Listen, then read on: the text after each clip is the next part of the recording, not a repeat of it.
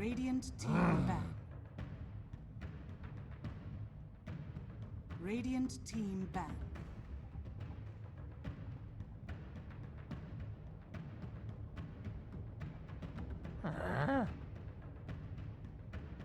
Navi's turn to ban.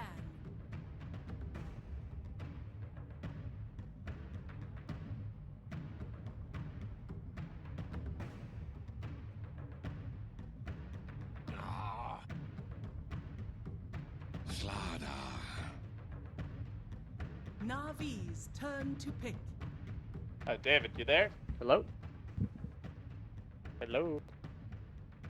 Alright. I have no idea what I'm doing, but I think we have a draft on our hands. Let's get into it. Hello, ladies and gentlemen. Welcome. Navi versus VP. I'm LD. I'm joined here by Gods.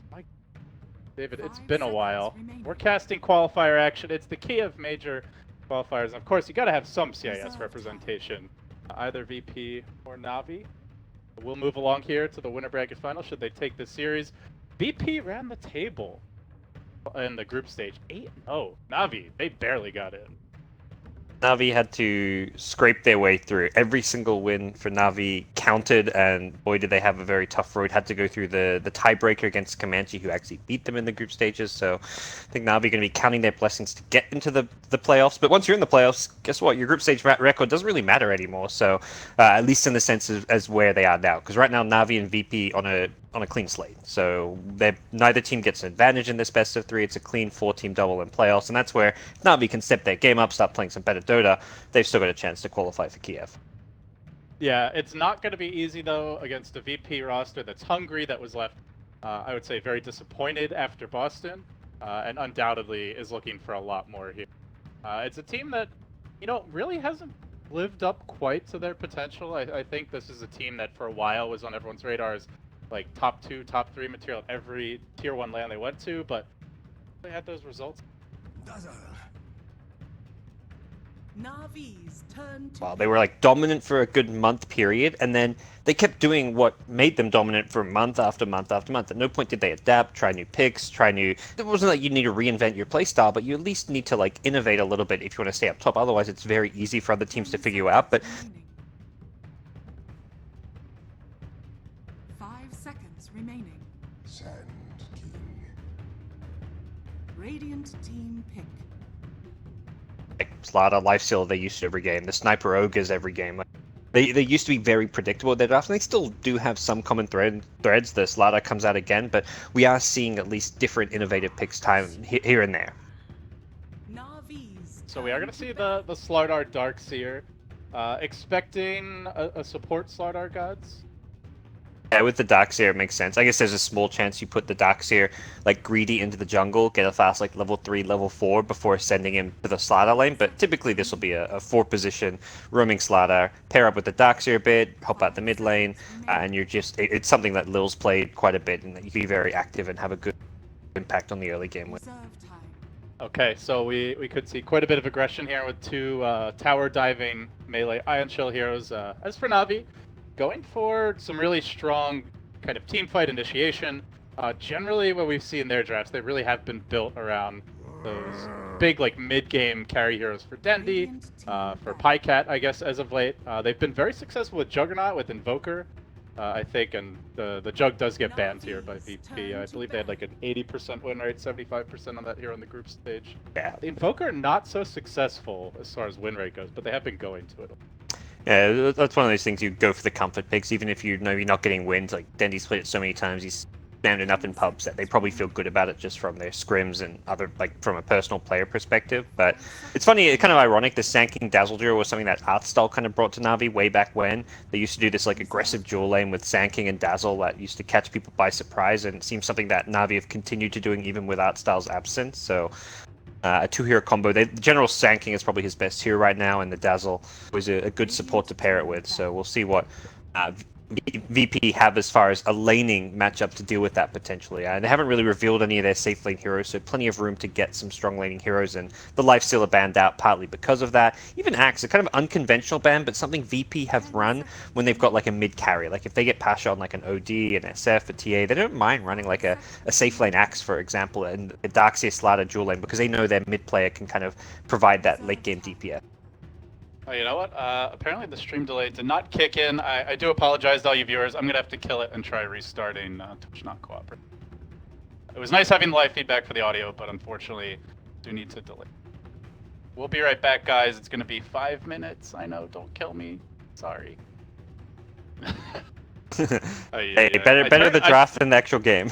I turned it on the dashboard. I guess I have to click this to... Stream is delayed by... Okay. Alright, see, there's like a new... No idea what I'm doing with it. Sorry, guys. Yeah, we're back 5 minutes in the future. Apologies about forgetting to set the stream delay. Hopefully it is fixed now. Kill me. So right, back to missed a few bans, that's all. Back to the draft gods. We do see the Terrorblade getting banned out by VP. Do you see the TB as a big threat from Navi?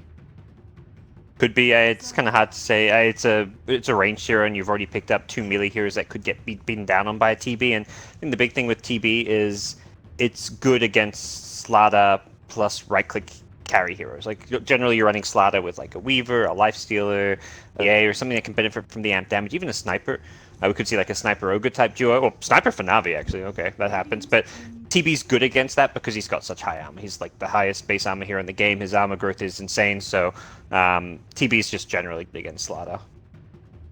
All right, so they get the ho ho ha ha. Actually, very interesting pick coming from this Navi roster because Pycat, first ever Rampage, I believe it was in Dota 2, back at TI1 on the Sniper.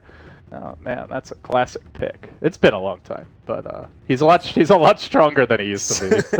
Yep, got Pycat playing. Well, he's I guess not playing the Sniper these days, but we'll see Dendy most likely in the mid lane. But yeah, all the throwbacks happening here. Navi still trying their best here, even in 2017, but still have a tough road against VP. Disruptor comes out. This is like a comfort pick as well as just a good hero in general. This is, again, I kind of talked about VP, how they've been a bit more innovative so far in the qualified group stages. This is kind of that more like old school predictable VP. There's nothing new, nothing funky about their picks so far. This could have been one of their drafts 6 months ago and everyone would be like, that's what they pick every game. But they'll stick with what works for now and see how at least game 1 goes. All right, so grabbing the Disruptor now. Still yet to show their damage dealers here. Not really sure what the overall kind of long-term strategy is, but they're very good at clashing now. Great chase with the Slardar Darkseer, good pick-off potential with the Disruptor Glimpse. Pretty heavy on the team fight overall from VP. Yeah, they kind of have the team fight edge regardless of what Navi go into at this point. Perhaps the Luna is that team like a good carry that has a good team fight presence with the Eclipse, but if VP want to get like a mid OD type hero or something, they can just have that team fight edge. Although they do need to be thinking about matchups that work against the Sniper, which is maybe more where they think the Shadow Fiend isn't really a good matchup, but it's a hero that can at least hold its own a little bit. But see what VP have in mind here. As far as carries go, they've run Troll in some of their games, maybe something they want to pair up with a Slaughter. They've done some Drow strats. They could theoretically go for a Drow strat this game, get like a Drow plus some kind of a range mid, take advantage of that aura, but Drow could be a bit susceptible to the Sand King lane. Definitely some dive potential with that, as well as the heal bomb. VP grabbing the Ember, so this will be their big tempo controller.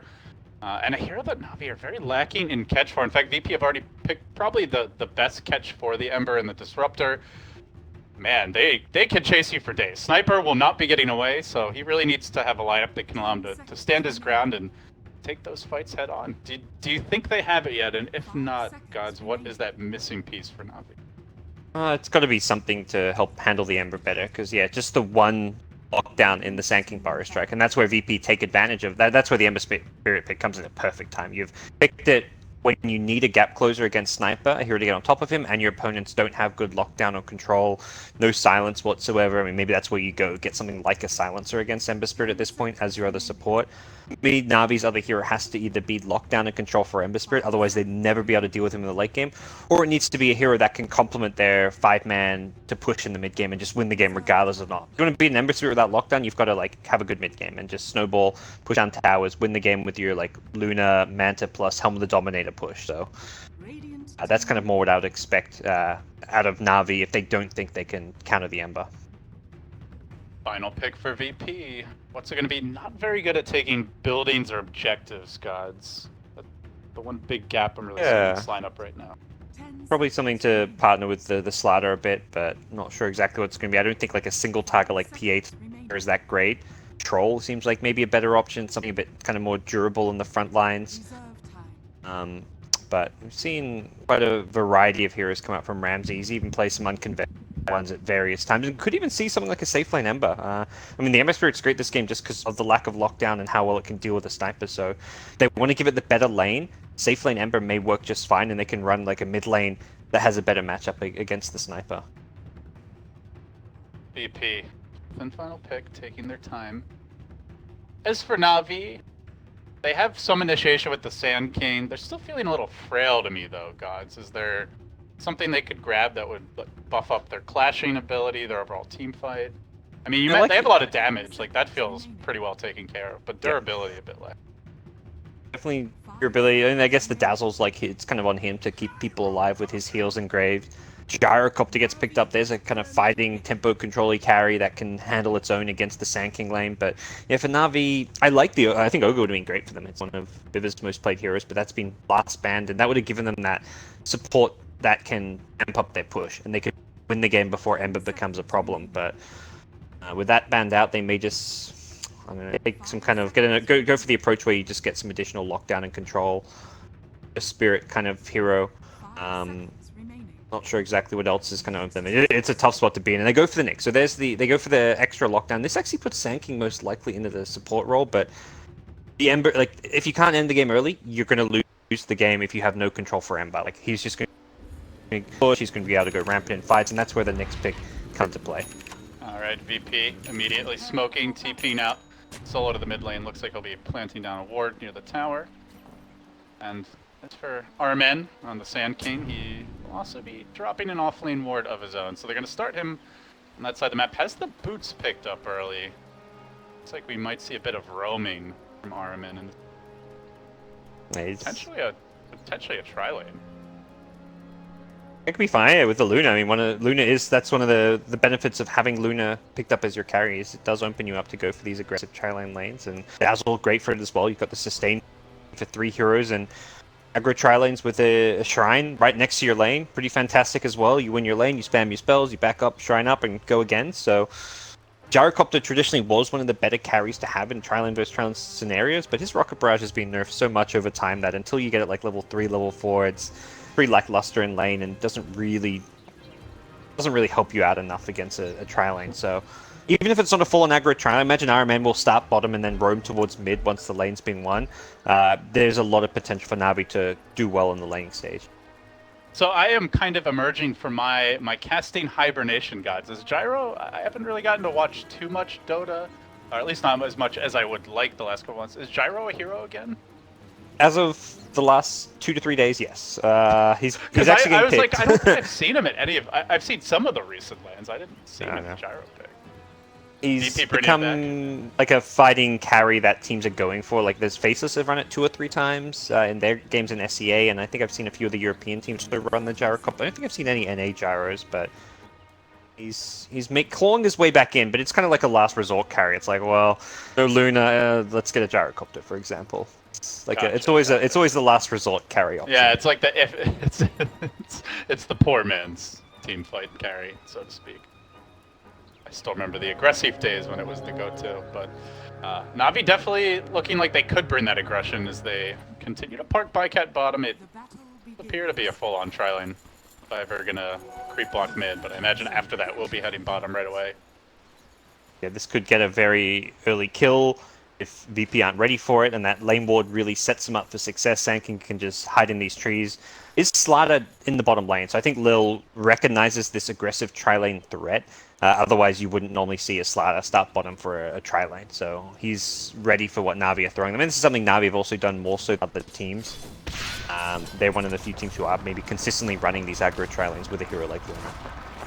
Yeah, in the mid lane, no one going to be on his patented Ember Spirit. Definitely one of no one's strongest heroes. Dendi as the sniper. Early on, obviously, sniper going to do well here. Do you feel like Dendi should easily dominate this lane, or how do you expect it to go? Yeah, it'll be sniper favored. I think it'll be like a slight 20 to 30% CS advantage going the sniper's way. Early levels with the shrapnel, you can kind of zone out the Ember, but once you run out of shrapnel charges, it gets less one-sided. Bottom lane Iron Man taking a lot of damage. He was not expecting the Slider. Dove in a bit too deep. Viver does have the point in Shadow Wave off to burrow down to the low ground. He's out of mana now and pop back and hit that shrine. Yeah, it looks like he wanted to mess with the pulls, but gets punished heavily. And using that shrine this early on just for, you kind of have to, because otherwise Sand King, what's he going to do? Walk back to base, pop a shrine there, or heal up and come back to lane? It's a big waste of time. He needs to be in this lane from the get-go, but that's your shrine effectively wasted. So really good play by VP to punish him early on and force that shrine. Yeah, meanwhile, up top, General also has the 1v1 against Pasha. We'll quickly check out this lane. Obviously, the mana burn, pretty good to deal with the Darkseer Iron Shell spam, but once he gets the Soul Ring, it'll be tough to persistently keep him out of lane. I've surprisingly seen Nixes do pretty well in this 1v1 matchup, like go even on CS. The big thing is to block the neutral camp, so Darkseer can't farm the lane and the neutrals, and he's blocked that big camp. So once that big camp's blocked, I think Nyx actually goes even on this lane from what I've seen. Even though in my head I'm like, oh, I'm pretty sure Darkseer should win. I don't think it's actually the case. Perhaps that'll change a bit with the song you mentioned. It does get a lot easier. Pasha's got a shrine as well to help sustain it, but yeah, that lane's probably going to be pretty low action unless someone dives for a kill. Looks like a little roaming now as Lil off the bottom lane. They feel like they've gotten their gyro, an okay start. Ramsey's actually flacking the creep wave out a bit. Perhaps just trying to play it safe while his support's on the roam. They do have some kill potential here, and Dendi does not have boots picked up yet, but need to get that initial crush to start it off, and he's gonna hoof it back to the tower. So bottom lane, they went on Ramsey's, but Lil just trying to harass. Rain gets low, but with Ramsey's almost got brought down, but even without killing him, he's only got tangos, no salves, so he's kind of unable to go back and farm. He's might linger around, pop a few more tangos, and try and stick it out. But Sand King similarly also got low, and that's going to force Iron Man back. So I think that's a better trade for Iron Man. Last time he just got low and got nothing out of it. This time at least he forces the gyro out of the lane a bit. Pasha going man mode here in General, just all in with the dive. Does have the Soul Ring. General Mango available. I don't think it's quite enough for a kill with the stun, but can make him sad. They're actually going to TP someone else in. He is going to pop that Mango, goes in, gets the stun. Can Armin get in range? It got boots. The first blood, and he nails him, and that'll be the kill. Navi get on the board. It did cost them a rotation, but well worth it. Yeah, well, definitely well worth it. And the Sand King was kind of backing out of the lane. I think he popped the shrine in the way back at base by the T3 tower, so a lot out of it. And mid lane, Dendi going for the solo kill. No one. Berry Fire and bottle charges will keep him alive, so. Well, Dendi almost dying to the creeps there. That's the back away in the end. But doing a good job at forcing no one off the lane. Does pick up his boots now. He's only level 4, so not at that point where you can really threaten the sniper with a triple remnant jump in. And now both Dendi and No One have popped their shrines in. Similar-ish. Oh, well, I guess Ember used his a bit early, but just used the bottle charges. But they've both gone through their shrines, so that kind of gets evened up in this mid lane. And with no shrapnel charges, this is where the lane will swing. And like, he's actually winning on CS. The lane gets a lot easier now because the shrapnel isn't there, and Dendi has to play a bit more cautiously with a level 6 coming soon Ember as well. So this lane gets trickier at this stage for the sniper. He's scared of Slider rotations. He's scared of a lot of things that can very easily kill him. Well, basically mirror movements here as Lil was heading back towards the mid lane. Looked like he wanted to potentially protect his Embers, try to set up a gank at Viver. Bottom lane was Lil, makes that rotation instead, is going to find him with the crush, the follow-up rocket barrage there, securing the kill. VP to get back on the board. They force Pika to TP away. Still level 4 here, so a little while before he's the Eclipse and could potentially take a team fight. Armen, though, sees this juicy stack. Love to try and snag a few creeps. de-warded the lane as well. They got that just at the end of their sentry duration, so they deny some of that needed VP vision down here if they want to maintain this 3v3 lane. It's pretty hard to do so without that ward, and he's just trying to secure the stack you mentioned. RMN leeches a little bit of experience here and there, but that's going to be about it.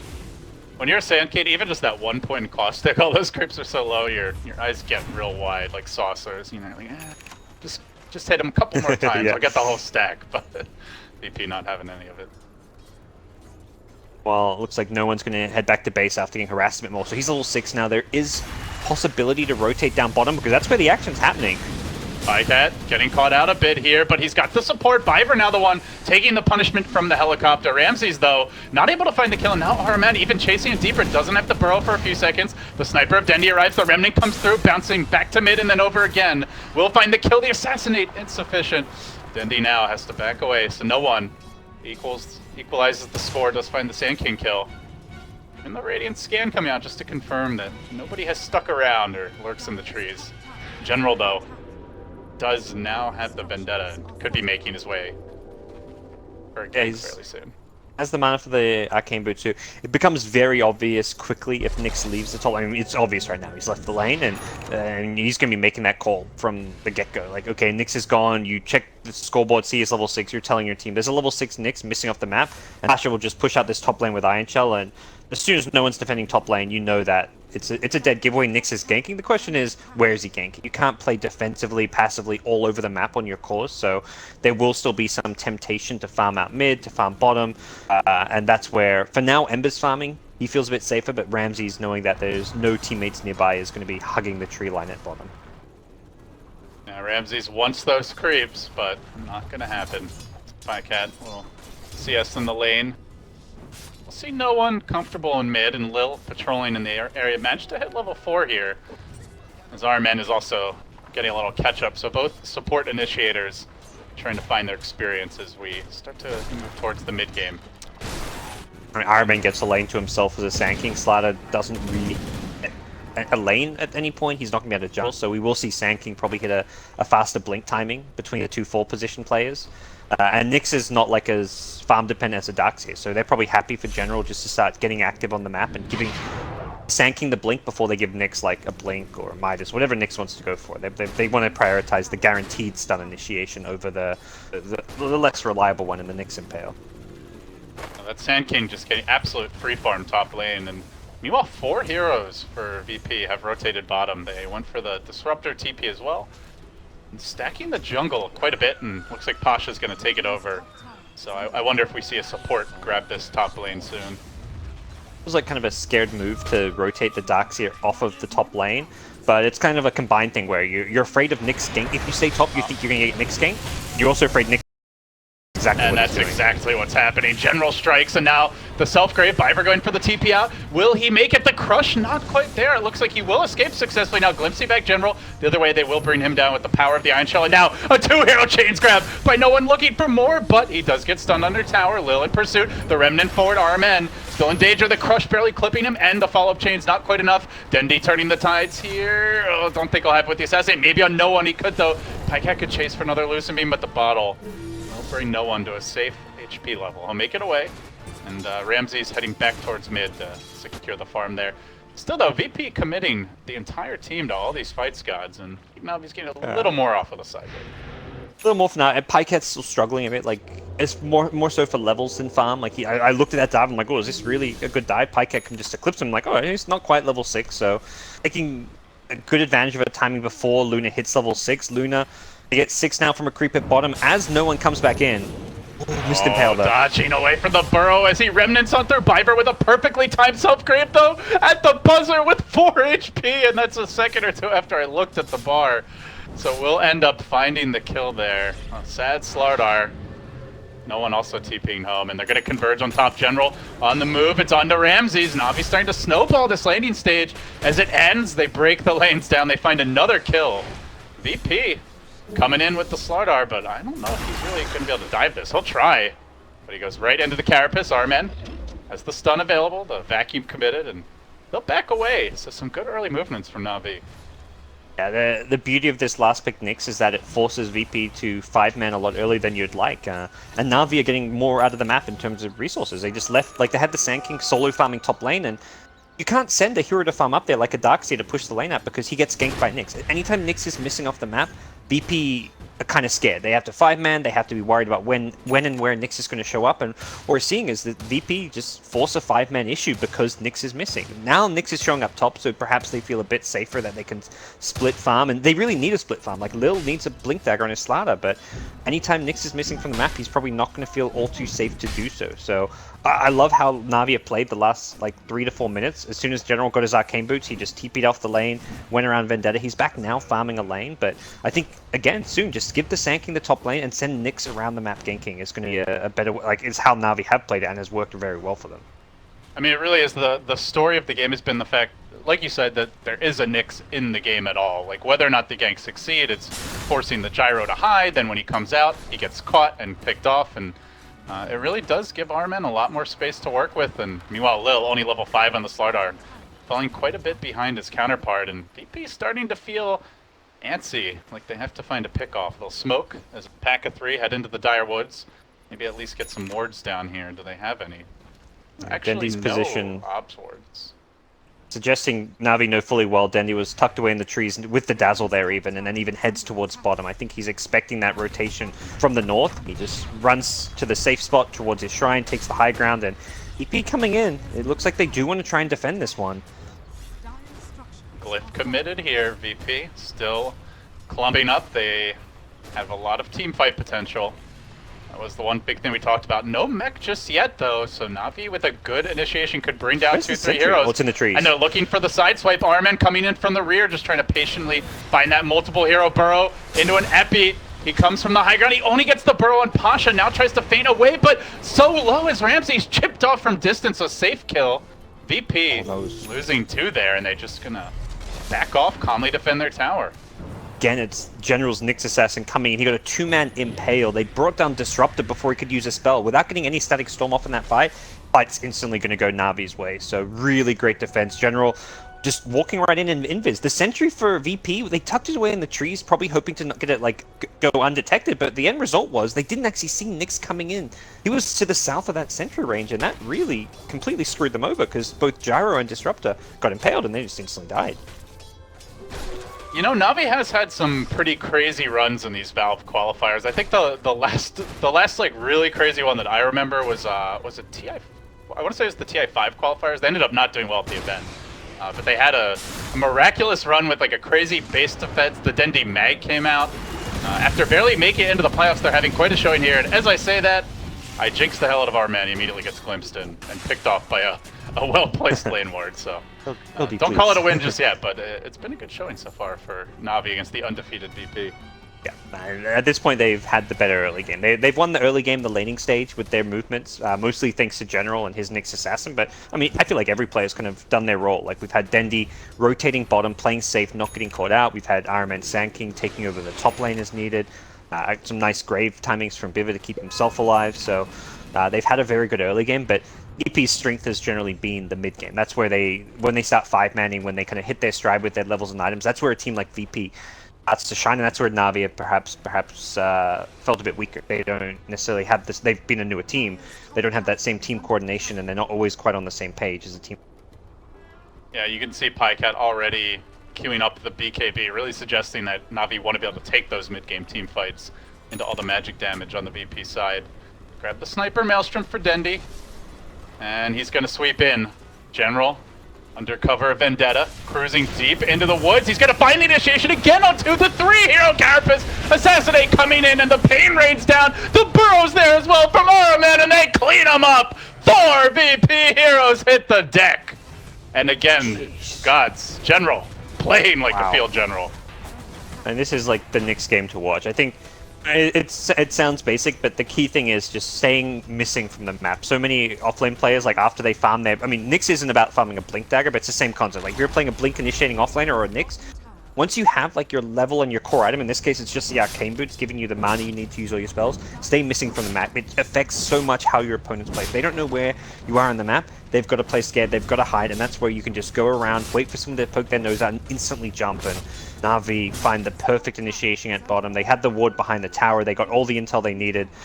No one's going to kind of try and look to even things up by just finding a trade up top for a tier 1 tower, but this is still Navi controlling the tempo of this game and having the dream early game.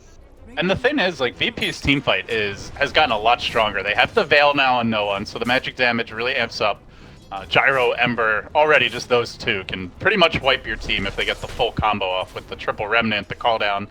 And then on top of that, they have the mech on the Darkseer. So VP, certainly on paper, this is a strong teamfight lineup, but when General gets 3 hero Carapace stuns, multiple hero impales every team fight, and then the Sand King's able to follow up, well, it's not, you're not going to get that mech off. You're not going to find a good Veil combo with the call down. And the more I look at this now, and the more I've seen these fights, I'm like, this is actually the dream Nyx game. There's so many good Carapace spells. Like, almost all of these heroes have stuff you can Carapace without actually, like, them meaning to proc your Carapace. From, like, the Rocket Barrage or the Flak of the Gyrocopter, the Ember with his Flame Guard, the Darkseer Iron Shell, all of these heroes have great Carapace setups. They found the old man on a walk, and they will slaughter him. VP with the smoke gank will find the pick off on the sniper. And he's pinging it like he knows there's a ward of some kind there, or the only way he gets seen there is through a ward or like an invis hero or something. So they get the intel they need. That's both those pickups. We saw a similar one at the bottom lane on the Sand King have come from like a lane ward, and that's something where at least Navi get the intel and can deward it. Biva's already got the sentry coming out, and they'll quickly deal with this mid lane ward. So looking at the overall like tempo and next round of objectives for each team, Gods, do you see a particular timing for either team? Is there a window here for Navi? Is there any rush basically, or can they just take their time and look to take this a bit later? To say that Glimpse bottom though, they are going to find the Nyx. General, I believe going for the TP out. Yeah, we'll make it home. This call from him. Iron Man just stood next to him and said, "Oh, you're fine. I'll leave you." The Sand King Blink probably looks to me like the big timing for them. They've gone back for a Midas on Nyx, so he's looking to secure some late game assurance as well as level progression. If he could have bought a Blink instead of this Midas since they're a similar price point, but having a Blink and being a bit under leveled, it's better you get a later Blink and have like all of your spells maxed out. You get all those extra juicy stats and talents and things also. And you know the Sand King's Blink is coming at a good time. So we'll see Iron Man pick up a Blink, probably go for some smokes then. They are both rushing BKB on, it looks like, yeah, Sniper and Luna, so it is going to be like a Navi on perhaps a bit of a timing where they want to get a lot done around those BKB timings. You don't go first item BKB on 2 carries if you're trying to drag the game out to the late game. So they're going to be trying to take objectives, take fights, secure Roshan around those BKB. And as for VP, definitely a good split pushing lineup here with the Ember. I suppose to some extent the Slardar having Iron Shell on him and the Darkseer, they can definitely shove the lanes out and back away. You have to be careful not to give up those kills though, because there's always the threat of that roaming Nyx that we've talked so much about. And yeah, Ember's job is going to be very much split push at this stage of the game. Split push out a lane, and then join up with the team for like a fight. But priority number 1 is split push, without getting caught, of course. Maybe easier said than done, though. The game has slowed down, and much to VP's liking, I would say. Navi trying to change that. General on the hunt. You will find that Ember top can start things off with a Carapace, so already zippity-doo-dah, and away he goes, though. No one. He's grabbed the Blink, so gotten even more mobile and elusive. He will back away, and he creates a lot of space as Ramses just shoves in bottom, well on his way to a Yasha. This is much more the pace of the game that VP is hoping for. Yeah, VP like these passive early games. If VP were at their peak, they would have these early games where there was like 2 or 3 kills in the first 15 minutes. That suited them. That allowed them to get the items, the levels, like their Slardar Blink timings, these kind of things which they played around, and then they suddenly 5-man down a tower, a lane, and start playing super aggressive. They were never a team that played aggressive in the laning stage. Outside of maybe Lil as an individual player was aggressive, the team as a whole was definitely not an aggressive one. And we'll see it now. This is kind of VP. They've hit most of their items. They are still short the Slardar's Blink Dagger, but while this pace does, I think, suit VP more, they've also got to be looking at Navi and seeing like, oh, both Luna and Sniper are rushing BKBs. Once they have those double BKBs, there's almost nothing we can do to fight them. So let's try and take advantage this stage of the game by getting a few objectives, by getting a bit of map control before those BKBs come up. Yeah, our men prepping for that next round of aggression. Has smoked in, drops a deep observer ward, and now revving up the epicenter. Burrows on forward. He'll have a little help here from Ho Ho Ha Ha. Gets the kill. The insta TP out. Or no, sorry, that's a TP in from Pasha. And now gonna look to chase on RMN. Vacuuming him back. Might be able to catch him out. The call down comes through. Burrows into the trees. He has the blink, but can it cool down to allow him to get away? And if so, will he find the right angle? Deeper into the trees. Pasha. No way to stop that. He'll make it home safe. So they force 3 heroes to rotate. He still gets out, and I think most importantly, they got that deep ward, and doesn't seem yet like VP know about it. I guess they know where the Sand King came from for the initiation, so they'll expect a ward in this Bounty Rune secret shop area, but they're not going to know where specifically. So it may take them a few guesses to figure out the exact spot it's on. And great kill, killing a starter before he's got blink. He was on 2k gold. Really slow down Lil, and he needs to be careful. He's come back to this mid lane, but there is a couple of scary Navi heroes who can very easily go on him, and this T1 tower is going down. With the BKB on Luna in the front lines, there is no initiating onto Pycat at this point. Yeah, and even if you do manage to catch him off guard, you've still got the Grave, the Dazzle Heal, so lots of good ways to turn these fights around. The Sniper of Dendy has to be a bit more careful, hangs farther back. Ramsey's shoving that lane back in. CVP feeling quite constricted right now, God, so pretty much hugging that bottom quadrant, not really pushing out to the river. They had the same idea that I did. Like, as soon as they saw, like, picked the Ember and saw the Sand King, they're like, oh yeah, it's the general Sand King. He's been playing Sand King all qualifiers long. Probably his most played hero in these qualifiers, and I think that was where the Nyx pick caught him by surprise. Because very easy to say at this point, like, man, why didn't they ban Nyx? They had Ember, Darkseer, Gyro, Disruptor. What are they doing not banning a Nyx Assassin last? But you kind of get in this mindset that you know what role the Sand King's going to be in. And Navi played Iron Man on Sand King a few times before in the past, just not so much in these qualifiers. No one. I think trying to disjoint a potential projectile that was already inbound, but in any case, will barely survive. He was not expecting the Sand King burrow or that sniper damage. Almost gets picked off mid. But bottom lane where VP managed to get a kill using the Disruptor ultimate. So Vacuum, Static Storm, full combo into a Nyx Assassin. At this point, it's just a single kill, but it's worth doing. You're not looking to team fight right now. You're looking to just go late game more than anything. Go to a point where you've got more items on your Gyro, get a BKB on him. Ember's gonna just want to continue to farm as well. We're not even seeing Boots of Travel on No, and I think he realizes there's just too many other items he's going to need to enough damage in a fight that he doesn't want to make that stop off travels. Navi still hanging back, waiting for that sniper BKB. Butterfly going to be next for Pycat, but it doesn't really feel like there's a big game-changing item beyond that BKB coming for Navi. Nyx Blink, okay, but I mean, he's already been doing a lot without it, so not an item I'm really waiting for to be able to take fights. Yeah, for sure. I mean, the Butterfly is going to be when they can actually be if they win one fight, you win a gun. That's like typical Luna game. Win a fight, take racks. If you once you have the items to back it up, and that's what the Butterfly gives them. But now they're in the Roche pit with an Alpha Wolf, and this 5-man VP, well, like 4-man VP smoke around the bottom lane goes very deep. They went really far into the Navi side of the map, but they're on the complete wrong side, and Navi managed to avoid them, take Roshan. They see the Gyro in this bottom lane, and that's kind of a telltale sign that there's heroes around him, either sitting behind him or even sitting in front of him, smoked up as they were, and Navi are using that knowledge of Gyro's position to just secure themselves a pretty straightforward Roche. If you're VP, even if you know they're Roshing, would you want to risk it into the Luna BKB, though? They really don't have physical damage at this point. Yeah. Perhaps if you had a decent ward down, you could fight.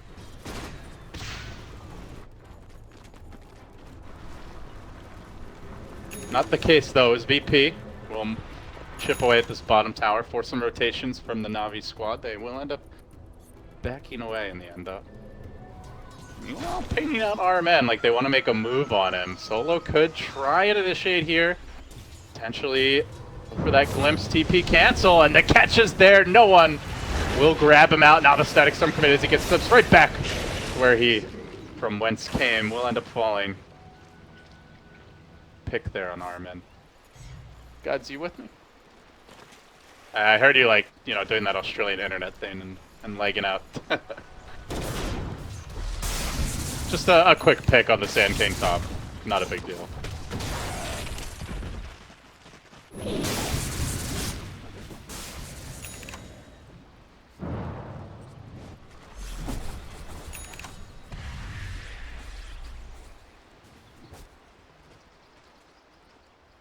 Luna and still have the Aegis and go for a high ground play. Although I also don't feel like Navi's in a huge rush. They've got as much as like you don't want to like you rush these BKBs and you're thinking you're on a timer. They haven't used the BKBs. I think that's the big thing here. While they haven't farmed as fast as they otherwise would have, they're still holding on to 10-second BKBs. So Pycat may have a butterfly by the time before this Aegis. Oh, General, that patience though as he nails one. No one caught out top lane.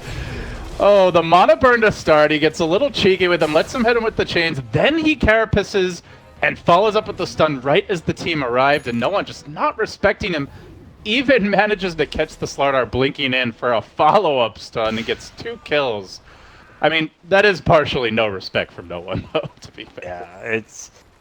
Yeah, he's been kind of pushed to the limit where it's like you're versing a Nyx, but you're still going to push out these lanes, but it's so hard to play a game like this. You're behind, and you know that when you're behind, you want to be split pushing lanes, but you're trying to split push against a Nyx who has the best catch there is really against a split pushing Ember. So it's caught out there. Doesn't respect what General can do, and General has been the playmaker this game. He's been so good on his Nyx assassin, and he's setting Navi up to take game 1 of this best of 3, and a bit of a shocker as ICAT will take a tier 2, and he's got money for Butterfly now. This is going to be Butterfly Aegis to push high ground with at a very scary stage of the game.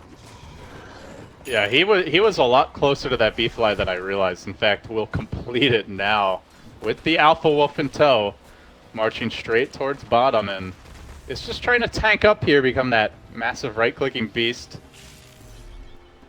Will be a siege engine for sure, and the thing is, with the Aegis and the BKB, like, they might have to throw a couple big ults just to get through the Aegis once, not to mention the BKB and the second life gods. And of course, on top of that, there's a grave to worry about. Yeah, they need to do is throwing an ultimate to get rid of an Aegis seems worthwhile, because once his tier 3 goes down, Rax is almost dead. Like, you're just going to see Luna's bouncing glaives just bounce all over the place, destroy heroes. There's no defending at that point, but this also may just be VP saying, let's give up the lane of Rax. Like, they're not assembled, they're not in position to defend this one. The tower's already down, now the bouncing glaives are going to kick in. They try to chip a Pycat. He will back off his own illusion, perhaps VP's greatest tool to deal with him. He gets glimpsed back in, creates another illusion, then the crush. Good job working on him, then the fall vacuum with the call down. But Dendi BKBs, looks to run away. Ramsey's moving on to him pretty quickly, bringing him down. Dendi low, almost dead, trying for the TP out. Biber going for the save, not gonna happen. He may fall as well, and then Pycat back into the fray. Drops the Eclipse, does he have the damage? The Burrow, the Epi, a bit discombobulated from Navi. They haven't brought down anyone yet. Lil will fall. No one, though, still manning up. Will find the kill. It's 2 deaths for a Pycat. He'll end up falling. Now Arman burrowing out, trying to retreat. They'll look for the Impale. They get one. Can they kill General? They will. Now no one without mana might not be able to walk away. Incoming Ramses, though. The chase continuing. VP. The Sleight of Fist is there. They find 5 heroes in the end. And on top of that, they defend the base. That was just such a great bit of play there. They forced Navi to group up by going on the Luna there. That glimpse on the Luna, and then as she's retreating, Navi kind of converge around the Luna, like, okay, the Dazzle wants to go in to get a heal off. The Fall Staff came, I think, from the Sand King, so they kind of had 3 or 4 heroes grouped up for that vacuum, and VP capitalized. What a perfect initiation coming out. Asha on the Darkseer sets up a beautiful team fight. Gyrocopter just chased down Dendi. I'm watching Dendi just pop a BKB and then melt to the right clicks of a Gyrocopter. I was shocked to see how quickly he died there, and that really was a big problem for him. The thing is, you know, he just doesn't have that much physical damage at this point, gods. Like, yeah. He's gone Maelstrom, he's gone Dragonlance, just more of like a tanky magic damage build, and, you know, hasn't even upgraded his boots yet. They don't have too much minus armor unless they hit an incredible weave. They also struggle to kill someone at BKB outside of Pycat, but Pycat melted. He jumped into 4 heroes and then didn't have a whole lot left in the tank.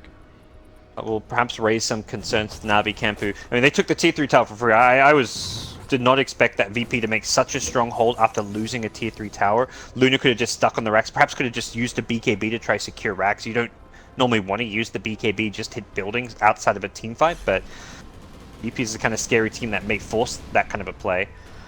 Regardless, that's VP holding the first lane against an Aegis push, and we'll become a bit concerned if you're Navi. I think you go back to what's worked for you, though, which is going to be the pick off into. That was the first time we saw them try brute force down the lane.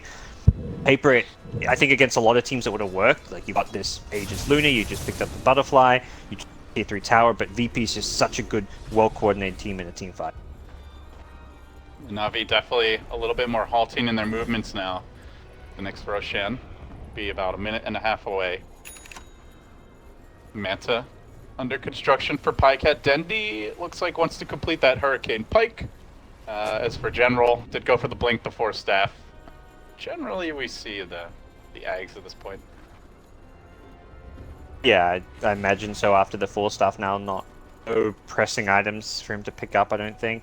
There's maybe some justification towards like a Yule Scepter type pickup, but the Ag seems... Like, Ags is a great high ground sieging item. You just plop yourself on the high ground, burrow it up, so... I like what the Hurricane Pike's... If Dendi has the Hurricane Pike there, he has that extra bit of mobility and he can get away from the gyro. So even though he doesn't do a lot of damage in his BKB, his physical damage is lackluster.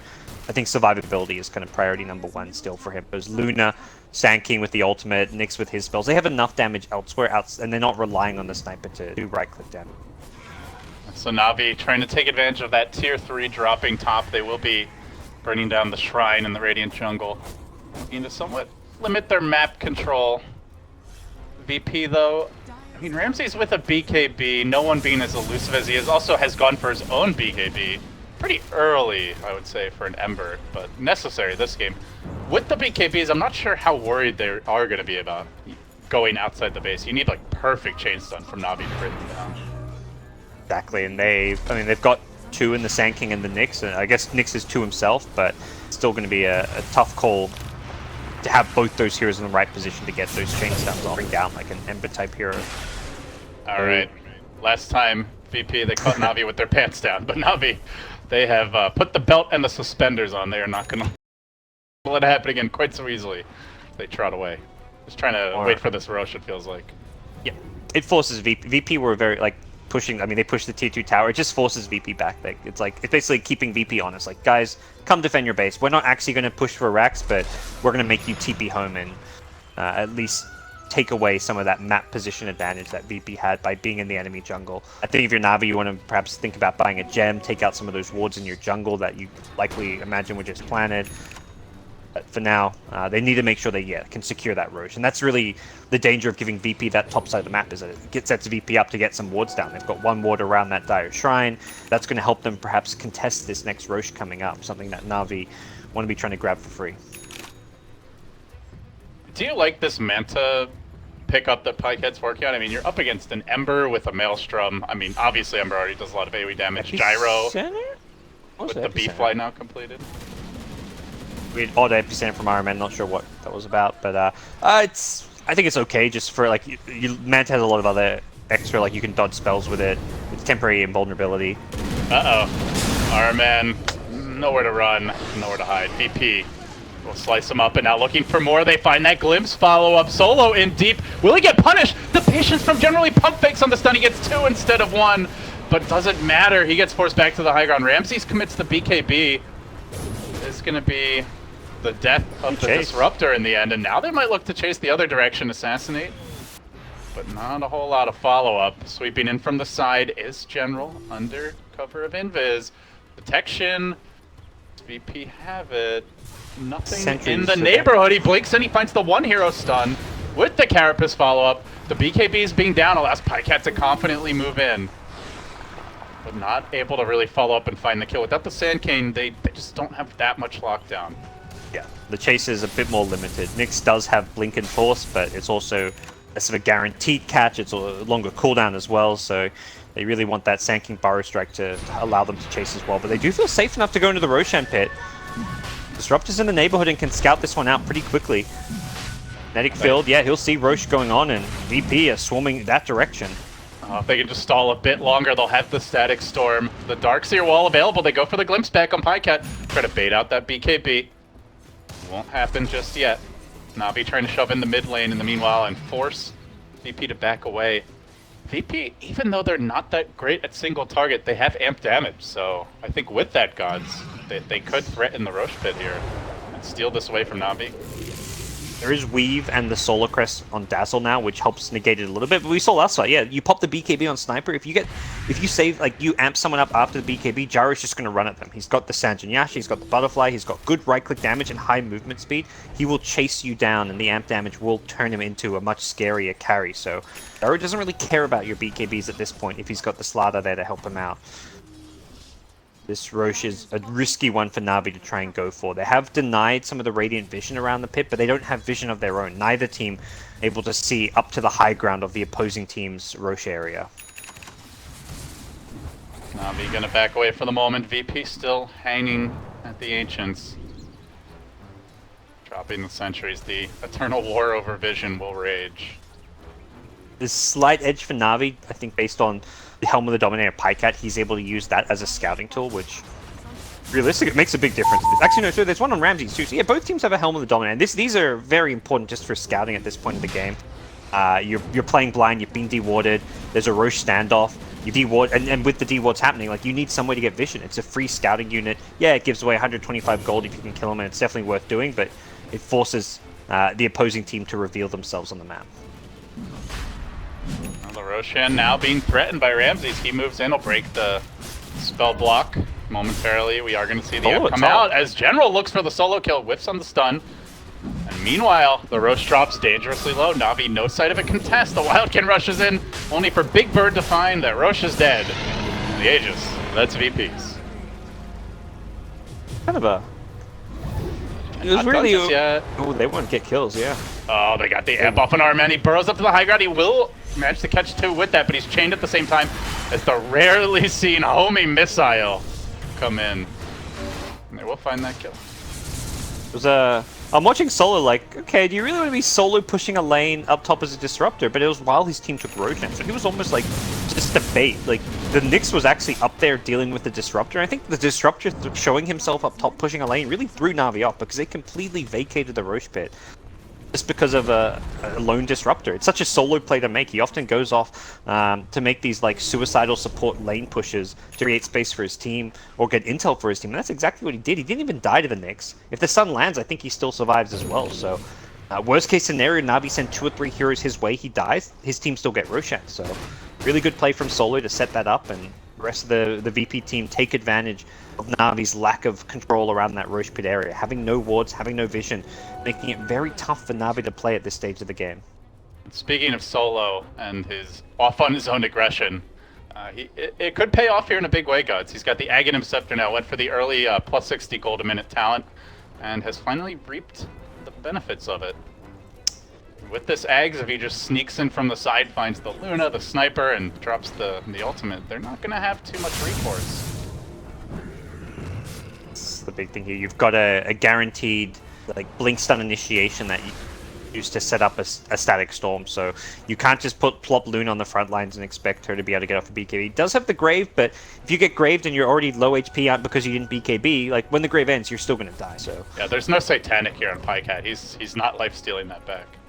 Exactly, and that's where I think you look. If he sees this axe, he's gonna be like, well, maybe I should consider like a Satanic type item. Like my Dazzle can save me temporarily, but I need a way to heal back up. So perhaps after the Hurricane Pike, maybe even before it, we'll have to wait and see. But that's going to become a high value item for the late game Luna game like this. Oh, VP showing their resilience and their poise as a squad have pulled this game back from the brink. At one point down about 7,500 gold.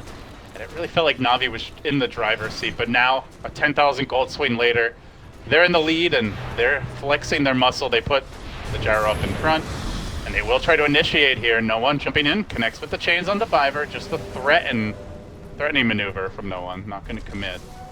But they're starting to get the creep equilibrium going their way, Gods.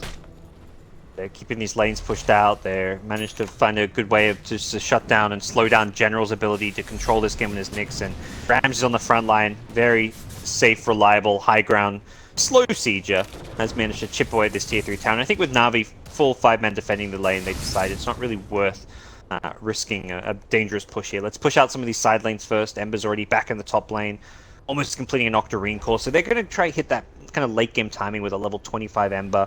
Even the Gyrocopter's level 25 could be kind of nice as well with the extra flak attacks. Or even the homing missile trads, but the flak attacks is what strikes me as the optimal one for a carry gyro, and as it stands, Navi are going to be playing high ground defense too. They've got a lot of room for Sniper to grow in terms of his items.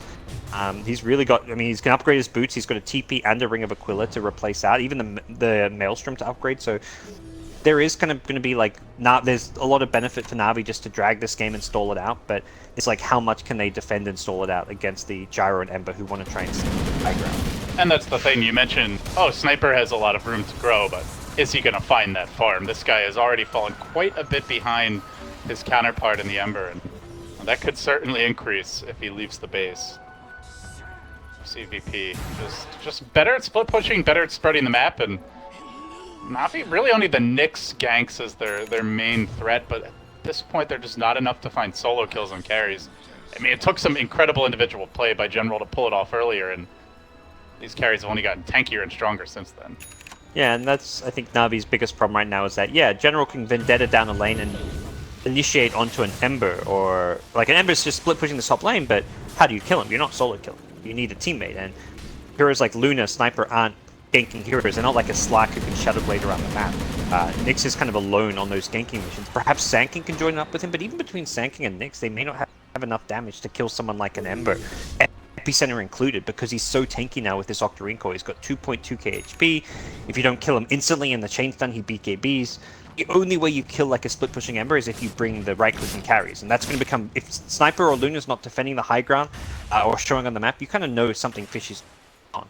Yeah, if you see the old man just toddling down the lane, pretty likely to back away.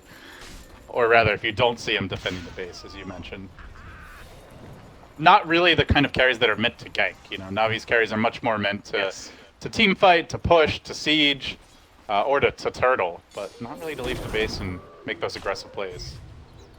They're going to be forced to play for, I mean, it's kind of like VP want to hit their late game timing with the level 5s, but Navi are going to go one step beyond that, even further into the late game, and just play high ground defending game, because, yeah, Sniper doesn't have the late game items, VP have the Aegis, the Roche control now, and VP also have the lane control, because they can, yeah, keep all these lanes pushed out. The downside for VP is some of the heroes are kind of peaking and not necessarily going to get too much stronger. Who's kind of hitting that 6 slotted point. Gyro's more or less there as well, has the Helm of the Dominator to upgrade. They are not going to necessarily get too much stronger beyond this point. But I mean, the strength right now with like the synergy in the team fight where they've got the Vacuum, the Ags Disruptor, the Vacuum in a Crush, like there's a lot of great team fight potency for VP. They do have a DD up on Ramses, at least for now. About halfway, a little bit more towards expiring. No one farming up the neutrals in his own right. Close in on Mjolnir. So, VP with that dual threat of heavy physical damage from the Gyro, heavy magic damage from the Ember. Pretty much ensuring that Dazzle alone will not be like a full solution or counter to their lineup, even should it get to late. Still unclear what Icat's looking to go for his next item. Hasn't bought the Hurricane Pike. Could buy the Pike and have buyback, but the fact he's not, I guess he's thinking like the Satanic type pickup or something else more late game oriented. Daedalus, Bloodthorn, these other big damage dealing items could also mine. But I think he really is feeling like he needs a big late game item more so than he needs Hurricane Pike. Now if you want to win the game, like maybe the Hurricane Pike's like a nice stable item, helps keep you alive once, but if you want to win you need something a bit more, with a bit more oomph. What do you mean, if you want to win the game? Are you implying something, Gods? I know no idea what you're 322 talking came from the CIS region, but seriously, it came from one of the players in this game. Look, other team. Exactly, that's what I'm saying. Are you saying Navi's been paid off? No, Solo has his ways, his connections. I don't know, some... I don't know if anyone has more money than Zero Gravity, though. That guy's got a yacht. I've heard he's got a yacht, so... I'm pretty sure he can match anything that Solo's offering. Can you match what Valve's offering, which is going to be some $20 million TIs? Can he match what the oil billionaire's offering? Maybe not. That's true. So, well, Navi finally going to kill off this other shrine. I'm actually surprised they didn't do it earlier. As I say that, though, BP want to punish. They're going to make the move on General. They'll quickly bring him down. That's a gem hitting the deck. Oh, you thought you could just take a shrine? Fat chance of that, say VP. And the chase is now on. Looks like the rest will be. Yeah, that was a quick, like, abandoned ship call for Navi. Like, everyone's like, get the hell out. Every man for himself. That feels like no one help anyone out. Doesn't that feel like a move that should have happened at like 30 minutes, not 45 when VP's kind of hemming them in? If they'd taken that shrine earlier, that Roche, they should have had the advantage over that Roche fight. They'd be able to take that shrine, get some wards down. I think that there was a second Roche could have gone very differently for Navi, but just not having the vision, not having that shrine down made a big difference. And Lil with the big grab here. The follow-up coming through from no one. Self-grave, try for the TP away. Biver, not gonna happen. Will be caught, I think, by the glimpse there. Canceling the TP. Will end up falling. Armen on the run. Pycat makes it back to high ground, but VP just hitting the kill switch all of a sudden and going deep into Navi territory. They suddenly have no fear, and you can see it from their gameplay. So much confidence now that they've kind of stabilized this game. All it took was that one high ground hold at top against the Aegis, and being able to push back, use the team fight that the Darkseer, Slaughter Crash, or the Static Storm brings to the table, and they're now ready to start poking and prodding at this high ground. Gyrocopter's in, and what an initiation. Oh, they will manage. Pycat will manage to limp away, but he gets glimpsed back into the Thunderdome and into trouble. VP make it 4 heroes picked off over the past minute or so as they look for Armen. They'll kill him again. Ramses with the frag. And now VP surging forward, picking up steam. They're going to mow down the mid lane. They could potentially rotate straight top. And that appears to be the call. The buyback comes out from Armen. This could be Navi's last stand in game number 1. Came in hot, came in strong, but not able to find that first lane of Rex. It was a great hold by VP, catching them off guard.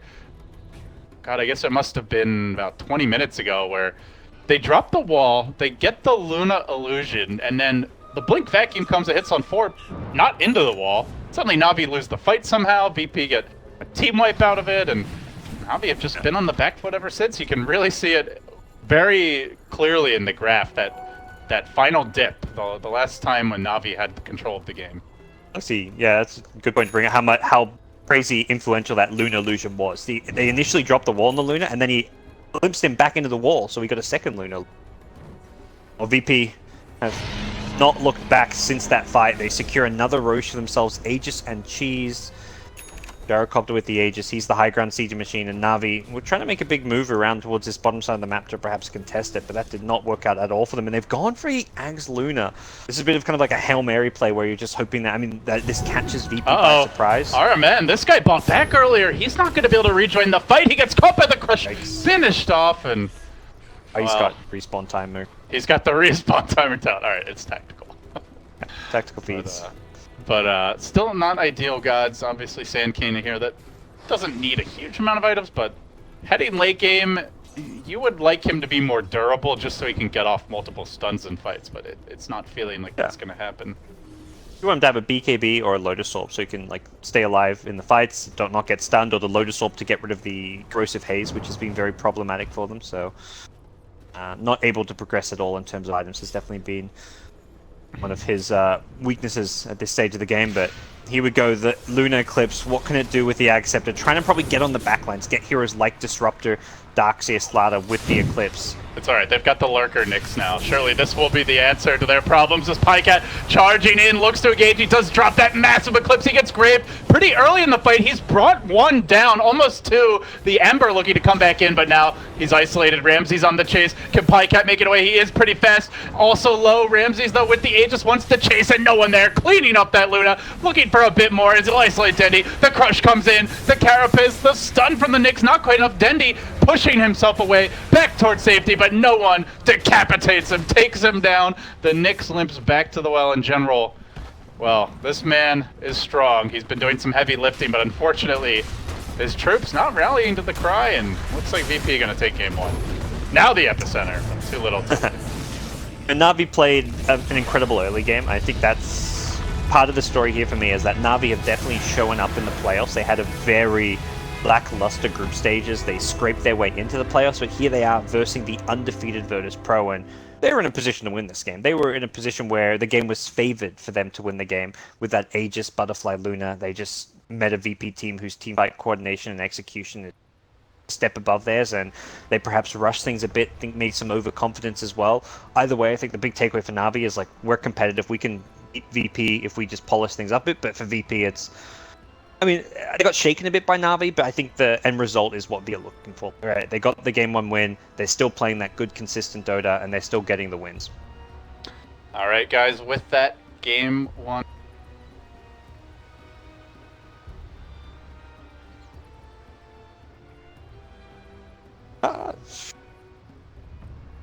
CIS has always been probably most comparable to the SCA region. Very volatile, unpredictable. You never really know what you're going to get. VP's kind of broken that trend and said, hey, look.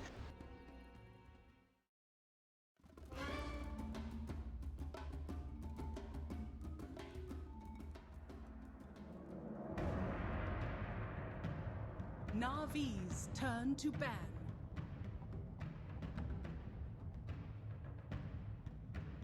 That's right, ladies and gentlemen. You heard it here first. It's Navi's turn to ban as we get underway with game number 2.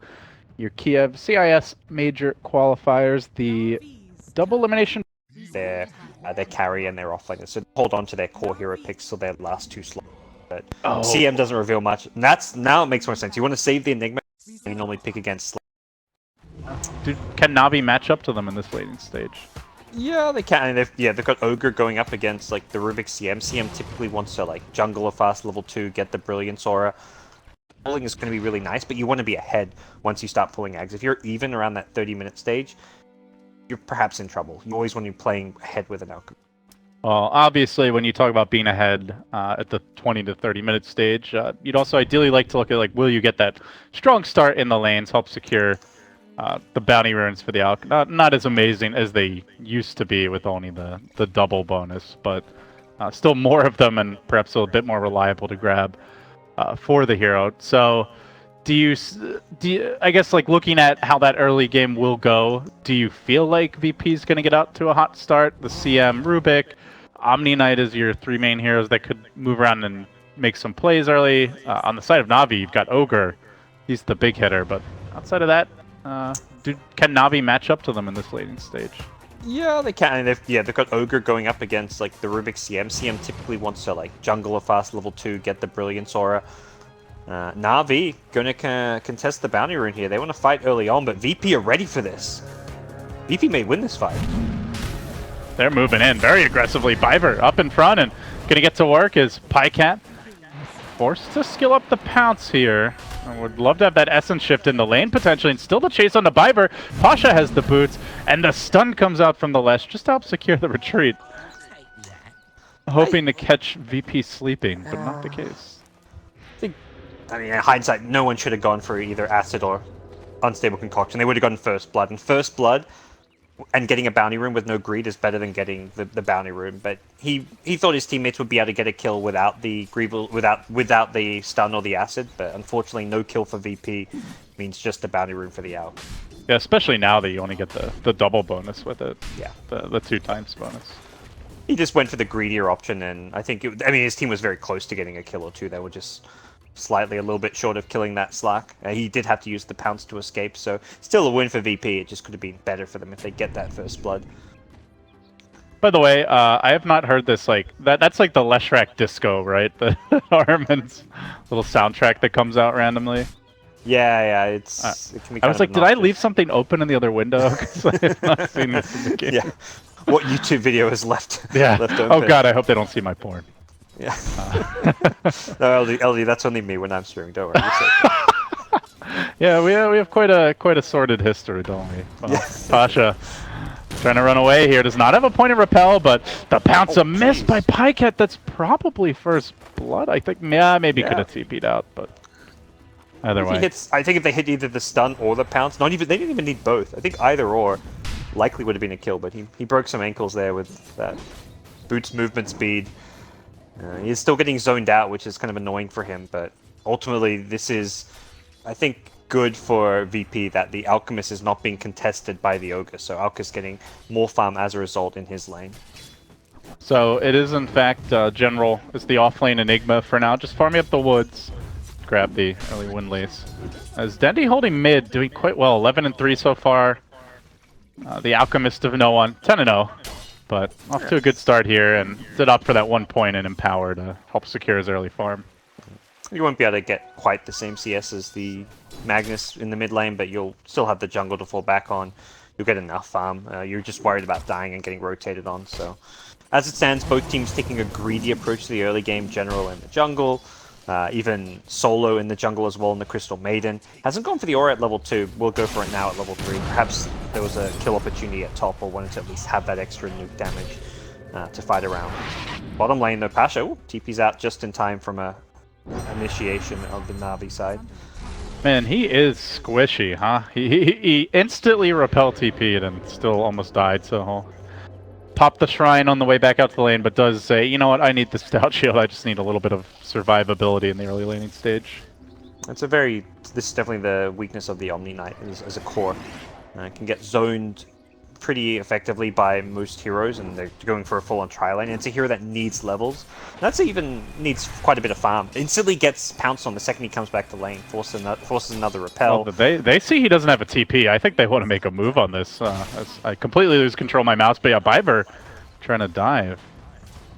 Still though, doing a good job hugging the right side of the trees, knowing this rotation could come in, but Lil does have a TP, so they have to be careful about this. Yeah. There's a Boots, Null Talisman, Ruby. I saw Lily start with a Null Talisman first. He wants to just have this extra right-click damage and stats, and TP in from a Rubik could punish a dive at this bottom lane. He's already fantasizing about that plus 60 damage talent. Oh yeah, that's juicy. Top lane, Ramsey's getting aggressive, making a solo kill here. General does have the tango going. I'm not sure it's going to be enough though. Turns and gets the Malefice off, at least hoping for the return kill. Arman moving in, has the lightning. Can he finish Ramsey? He's like, give me that Eidolon. No Eidolon for you. Arman will find the counter kill, but still found the first blood in the end. So PP overall going to be happy at that. Plus, it's an off-lane Enigma, quite a bit of experience to be giving up. Yeah, I guess the other side is Ironman suddenly gets level 4 as a support, which is a support that wants to do well, but yeah, getting a first blood on Ursa. Ursa even spent his money, so he bought his phase boots before dying, which meant that Ramses didn't even lose money for going down there. And level 4 means is this his standard build, by the way, on the Lesh going for the lightning build? I know it got buffed quite a bit in 7.0. Yeah, from what I've seen for the support Lesh, it's pretty standard. You may see him go back for the Edict like around level 5, 6, 7, and start leveling it up. But I don't see it early on very often. Oh, that dire one or two lightning. Oh, man, almost just managed to like dodge the scan and then ran in at exactly the wrong time. And I like that Iron Man. He gets the ward down in the Alchemist jungle, so they can keep tabs of him. At least may set up some ganks on him if he ever is jungling on very low HP. Lesh Ogre, pretty good supports to rotate in there, so they will get eyes in this dire jungle nice and early on. Pasha getting pounced on, pressured a bit bottom. Not really much kill potential, and that is the annoying thing about this off-lane Omni. As long as he doesn't make any facepalm-worthy mistakes, you're probably not killing him without a big commitment. Pasha's definitely been one of those very stable, reliable offlanes ever since he's made this transition. He's been very impressive for VP. Not dying against a tri-lane who's constantly been able to find initiation. And we may have just jinxed him because there is a rotation from behind coming from RMN. He gets the ward down behind the tower. They really want to kill this Omni Knight. They're so dead set on it. Whether or not they can is another matter because of the repel. Yeah, the downside to this build, though, is not going to be able to like transition that into a quick tower push with no points in Edict. And Pasha, he's wise to these tricks, will just hunt RMN a bit, force him out of the jungle. In fact, backup coming from Solo. Almost in range for Crystal Nova. Will connect on Biver. Now the heal from the Omni, a little bit of extra chip damage, and with that, will be forced away. All the while, that Arcane Aura just helping to fuel this aggression. Yeah.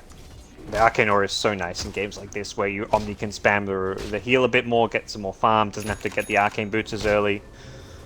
And top lane being pressured now by VP. Ramsey is being pursued a bit. There is a black hole available, actually. The stun comes through onto Lil. He's not level 6 just yet. The lightning slow connecting as well. Can they find the kill? Lil getting cut off at the pass. The Malefice is there. It's level 2.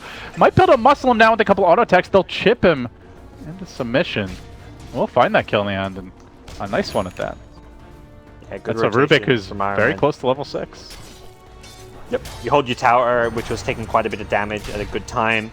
They even get the D-ward up immediately afterwards since they recognize what was going on there. And yeah, General with this Black Hole is posing a decent threat on this top lane, has plenty of mana to sustain himself with the Arcane Boots for now, so a top lane that Navi are not going to give up without a fight. Ursa, not known for his great pushing capabilities, has managed to do some good damage, but may struggle to finish off the rest of the tower.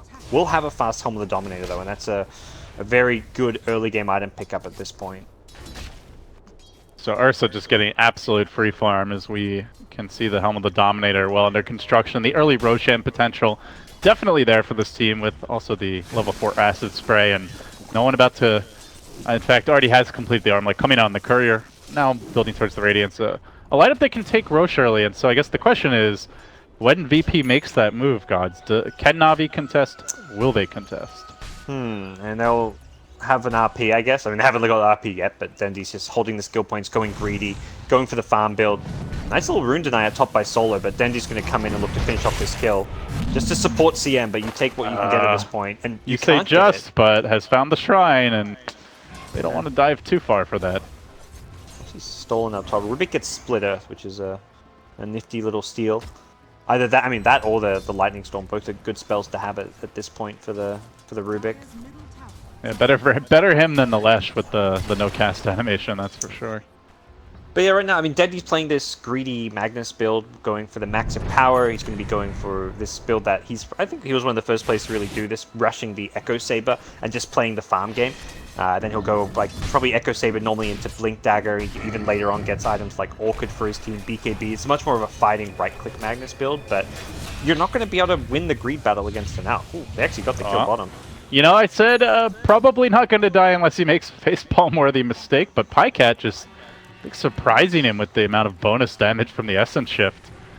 It was one hit away from getting out, but that one extra hit, all they needed. I think the other surprise is the max Dark Pack. Normally you have max Pounce, or at least it's atypical to max the Dark Pack by 7, but definitely makes sense against this Omni Knight. And especially if you just want to clash early in general, you really want the bonus damage and the low cooldown, because VP have lots of like easily dealt with spells that you want to be able to remove, whether it's the CM, Crystal Nova, the Frostbite, the Rubik, Stolen Split Earth potentially. This tower will get pushed in top, and VP will get first blood as far as that goes, but the trade coming bottom with Arm and Pycat teaming up, they'll get their own tier 1, so not too shabby on their end. Navi holding their own nicely in this early laning stage, but you can see the Alk effect beginning to set in as they start to really pull ahead in net worth. I mean, it's been a game of greed from both teams, but it's like, who needs to stop being greedy first? And I would say it's definitely Navi. Around the time they get the Echo Sabers, before no one gets out of control enough, they want to start fighting. That's going to come from Slark going probably an Echo Blink build. Arman. Arman. No Man's Land. I paused to like take a drink of coffee, and I just see on the minimap this purple dot just taking a long walk way out of position, but I guess went for the deep ward and got punished for it. Roche going on. I think Navi know. A smoked up CM popped, and yeah, they catch wind of what's happening. Dendy actually got an invis room, which I believe there may be no detection for at this point. Sentry's dust unlikely to be purchased outside of de-warding purposes, so smoke up, and Dendy can just reveal this with his invis. Okay, there's a sentry ward. Dendy has not walked into it just yet. Awkward fight to walk into here with Lil poised on the high ground. They really don't want this Rubik to steal a big spell. Dendy marching forward. They're kind of playing coy, and now they'll lift him. They'll drop him back into the stolen stun. He's low. The Alk follow-up is there. He has to skewer away, and that really limits their ability to engage into a fight. Shockwave coming through. Ramses will get stunned by the Roche bash, but not going to matter. He grabs the Aegis. VP claim what's rightfully theirs, and they do so without giving anything up. Meanwhile, Dendy... Ooh. Almost going down mid. He stole like a Shockwave there instead of the Empower. That would have been a kill. Empower actually a fantastic steal. You've got Ursa on your team. Alchemist also alright, but mostly for the Ursa. That is very nifty spell to have maxed out already.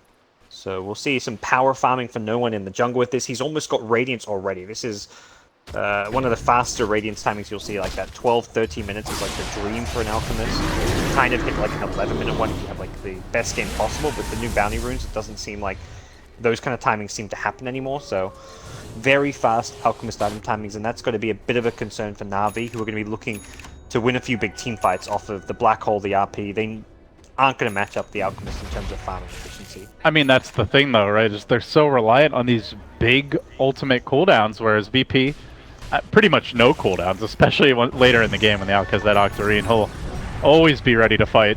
So Navi have to make it count, and it almost feels at this point like they're going to be paralyzed by fear of wasting the ults, or, you know, maybe they get a kill, break the Aegis, and then they have nothing to defend their base with. VP, on the other hand, they can always fight. I think this is the kind of game VP love to play. This passive laning stage early game. I kind of talked about this last game, like games where there's only 3, 4, 5 kills in the first 10, 15 minutes. That's a pretty standard VP game. It's not a team that looks to get aggressive early on. They hit their stride come mid-game with their item timings, and that's what's about to happen. The blink on Ursa's just been picked up. He's got an Aegis to back it up. Ramses is looking to get aggressive, but he is in a kind of a 1v3 scenario up top. He may not know it, is the thing. Yeah, he's gotta really want this kill. You're in Ursa at this stage with a blink and an Aegis. You're looking to jump in. They're gonna TP one up to join Ramses. He goes in on Fiverr, and that allows General to safely back away. Armin there with the kiting slow, so they will retreat. They almost managed to crack that Aegis, in fact. Yeah. But not good quite. damage being dealt. But I think Navi kind of start to peak around their blink timings. It looks like both Pycat and Dendi likely to go for them, with both rushing the Echo Saber. This is a Slark build that typically follows the Echo Saber with a blink, not the Shadow Blade, but you could still see either item. Shadow Blade's still nice because it's going to force constant sentries to be purchased, and you can kind of play that vision game with it. But Pycat runs into Omni Knight, gets caught in the Black Hole, so General will take the free kill. Perfectly fine Black Hole. Solo kills at this point for Navi is better than nothing, and they haven't been using these ultimates. Oh, so this they'll would use be the a big RP kill, too, if they can find Lil, but he lifts up the Lesh, he stuns him, manages to steal the Pulse Nova, jukes into the trees as Biver gives chase, but Ramses is coming in hot and heavy. Ursa looking to turn this one around. He'll carve up the Leshrac, and now they turn back for Biver. They're going to fight 2 for the price of none as Lil swags all over them. Yeah, nicely played, nicely baited. Pycat wants to get this mid tower, but I don't even think he's going to be able to get that. Oh, they commit the RP. Pasha, though, is able to tank through this for the time being. He even drops the GA now with the self-propel that is going to be wearing off relatively soon. The commitment from Pycat finds the kill. Can he get Lil as well?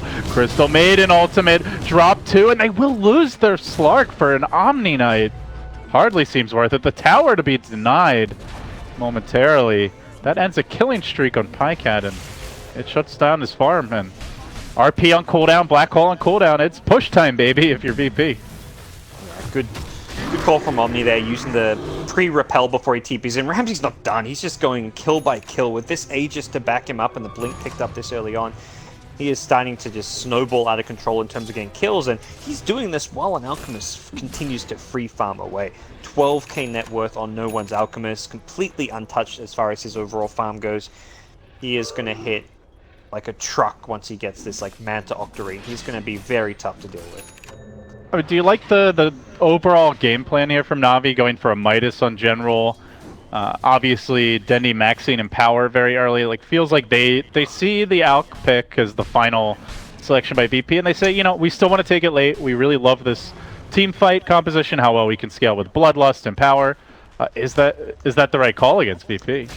I don't think it was the right call, but I also don't think they had a better option in some ways. So I guess it was the right call because there was just no better option. It was like it's a tough game plan to do against an Alchemist, and that's where the Alchemist pick was so good this game, because Navi were kind of locked into playing this farming game. That's how they run the Magnus strats in general. Enigma is, I mean, I don't think there's anything too abnormal about General's build. You can go for like a push Enigma strat if you've got a push and carry and you've got like a Chen on your team. Then you go for like a mech into a pipe, but in a game where you've got a Magnus and a Slark, it's a farming game, and that's where the Enigma mech makes total sense. So I don't really feel like any of their players could have done much different with their build. If you go for like a blink first on Magnus and you try team fight, VP will just avoid you. They'll farm the jungle with the Alc. They'll split push with the Omni Knight. Like they're just going to play keep away if you try and force team fights. So playing the farming game, even though a losing farming game, to me it was the best option possible. They're just going to have to try find some team fights to back it up now. Ironman doing his best Cinderin impression here. Off on his own dropping wards, and off on his own dying again.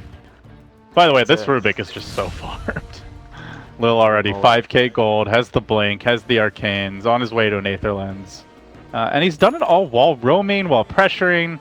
5 assists. He's been in on 5 out of 7 kills. Just a tour de force here by the Rubik.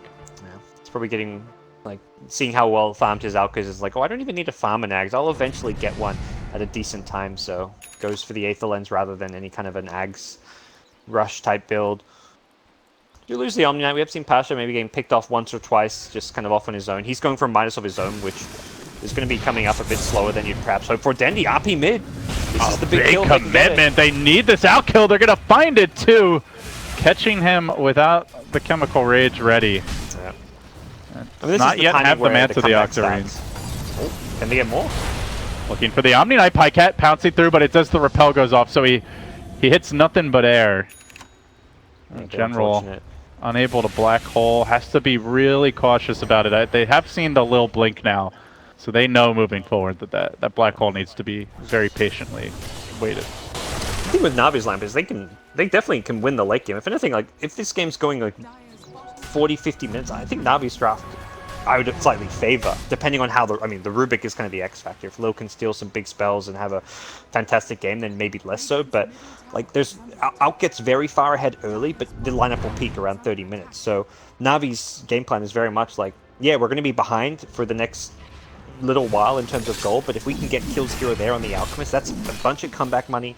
It's also just buying us time where we can just farm for the late game, because Navi are going to be just all about that late game, hitting those big RPs, black holes to kind of take it to VP later on. And it's definitely different from last game where they went for the double BKB mid-game carries, and it really did feel like Navi was going to be on a timer, because sure, Sniper Luna scales well late, but Sniper was just never going to get that level of farm when you compare how quickly like a Gyro, an Ember can see us.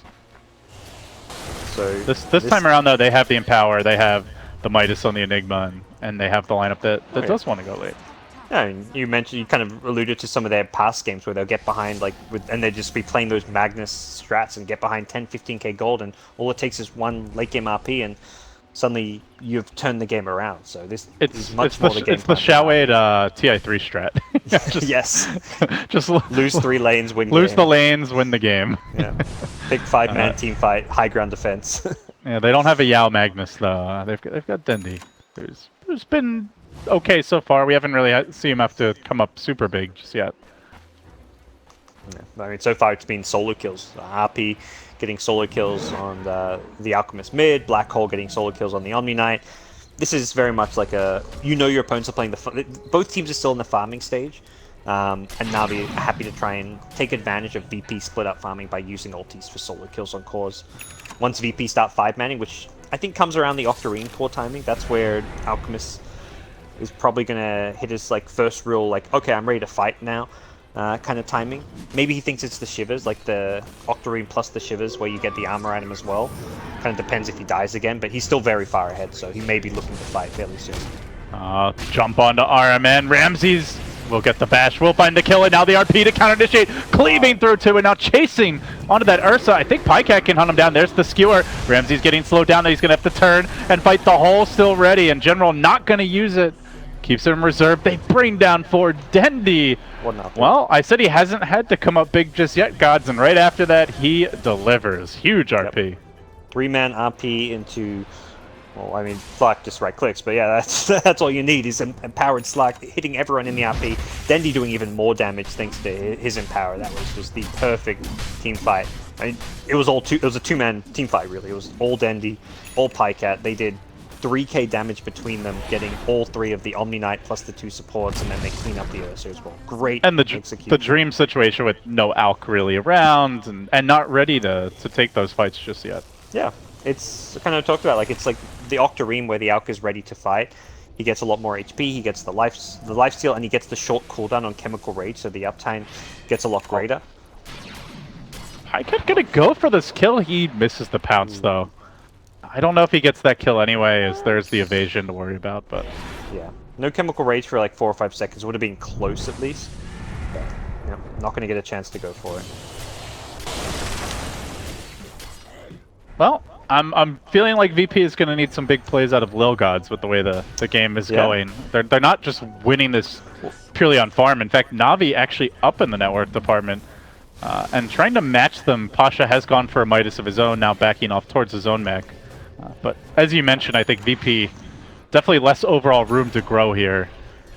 Omni ult can be game-changing, but if Navi hit all their spells with the RP, Black Hole, Slark empowered and bloodlusted, you're not winning those fights on even farm. And Pasha's Midas came late. He died a few too many times. He's 0-5. Like, he's feeding this game, like, in some ways. Like, not to put too much blame, not blaming him or anything. It's just he's playing a tough role where his team all wants to farm, so he has to go.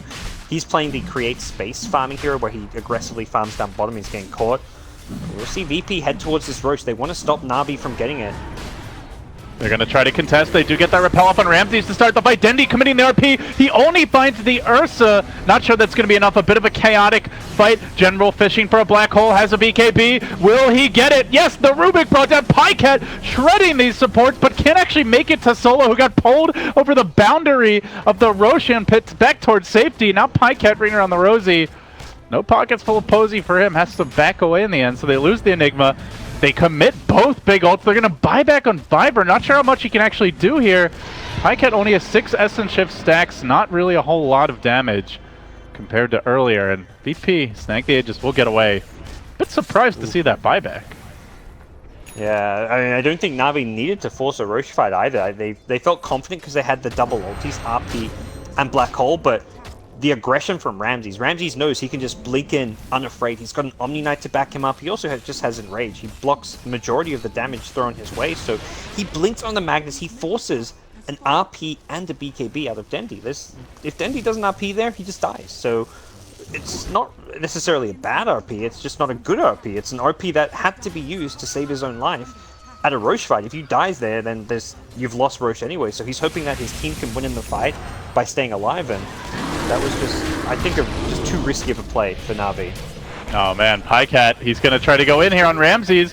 Is the backup coming? BOT's already up on no one and is able to rejoin the fight. Looks like a dieback for Biver, and a couple of swipes from those swords, and no one will make Chop Suey out of the Ogre McGee.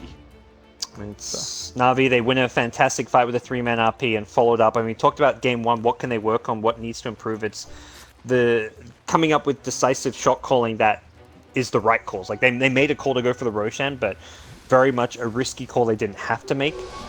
Even with the ultimates, it was just too hard for them to deal with the Ursa, and now Navi find themselves back in a bit of trouble, but they're trying to fix that by going for this smoke gang. They have RP, they're going to isolate no one, look to catch him out. Shockwave was stolen by Lil, not the ideal spell to grab. Can they chase this out down though? Gets off the stun, the repel, the armlet toggle keeps him alive, and now General in trouble, looking for the TP out. The stun coming in from RMN. Pycat will find the Omni kill, but now they want to get the hell away as Ramses is going to be free to do as he pleases. Disco pony for dinner. Ramses dancing on his grave. 1-for-1 overall. They commit the RP, but, you know, with where the creeps are, you can actually drop an RP for a solo kill, and not too likely VP can really punish it. Unfortunately for them, they don't get the Alk, but it's like that to me is still an okay trade for Navi, even though the Alk kill was the kill they were looking for. They're kind of just looking to, again, they're stalling this more for the late game. They have a fairly low cooldown on the RP. It's only 100, I mean, 100 seconds is not short by any means, but it's shorter than like the Black Hole, for example. It's something you can use a bit more freely to find these kills. But a deep dive by Pycat. He sees one support instead. Right. He grabs the other. Oh, he's like, do I want chicken? Do I want pork? Do I want both? Couldn't have both that time, but this is where the Slark can really become a problem, Gods. Like, anyone on VP who's on their own, even if they don't die, they're unlikely to win a fight against Pycat, I would say, at this stage. Even the Alk, like, Alk is not a 1v1 carry, really. I actually really like Slark as a carry against Alchemist, and that's why I still think this game's in a pretty decent spot for Navi because of that matchup. This game dragging on, you've got Empower on Slark. He gets on Alchemist, it's very easy free Essence Shift, and all it takes for Slark is to get like 10, 20 Essence Shift, and you snowball very quickly in a given team fight, and then you have that for the next team fight. So I think it's a game where Pycat can have a fantastic game if it kind of continues at this rate. It's just going to take some, I think, more caution and patience from Navi. They don't need to force risky fights like that Roche one. They just need to wait for their moments, wait for... I mean, defending high ground is like the dream for Navi. Obviously, that's not... They don't want to be in a position where they're behind and VP's pushing high ground, but they don't have to rush this game. They have the better late game, in my book. Yeah, I think for sure. And you look at the overall itemization, selection, and the rest of the shot call. Like it seems like that was the strategy. It's just their natural desire to fight kind of overtook them a bit. They're just so bloodthirsty. They're having team speak in 2017, huh? Yeah, it's not Ventrilo, at least. At least Ventrilo was like a throwback classic voiceover IP program. There's no team speak Dota songs, okay? Yeah, okay. All right. Chill, guys. Quickly resolved, at least, but Aegis still up for about a minute longer, and Ramses with a Shadow Blade has a second means of initiation. They dropped the sentry. Hey, buddy, how you doing? Oh my God, he dies fast. Coming back for round 2, but they have to be careful not to clump on top of him as there's a black hole and an RP to worry about. And Pycat just working on Ramses, quickly purging off that Repel GA combo. Finds the kill. He can chase for more here. Getting pushed forward, pouncing in onto Solo. Could look to snare him if need be. Need does not be. They'll find the kill anyway. And man, this Slark is an absolute terror. Already feels like he is long since hit late game. And Orchid Silence is just so great against the Ursa because he can't enrage out of it. He didn't get a chance. He lost that Aegis for free. They didn't have to commit any ultimates for it, and then they got the easy follow-up kills, being able to purge off the Guardian Angel. So even though he had the repel there was no way that he could survive against the physical damage. And Navi, they want to go for the high ground. They've got Edict. They push very fast, and without Ursa CM, this is a free Rax. All right. It's kind of feeling like Game 3 as long as they don't throw it. They have the BKB Black Hole. They still have the RP available. They should not lose a fight to VP. Even with VP having 5, there's no GA, so as long as they play it safe, play it smart, this is Navi's fight to take, and they're going to go in looking for a solo kill, and Lil Dindy will beat him down with that giant-ass hammer. Finds the kill. General, though, in trouble. General going to drop without getting off the hole. Well, this could be where things turn around. Ramses, though, a bit scared. No one's starting to chop them up. The RP committed. Pycat lurching in onto no one, but he's quite tanky.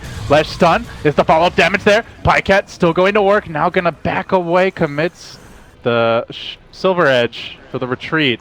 So they get the Rex. Now they just want to get out. I think, again, it's Navi like, we can just win a fight now, win the game, guys. And then, oh, wait, we have the late game line. We don't have to go for it, but no one with the anticipation TP is going to find Pycat. Doesn't really have the backup to find the kill. Still good effort. Yeah, I think that's fine for Navi. Like, they didn't actually really overextend there. They got the melee racks. It was like a buyback from the Rubik that caught them by surprise a bit. And on top of that, they got all the kills. They stole the gem, which is a pretty big steal. It means the Slack doesn't have to worry about that. Actually, no, sorry, they got a different gem back. It looks like their own gem they recovered. So they recovered their own gem. They didn't steal a gem. Pycat back in action, trying to find this Ramses kill. He changes targets, though, back on the Omni Knight. 1 HP, or just about, on the Ursa, but he'll limp away towards safety. General, he has a black hole. He didn't get to use it last time. Really wants to let it roll this time around. Not going to happen. As much as like Navi don't necessarily want to constantly fight with ultis down, Slack does want to constantly fight. He's using Essence Shift from the previous team fight. He's still got 27 Essence Shifts procs, 81 Agi. Most of that came from that previous team fight. And that's where constant fighting is great for Pycat. With the Empower, with the lockdown and control, he is just constantly beasting his way through the VP lines. Yeah, like at like the 15 to 25, or maybe more like 15 to 20 minute mark, it felt like Navi couldn't take a fight without the ults. Now it feels like as long as Slark catches someone, that's basically a dead hero, or VP committing a lot to get them back to safety. And then you can snowball. Yeah, they've got ultimates back up. They're ready to go for another poke and prod around this high ground. Oh, nice Alk stun, and they need it, but don't think it's enough here. Ursa getting shredded. Pycat chewing through VP. He's hitting for almost 500 damage a pop, and he's got the Scotty slow to work with too. Locks down Solo, cleans him up on the Lil, upwards, and again looking for more as General reels in the Ursa with the black hole. They commit the Omni ult to try and stay alive, but back into the fray comes Pycat. He's bad, he's mad, and he's going to look to send VP packing, but doesn't quite have the damage just yet to get the kill. That top lane pushing in, though. Pycat needs to reset. If he can heal up, he'll re-engage with his Essence Shift. He's got so much agi here. He just needs a bit of heal, and then he'll be looking to go back in. But VP, hold their high ground, pop the Shrine, and we'll look to reset things for now. Yeah, no RP, no Black Hole. They're down 2. Here comes Pycat. But he has so much stolen stats, he might actually just soul the Ursa. He will. Dieback. They've got a Slark problem here, gods, and I don't know how they solve it. There's not an easy solution. I guess he's gonna get Butterfly soon, so you can't rely on bashing him to kill him. Alk has gone for standard carry Alk build, can't man fight, and is an easy solo kill in his own right. I mean, the Slark has just been the pick this game. Because I think you look at the overall game plan, I think there's concerns for Navi. The Rubik able to steal those big ultimates, and just not being able to match the Alchemist farm. But what they can do is just catch these squishy supports. Slark has had a field day as far as farming the supports go. And even matching up against the Alchemist, free Essence Shift for days. Pycat has been the man of the match so far. And we just haven't seen those crazy swag plays from Lil. And it only gets harder now as Enigma has gotten a Lincoln Sphere to go with the BKB. So if he BKBs and then drops the hole and the Lincolns isn't broken, Lil has no way to steal it. There's nothing else to break it. Except that's the how you verse Rubik as an Enigma. You get the BKB and the Lincolns. It takes a lot of money. You're going to get both of these. And now he still doesn't have a Blink, which may be his next item, but at least it guarantees that you're not feeding away that Black Hole to a Rubik. Well, they're trying to make this game as unthrowable as possible, but this is Navi we're talking about, so let's not count anything out just yet. Yeah, I think the hard thing is they just don't have a good answer. We've seen the Orchid just burst down this Ursa on multiple occasions and being unable to, up until that first Roche fight, we saw Ursa jump in, no silence, just instantly enrages, takes on Dendi, but since then he's just being dealt with because of the Orchid pickup, and it's been a very value item for Navi, and until they get a Blink on Omni Knight, it may be hard to deal with that Orchid because Omni just isn't as mobile as the Ursa. Similarly, Ursa may just want to go for a BK. Yeah, he's got BKB queued up. He needs some defensive item of his own, and this Shadow Blade pickup has not paid off for Ramses at all. Navi looking for the killing blow here as they sweep around under cover of smoke, and Alk Illusion guards the way. Navi know better though.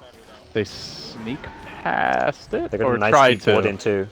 The ward is past the sentry. I don't think VP are going to be de-warding that one. Yeah, fishy, fishy. VP might be saying, but Pycat, just not going to be an easy takedown. Calmly pick off the tower. And another pause. The voice issues continue. Slight reprieve for both teams here to think about how they want to approach this one. Do they really need to communicate at this point, gods? Just put Slark in front and go hit buildings. Yeah. The man feels pretty immortal at this point. No, Slark, do your thing. I mean, Pycat, yeah, he can take the pub game approach. He's 14-1-7. I mean, it kind of has been. This is a typical, Slark, what you do see in pub games. So that's what Navi needed. They needed that just flashy solo play, go around, farm supports. Often Pycat's playing on his own, just because by playing on his own, killing the supports, it enables heroes like Magnus and Enigma to use their ultimates to get a solo kill here or there, and it's worked fantastic for them. So they'll stick to the game plan for now and hit some level 25 soon on Slark. So we're going to see one of his nice 25 talents. Probably the I don't know if you go Pounce Leash still because the Repel gets you out of Pounce, but either one is going to just boost up his late game potential, and there's the Blink. So General now has the Blink Black Hole to help win Navi a team fight. I mean, you go plus 12 stats, and this guy is sitting very cool. In fact, we'll be over a base 3,000 health Slark on Agi Treads. He's not dying. He's going bootsless too. He feels good. He feels confident. He wants the MKB. Yeah, I can't say I blame him either. I was hoping we'd get a big fight where he had Essence Shift stacks and the DD rune just to see him hitting for 800 plus a pop, but either way, he hits hard. Yeah. No more Radiance Evasion. VP really under the gun now. The siege about to begin, and all eyes on Lil. Can he find a big play? He's stolen in power, that's okay, but Pycat's still chewing through those illusions. Dark Pacting off. The Alk stun. He has the Aegis for a bit longer. He's in pretty far. A bit too far. He's got a Shadow Dance to avoid losing the Aegis prematurely. Still a couple minutes on it. High ground sieging hero. You can kind of just keep throwing, you lift him, you pull him in, you throw in Sable Concoction, and you can chip away at this Slark, so pretty hard to push high ground with him. I guess the most they can do is like put a Lincoln's on him, but that's not enough against all the single targets. Yeah, they've got the Solar Crest as well, I believe. I saw, yeah, Leshrac with the Solar Crest, so that helps a little bit as well. But we'll see it again here. He's got no ultimate, so he needs to be a bit careful.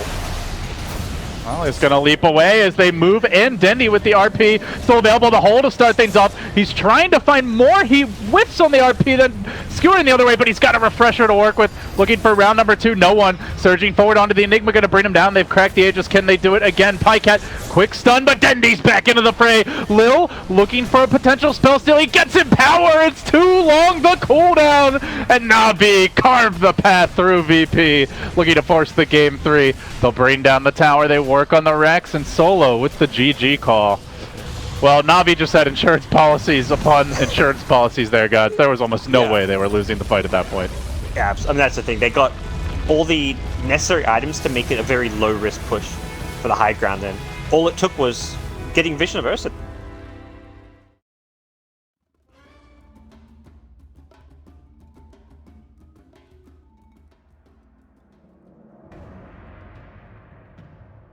So we arrive at our deciding game number 3. Navi taking on VP here in the winner's bracket of the CIS regional qualifier for the Kiev Major. I'm LD.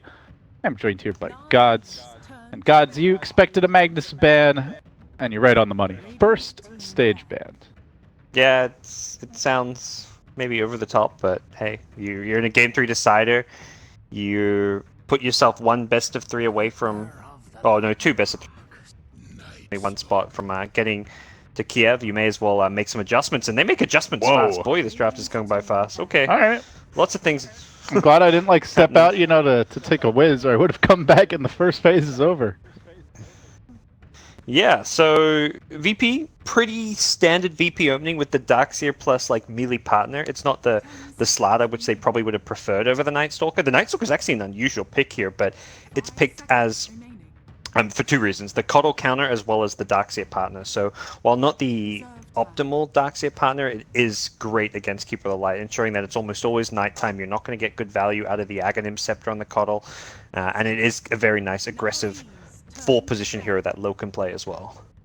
Yeah, what about the Coddle pick for Navi? Is that something you expected out of them? Is there a particular strategy in mind with this? Like, are they trying to rush that Ags and just 5-man with the healing ward, or what are you thinking is the reasoning behind the pick? Coddle's very strong right now. It's not like a set playstyle with the hero. It's kind of flexible in that you can go for this 5-man play with the Ag Scepter timing, but you can also play split push using the recall, as well as like it benefits a lot of different core heroes like Storm Spirit, Naga Siren. There's a lot of different cores you can pair well with the Coddle, so it's pretty open. I think that's the really nice thing about Coddle, is there's not like one play style that the Coddle like forces you to play. You can go for aggro lanes. Coddle's really good in these aggro dual lanes, aggro tri lanes. He's got a really kind of good skill set in that you can mix up your build. You can go for a greedy farming build with Illuminate. You can go for some extra lane presence with Mana Leak. So it's very flexible, and there's no like one set way that this Coddle's going to be played. Second stage of bans now. Navi removing the sniper. Still VP looking at those initiating heroes. Navi get to draft a reliable stun. So they will take out the Sand King, which we did see in game number 1 was reasonably effective. The Nyx, the other big hero that they grabbed, did well against the Darkseer in the lanes. Yeah. They have the Coddle. Often we see him used a lot with the recall to set up ganks, but you need that hero who can actually make the ganks happen. Yeah, perhaps you do consider banning the Nyx after that General's performance in game 1 and that the Sand King's taken out. So those offlane options are more limited, but I think the really common Coddle partner we've seen is Brewmaster. That was what Liquid used to do a lot of, these Coddle Brewmaster dual lanes. If you want to really pressure and win the lanes, and that's something, you know, VP maybe have a weak safe lane. Since they're picking up the Night Stalker, he's unlikely to be in the safe lane. He's more likely to be pairing up with the Darkseer. Although I say that game 1 they sent Slaughter to safe lane to secure the lanes, and yep, as you suggest, they'll ban out the Nyx, take it away, and limit Navi. Have to see what Navi can pull out of the hat, if there's anything left untapped that is available, but really do need a good initiator. 5 seconds remaining.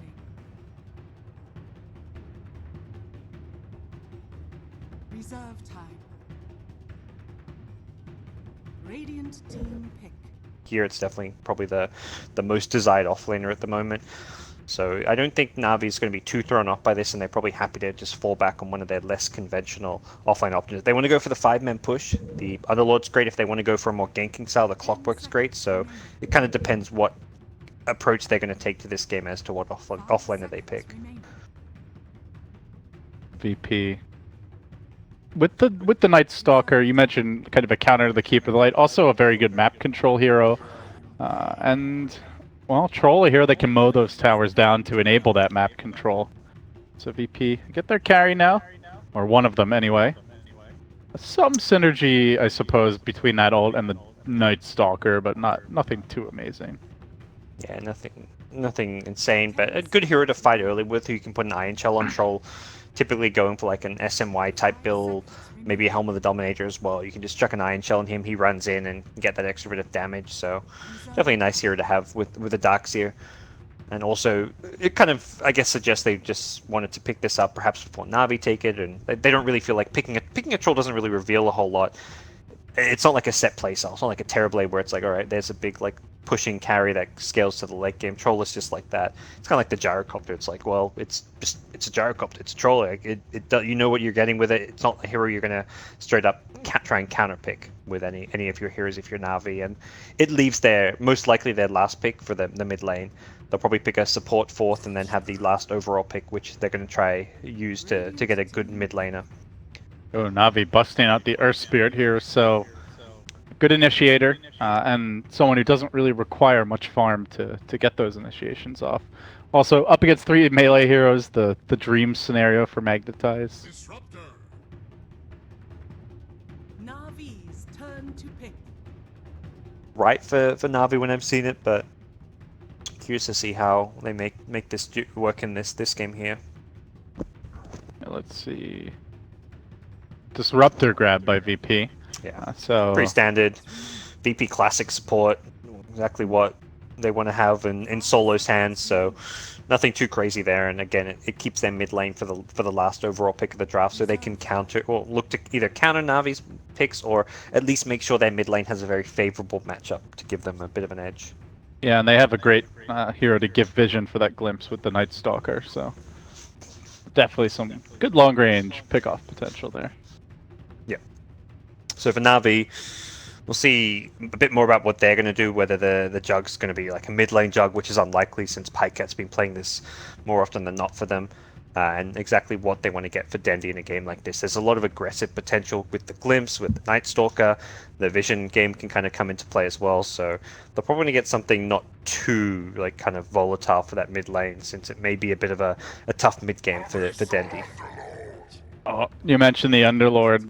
We will see him in the off lane. Gives them some much needed additional lockdown, some okay D-push here, I suppose. And as for Dendy heroes, the Invoker, probably his most played one, who's still available, but given the success, or should I say lack thereof, that they had, I don't know if they run it in this situation. Also here they can be dove very hard, and they really don't have that many saves or defensive abilities, so I think you want someone very tanky or at least difficult to go on. Yeah, I'm not sold that would be the ideal pick for them. They're also a bit lacking in. I mean, they've got lockdown in with the Boulder Smash and the Pit of Malice, but it's not like reliable initiation or lockdown. Earth Spirit, once he has a blink, becomes a bit more reliable with his initiation, but that's something which makes it hard to start fights, but also hard to, like, if you go for an Invoker, it's like hard to instantly save them. If Invoker gets gone and you haven't got that insta counter initiation teamfight stun. So it may. I'm trying to think what's available. There's like OD still out there, I suppose, but he's more of like a carry mid than a pure initiator. I like it. It's a bit less greedy, perhaps. There's the Shadow Fiend, the OD ban. There we go.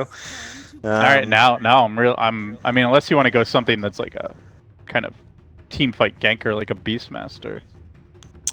But you're not going to do that well against Troll and lane, I imagine. No, I don't think. Oh well, I don't think the Beastmaster's going to come. Oh, it'd be in mid laner, so I don't think they're going to get that for Dendy.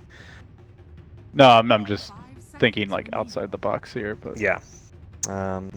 So more likely we'll see like I think you're in a game through the side. There's still like some level of like leaning towards a comfort hero is always going to be part of it. So maybe they do consider the Invoker just for the comfort factor. Otherwise, you're looking at like Shadow Fiend TA, which are also comfort. Again, Dendy's got a decent hero pool, but I think it's more likely we see him on something he's played before. And there we go. Invoker comes out.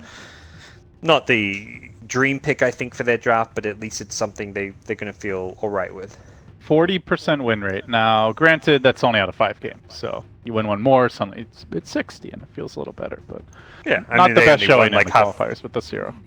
Yeah, and they only won like half their group stage games anyway. What, they were 5-4, so right. It wasn't like they were winning lots of games and losing with Invoker. And this is why you save your mid pick for last, because they see the Invoker, they then pick the lane winner in the TA to go up against that Invoker. So will be a tough mid lane for Dendy to farm, and he has got the Earth Spirit to help him out, which is going to be a lot of pressure onto Navi for the Earth Spirit player.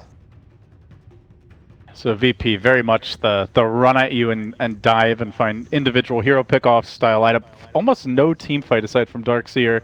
Navi, a lot more AoE, a lot more 5-man potential, but could be quite vulnerable here. You've got Keeper of the Light, who's very squishy. Earth Spirit, normally elusive, but against the Glimpse, I don't know if you can rely on that so much. Invoker, who, especially early, if he gets caught out, could be in a lot of trouble. Definitely feels like VP are going to be the team running at Navi, which, I mean, you mentioned they'd like to sit back and farm, but I think they look to get their gods by finding some kills, and quite a few of them at that first, second nighttime. It's maybe less lane stage, but definitely once the laning stage kind of collapses and you get your second nighttime is kind of like around the timing where VP are going to be strong. Once they have level 6s, once they have just like, I mean, for Darkseer it's like maybe a level 7, so you have a level 4 Iron Shell, chucking on a TA, a Night Stalker, start running at people, getting some glimpse kills. So Navi are going to be the ones perhaps a bit greedier this game. Last game it was like greed versus greed. It wasn't like a who's greedy. It was just like a who could use their greed to take better fights, which was Navi. This time around, it's Navi trying to kind of take the greedy approach against the aggressive VP mid game. All right, who's your money on here? Game 3, Navi looking for the upset against VP. I think draft wise I prefer VP, and I mean before I saw the draft I would have still stuck with VP.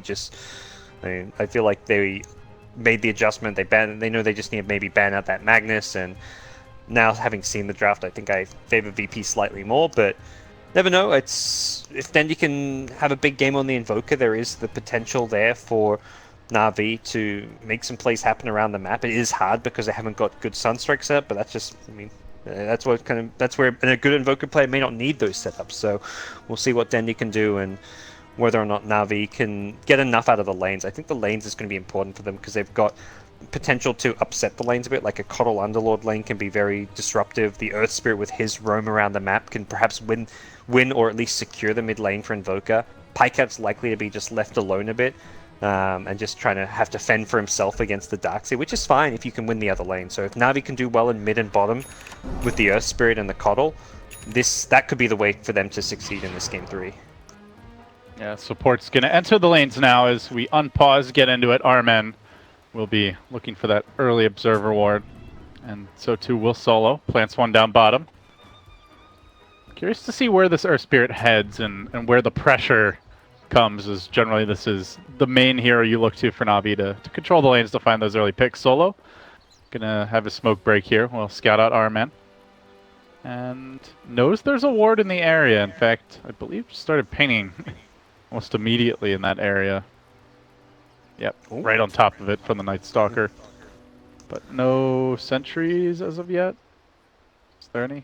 I don't think so. Courier's going out. Courier does not have sentries. Yeah, it doesn't look like it. Yeah, but they still, they know the ward's there, so they can almost abuse that to maybe mess with Navi and bait them into a dive that they're ready for.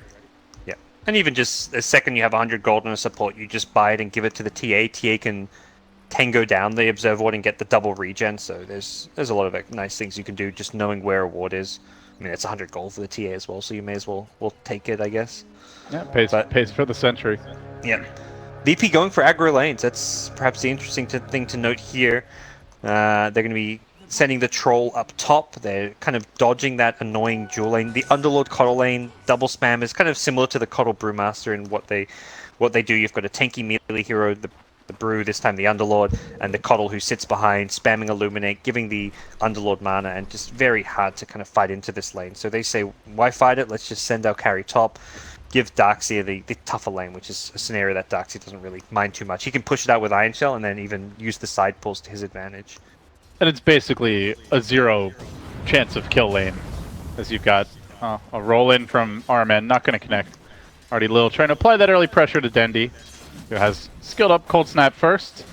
Did grab the Blades of Attack, but wondering what's the Dendi build? Is it Quas Wex Gods, Quas Exhort? Is it open? These rushing phase boots makes me think this will be a Quas Wex build, and that perhaps makes more sense because we're looking at this like, oh, it's not going to be a good Invoker game. We don't really think Invoker should be the last pick, but that's kind of more us talking about the Exalt build. So the Quas Wex build is going to offer a lot more control in mid-game, and it's less greedy, because I don't think you can get away with greedy against this VP draft. So that's what Dendi's going to do to make up for it with the Invoker. Go for the more tempo-controlling, mid-game focused build.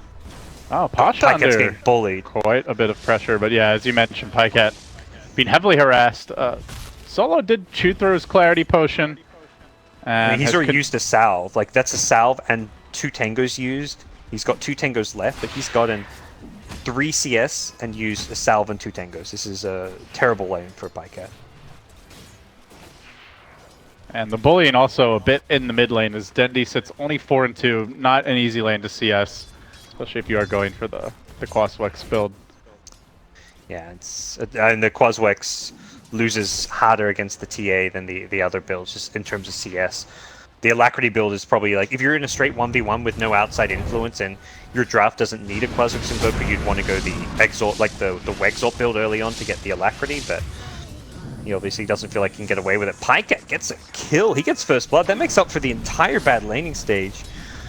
That is a much needed kill at that. Nice roll in, and that's going to help things out there. And we say a bad lane stage, but I guess in fairness to Navi, General is completely free farming. Maybe catching up decently here, all things considered. And with that kill now, Pycat having a good time top. So all 3 lanes going solidly for Navi. Man, this Underlord doing some serious work. Yeah, really that's making Pasha's life miserable. That's why they don't send the Troll down there. They just see that lane and they're like, well, Troll's going to have a much better time at top.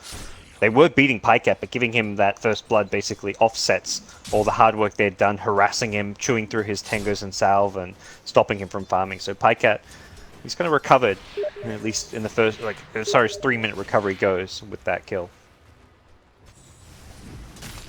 Biver revving up the Illuminate here. Ramses will dodge away from it. See Solo kind of fencing around, but just the constant spam and harassment. Another swing and a miss. Could have been a full go on Ramses, and maybe even a kill had that connected. Really had either one connected, but not going to happen. Would have been close. But still, just securing the lane, the harass going down, and they've got the Illuminate to continuously spam Ramses as well as the Chakra to sustain them in this lane, and Pycat at least gets the shop thing, so he gets his Poor Man Shield, his boots. This lane is kind of being recovered quite nicely. So laning wise, Navi have secured the top lane now. Bottom lane, of course, being won by the Underlord. The mid lane is still a struggle for Dendi, but he's getting his levels. He's level 4, and with a few more levels, he can start to perhaps do a bit better at harassing the TA. Tornado EMP. He's going to have phase boots for some extra damage to last hit with. So this lane gets a little bit easier as Dendi levels up. At first nighttime will clock in, and Lil uses that opportunity to grab a bounty rune deep in the enemy jungle. Sweeps around towards Dendi. Armen there to guard him for the time being, but also about to join the fray is Solo. VP going to converge here on the Invoker, uses the Tornado EMP offensively. Perfect time to strike. Boulder Smash comes through, connects on all 3 heroes. Armen, big save there. He'll pay with his life, most likely, yeah. But otherwise, it's Dendi who goes down. That's worth it, and that's definitely the downside of ever using those spells offensively. Tornado MP goes down and they instantly go in top lane, though. They are looking for the return retaliation on Ramses. They won't get it, though. Nice TP out, and not a lane that can really do anything about that. As Pasha continues to take some harass, but he is free farming here in his own right to match General. So, a rotation on the top lane. Armen rolls in And then follows up with the kick, but he might get punished here. Trying to run away. There is a level 1 glimpse. And he'll use it. Pulls him back in under the tower. Our man dying again. Wow. Kind of creating space, but not really getting... I mean, the mid-death was totally not his fault and, like, good for the team. That one, perhaps not so much for the benefit of his team, that he dives in as he did. So no one free farming now in the mid lane, and I guess God's looking forward like the next 5-10 minutes. What are the... Oh no, General! The bash bottom. This could be his death.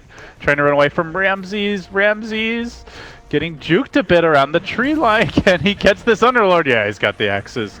We'll finish him off. The Earth Spirit was coming in, but our men a bit late to the party.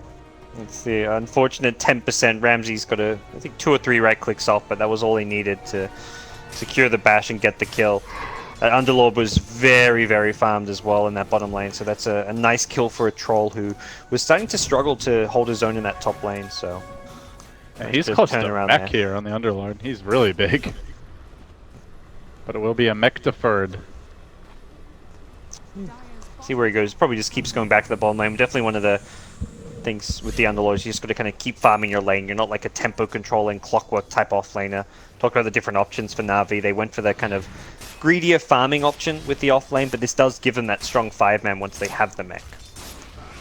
Mid lane, Dendy. Trying to move in meanwhile. That jug spin amounting to naught, and they have the dust here mid, so they'll bring down the Dendy Invoker. Oh, we mentioned coming in, they have a pretty low win rate on the hero in this qualifier. VP showing they know how to punish it. Dive him under tower, kill him under tower, and I mean, Navi just not the best lineup to counter gank. It's really just the Earth Spirit who can do anything. They're not done with the aggression. Nightstalker behind the tier 1 mid will force some TPs up, but I'm not sure Navi can actually get any kills off of this. Dendy will come back after respawning, but he's just a level 5 now, level 6 Invoker. Struggling quite heavily against TA, who's a full level ahead and full 1,300 net worth ahead. I feel like the way the game's developing for Navi gods, like they're really going to have to rely on 5-manning around this mech and the Underlord's early levels, because when it comes to these smaller skirmishes, it just seems like VP are easily going to come out on top. Yeah, they'll probably get the mech around the time Pyket has like a Helm of the Dominator, so they'll get that extra creep to play around. I mean, Dendy's a death hero there. Dendy's like not looking for any big item. He's just going to go straight into the urn, so he has that Cold Snap urn synergy, but realistically, yeah, Navi's going to try and fight fairly early on. Perhaps this daytime now, they want to start taking some smaller clashes, even before the mech comes up, just to try and use the fact they've got this Quaswex Invoker. And the times where I'm seeing these Quaswex Invokers succeed is they're actually rotating around the map. They're getting involved very early on. This Tornado EMP doesn't really scale all that well past like the mid-game stages, so you typically want to try and use it as early on as possible. Yeah, and eventually you get to the mid to late game and enemy carries very likely to have BKBs, and then Invoker doesn't offer anything against them with this build. Yeah. He's not going to be able to get those fast levels too. He's not going for a Midas, so transitioning into the full like level 25 or level 20-25 Invoker with all 3 of his elements is going to be tough without that level progression. Yeah, no Midas inside, and just not going to be able to CS very effectively either. So, as you mentioned, a lot of pressure here on Navi to have that strong mid game. Not quite there just yet, but closing in on it. The mech, I believe, going to be picked up momentarily. Oh, I lost my cursor there. Still a bit of a ways. He's with the arcane boots. He's just about got the headdress and buckler, perhaps. Yeah, he's got this roll. He's got the headdress. It looks like. Yeah. Pretty much has the buckler now, so just needs the recipe. Yeah, almost about halfway there, a bit over, and around that mech timing, it will be nighttime though, and it seems like this daytime, typically you'd want to see perhaps a team with a Quaswex Invoker get active, but I think Navi, after the rough laning stage, are just like, let's just use this daytime as a bit of a farming period. Like, it's kind of like, VP's not going to be quite as aggressive. They're going to use the daytime to farm, so Navi's like, we've got a kind of greedier lineup, we want a mech, we want level Invoker. Let's just use this little timing to be a bit greedier. Well, they roll in, they try to find a clean kill on solo, and it's anything but as the turnaround comes. General getting caught out in the bottom lane. As he tries to escape, he won't make it. The Underlord goes down. Pasha with the karate chop finding the kill. So a 2-for-1 there. Wanted solo, but was it worth it? Not worth it at all. That is the aggression that I kind of spoke of during the daytime, which you can do if you bring the like Invoker or Jug. I feel like you don't want to go for that kind of a dive without one of your other cores involved as well. They had just the Underlord there. They weren't using the Quaswex Invoker. They weren't using the Jug, who's got Omni Slash now. If they bring one of those cores, I think that kind of move can work, but those cores are both probably telling their team, like, I'm going to farm, I need to catch up. So I think Navi should just have been farming at that stage of the game. VP now, this is what we often see from them, is if they feel like they're comfortable, they'll just really try to take advantage of some quality time in the jungle. Ramsey's using the Battle Trance to farm, and that's also going to accelerate no one CS. If we see some Ancient stacking later on, but for now, cleaning those up. So economy looking real solid for VP. Invoker not that great at farming. You've got Keeper of the Light, who's pretty decent, and the Underlord, who's obviously great, but this is a VP tempo for now. Yeah, I mean, this is like a kind of dream TA game where you go mid, you win your lane in terms of CS, you farm not just the lane but the jungle as well. It's been completely uncontested, hasn't had any harass really coming his way, and you're going to outfarm most of the mid laners in the game as a TA outside of like the select few, like the Alchemist type heroes, when you get this kind of a game. So looking very good for no one, and his team's probably telling him, like, you just keep farming, we don't need you, we're winning these other lanes without you, hit your Deso blink timing, and then join up with us later on. A little snaking his way through his own woods, gonna backpack on solos, maneuver into the enemy jungle, drop down an aggressive ward, not finding an opening just yet, but now the nighttime clocks in, and the fun begins for the Vampire. They're gonna converge on the mid tower with the Alpha Wolf now. Ramsey's gonna be looking for a quick tier 1 mid. Looks like he might find it though. Underlord TPing in. And see you later, homie, because they had the trap in the trees. Well played by no one. And he's, back bottom lane, he's to walk his way here. Tower should fall before then, but could be a big pick on no one if they can bring him down. He's not quite dead just yet. The Centaur Stomp, well microed, sir, but unfortunately, they're going to lose the Jug anyway. 3 heroes biting the dust. Man, that glimpse on General turning out to be so big, gods. He had the if he was there the whole time. Yeah. Could have been a completely different fight. Absolutely. And that is not the fight Navi were hoping for defending that lane. They're going to lose the Centaur as well, which is 125 gold going to the Troll, so he gets a tower, he gets a Helm of the Dominator creep, he backs off to continue farming. They only lost the TA, which is it's a decent kill. It was the most farmed hero in the game, but Navi lost 2 of their cores. That was a disaster of a fight for the Navi squad. They are hunting Lil. He will engage with the darkness here, tries to make it out. Rolling boulder, tornado forward, good clip there. Then he's going to follow up with an EMP, which will do absolutely nothing, but the cold snap will get the job done. So finally Navi find a kill. It's a clean one, but only a support Night Stalker. Yeah. We'll immediately transition into a smoke play. Looks like they're not going to try and do anything sneaky on the bottom or top side of the map. They're just going to sit around General in this mid lane to try and secure a tier 1 tower of their own. Radiant scan, I think they are aware of Navi playing aggressive, going for that kind of a smoke, because they scan to protect themselves, but Iron Man comes in post-scan, gets a ward down, and we'll look to try and secure this mid tier 1. And Navi's starting to work on that tier 1 in the mid lane. Working towards the Coddle Ags. Definitely looking like they want to go for that big 5-man vacuum. Static Storm combo there. There's the teamwork coordination from VP coming through. And now Pycat's got a turn tail and run away. Lil trying to hound him back. A good job there by the Keep of the Light. Blasting the Night Stalker away as they pull in again. The Pit Lord bringing him down once more. The Pit Lord just getting picked off repeatedly. And this is a big bucket of golden experience the VP are just feasting upon. These vacuum static storms onto the Jug +1 and just winning them fights. It was a really good healing ward placement. Pycat had the healing ward there in the tree, so even through the vacuum static storm combo, they survived it thanks to the mech plus healing ward, but they still weren't in fighting shape. They were still very low, and eventually the Disruptor found the healing ward in the trees, brought it down, and the fight did start to swing the way of Virtus Pro, so Navi... Neither of those two fights where they kind of fought and looked to defend, Pycat didn't get an Omni Slash off, so they're not really using a lot of their key spells. The Tornado EMP, I think the Tornado only clipped one hero, the EMP maybe caught two, but didn't really catch a whole lot. And they're fighting at night. That's really, to me, probably the bigger issue out of all of this, is you're fighting into a vision advantage, not to mention, I mean, Night Stalker just a whole lot more potent at the nighttime as well. They find Solo. It could be a freebie, but Pycat needs to get in range for the Omni Slash here. The Glimpse already committed. Boulder Smash off the mark from Arman. Even after the rolling boulder forward, won't be able to find that what looked to be simple kill. Meanwhile, Lil mowing down a tower, and if you just follow the Night Stalker right now, he is just charging like a bull headlong past enemy lines. Even if he doesn't get a kill, he's forcing Biver to TP away and just has no fear guts. Kind of a microcosm of how the game is going.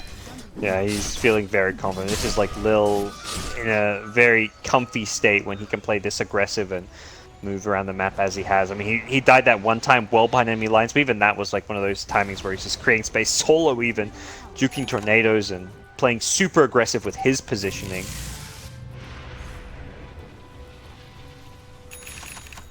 See Pasha very confident as well in his own right. Biver gonna mono-leak him. He'll probably just tank the stun here.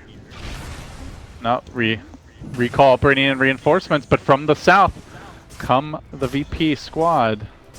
They're content to back off though, as they are just farming up a storm on their cores. No one, he already got the Deso, now the Blink Dagger. Meanwhile, Ramsey's on the Troll. Sanjay and Yasha very close to completion to go with that Dominator. Navi should really want to force something. It's daytime now. The darkness was even used, so it's not just daytime, but it's also like permanent daytime. Night Stalker has no way of turning a teamfight around with his ultimate, and ooh, dodges the tornado bottom. That would have been a nice pick-off if Dendi could have gotten that with the Coddle backing him up. Dendi did go back for the Midas, but even with the Midas, he is sitting 6th in net worth right now, and not having much luck coming back, and missing tornadoes like that is not going to help. Definitely a slight concern. Coddle, decent farm, is working towards the Aghanim Scepter, has a couple of pieces, but no one finds a pick at mid. Blink Deso, the burst damage is there, and that is a daytime kill. It's daytime, and VP are getting pickoffs, they're securing Roche. This is about as bad as it can get for Navi, given their current position. They're meant to be the ones who are stronger right now. They buy back on Underlord, but I think it may be too late. Oh, is it? Is he going to come in? Could drop the ult and try to move into the pit. No, he's going to TP. Looks to engage, and he gets caught in that static storm towards the tail end. The wall also dropped for zoning tactics. Arman very low. Ramsey's looking to move forward here. Is getting cold snap controlled by Dendi, but the follow-up damage simply isn't there. Navi unable to find the kills just yet. Pycat trying to worm his way into the pit, but also don't think he would kill Roche off in time. They're lacking the single target physical damage, and VP just poised to move back in. Probably hoping that darkness will be allowed to cool down, that Navi won't be able to make a move before then as Pycat just creeps. Navi is still very strong though. They've got Omni Slash, they've got the Tornado EMP Invoker, which has pretty high uptime, and General's mech has come back up.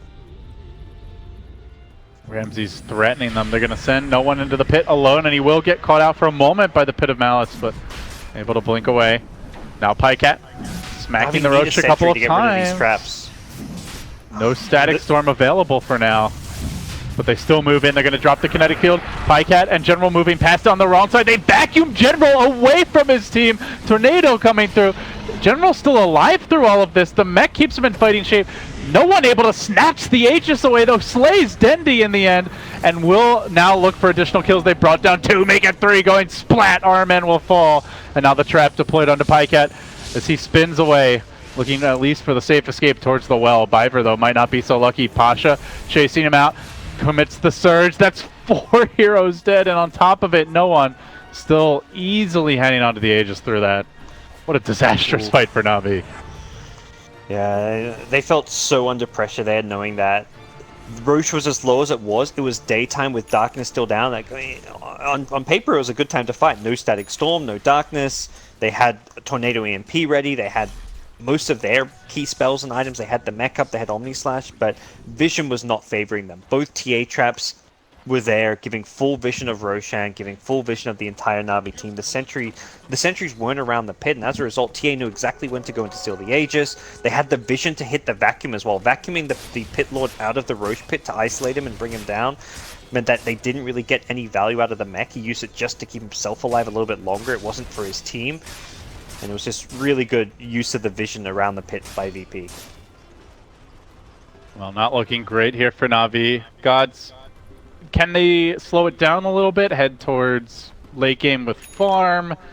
Do they need to go for a smoke gank? What's the game plan if you're Navi? They can try and slow it down by farming him for the late game. They've got the Midas on Invoker, but he's still like not in a good position as far as his overall net worth. He's behind the Darkseer. All 3 Radiant Cores are ahead of him. The Night Stalker's not far behind him, so slowing it down only works so well. They're going to be forced to defend high ground. That's really the scenario here. They're going to become the high ground defenders. It's going to come down to how well and effectively they can defend this using the... I mean, they've got great high ground defense. Coddle, Pit Lord, 2 great spammers, Tornado EMP, very annoying as well. And you want to try to defend with the bare minimum while split pushing. That's exactly what Dendy's doing up top. His team's probably kind of telling him, like, we're going to try and defend these lanes using the Firestorm, the Illuminate. You try and get some objective elsewhere on the map. Looking for the cutoff here. And Pycat able to TP away in the trees. Pasha hoping to catch him snoozing and out of position, but makes it out safely. At least his solo will do his best to bring down the mighty Alpha Wolf.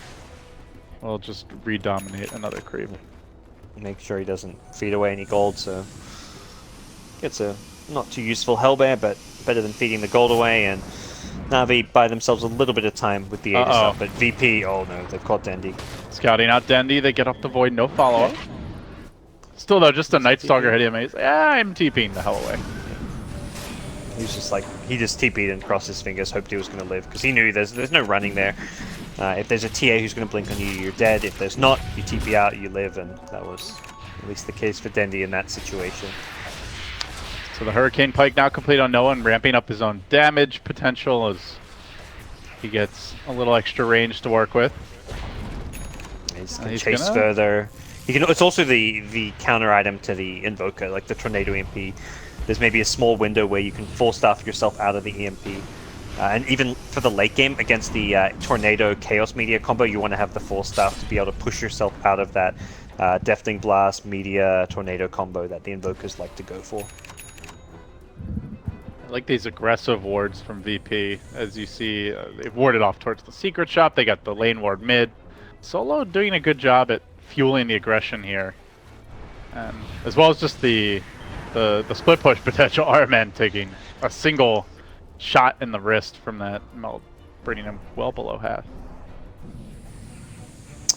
Lil's they're just taking over the jungle here. Yeah, and they've got Lil bottom. Like he's like, I'm going to finish my Ags, you guys control top. TA with an Aegis is enough of a scare that Teams Navi don't want to leave their base, and with good reason. Solo gets an easy RMN kill, but may pay for this with his life. Not really a good trade. Well, they get something. Meanwhile, in the bottom lane, Pycat will try for the TP out, but he's like, oh crap, there's a troll here. He's angry out for blood. We'll bring him down. Gets the bash and gets the kill. That's a big one. Pycat really that one ray of hope is, oh yeah, meanwhile no one. Just chunky Numbiver on the Coddle. And guys, this is when Navi spread out. That VP just shred them. They cannot really fight on their own. They've got good pick off. The Night Stalker on one side, the TA with a Blink Deso elsewhere, the Disruptor Glimpse. They're finding the kills, and they're the Hurricane Pike getting him out of a dangerous position. But Rosham will expire, so perhaps VP may reconsider this, but they've got the numbers advantage, and yeah, no one's on the high ground because of that. I mean, look at this TA. No one is just absolutely out of control, going bonkers on Navi, bringing down RMN. They're not showing any signs of backing here either. This TA is healthy. And 2 heroes dead for 30 seconds, blinking in with the Hurricane Pike, gonna shove Dendy back towards as well, and no one. Just ignoring the Monolith, shaking it off. We'll go under cover of Meld as brings down the tower, looking for the Rex too. With the Troll ultimate up again, BP, they siege very quickly. Melee down, blink out, and Navi unable to chase. BKB nearly complete, and gods, there's basically nothing to do with this BKB. Yeah, they're entirely relying on the Invoker to control these heroes during a fight with Tornadoes, with Deafening Blasts, and once the BKB's there, TA just blinks in, BKBs, kills whoever he wants to.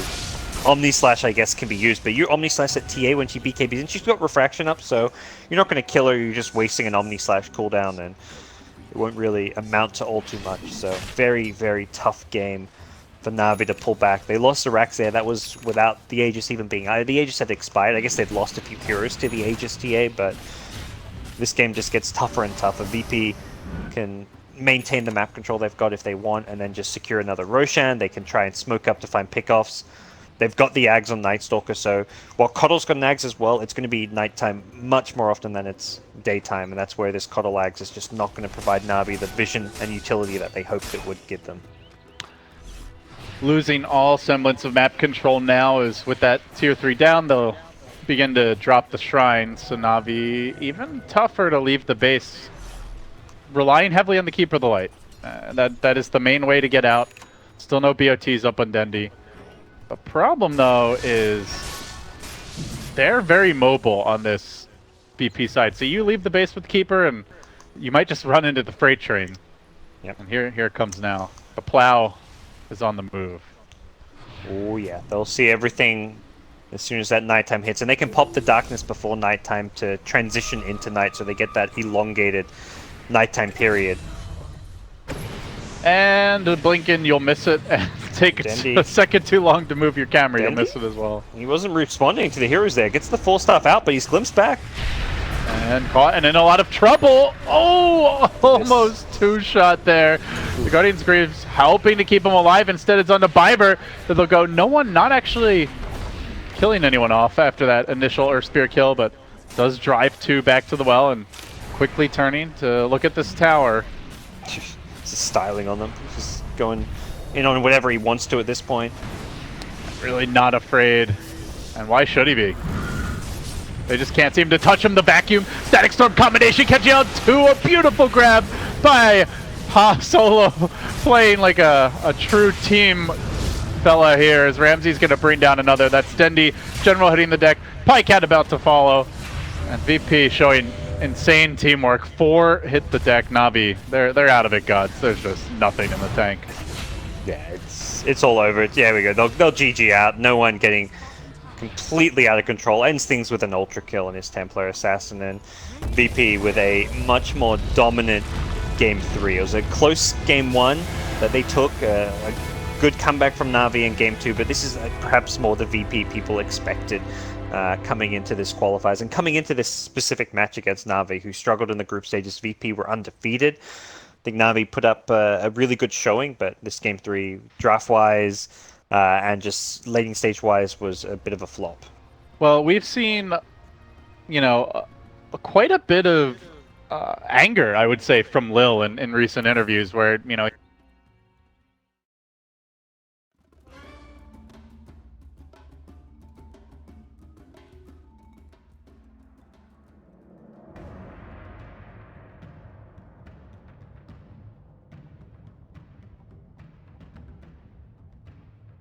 Team secrets turn to ban.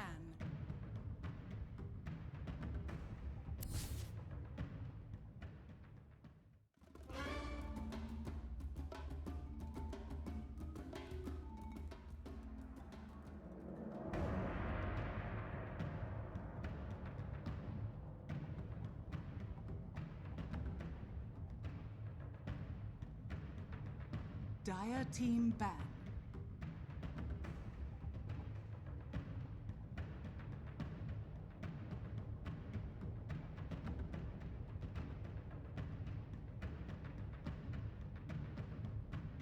Navi's turn to ban.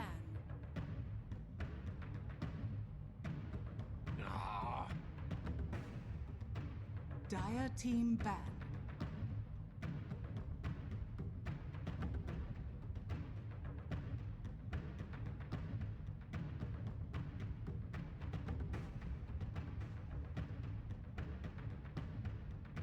Ten seconds remaining.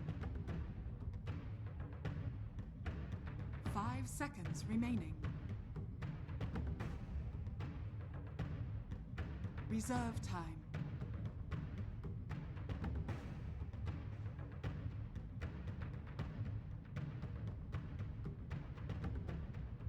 Navi's turn to ban. Dire. Slada. Navi's turn to pick.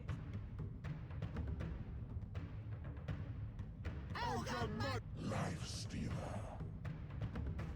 Dire team pick.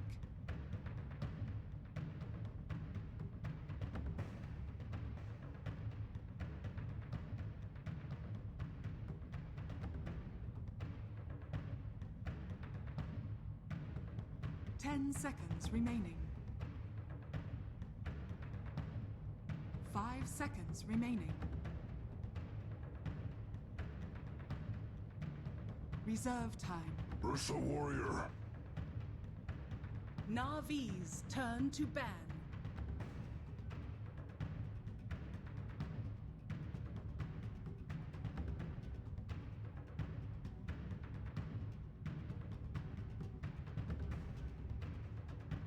Ten seconds remaining.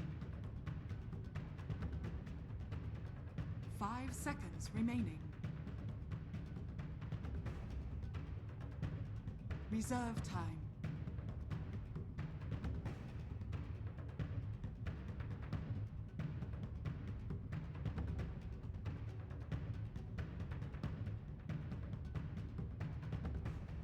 Navi's turn to ban.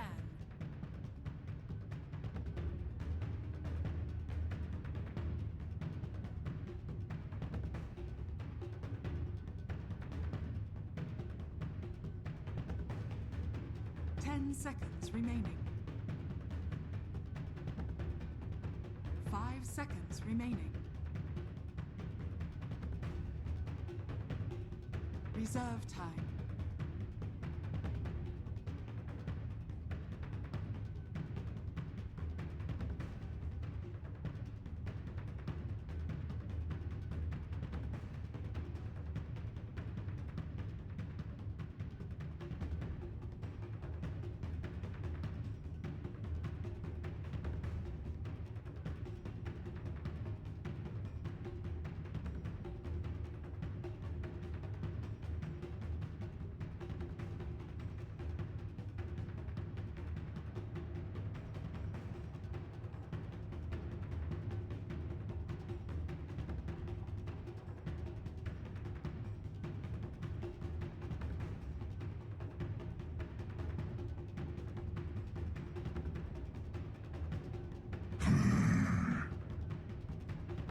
Dire team ban.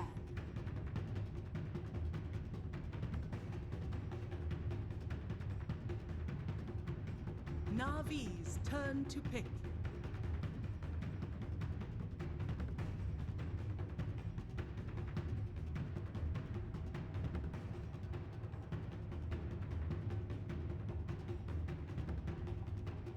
Ten seconds remaining.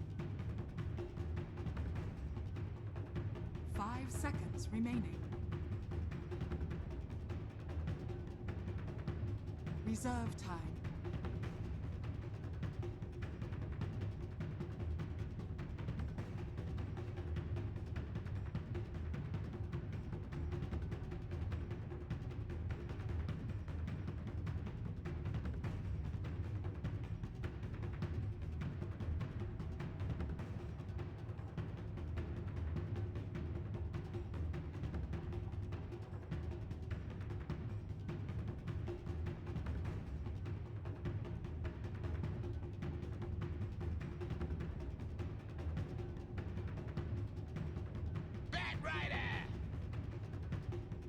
Dire team pick.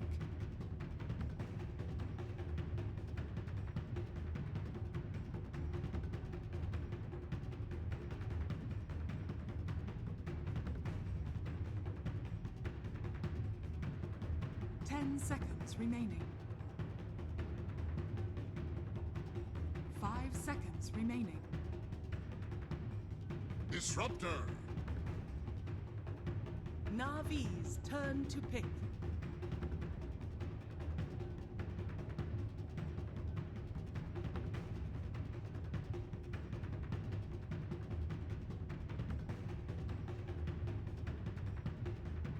10 seconds remaining. 5 seconds remaining. Reserve time.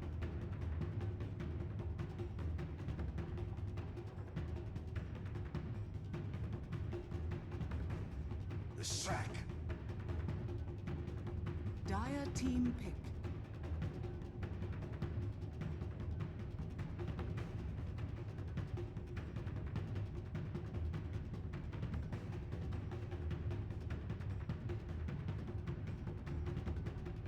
Ten seconds remaining. 5 seconds remaining.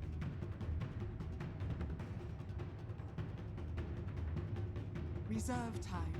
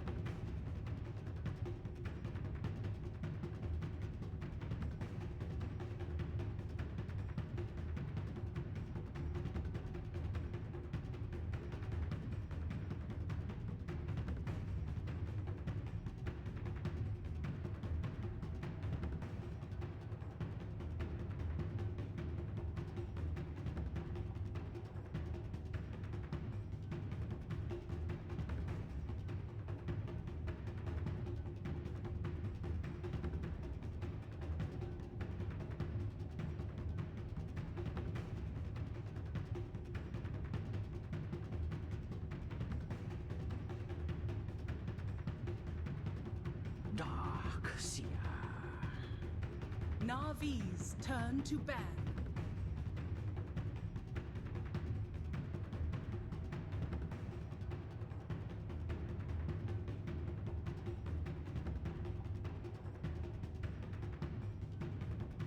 Ten seconds remaining. Dire team ban.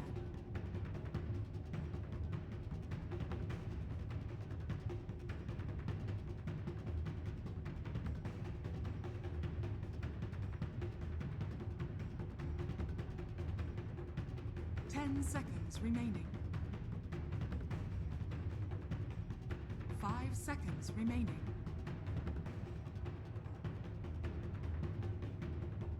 Reserve time.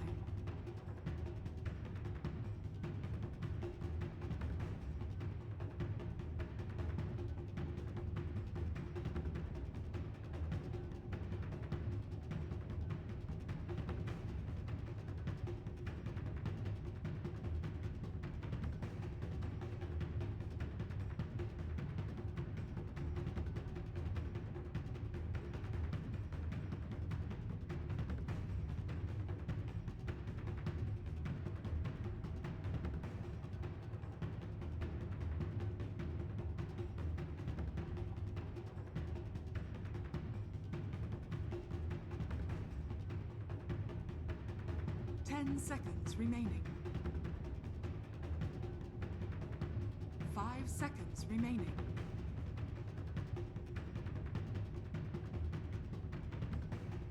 Dire team pick.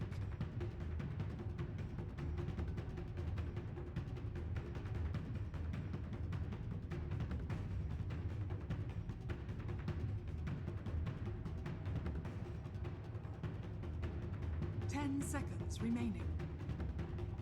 Weaver. Navi's turn to pick.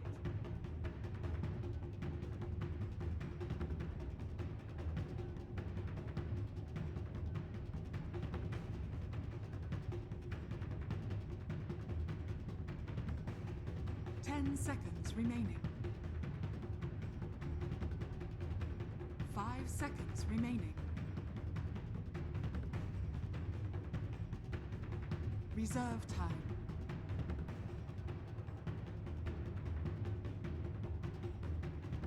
Ten seconds remaining. Shadow Fiend.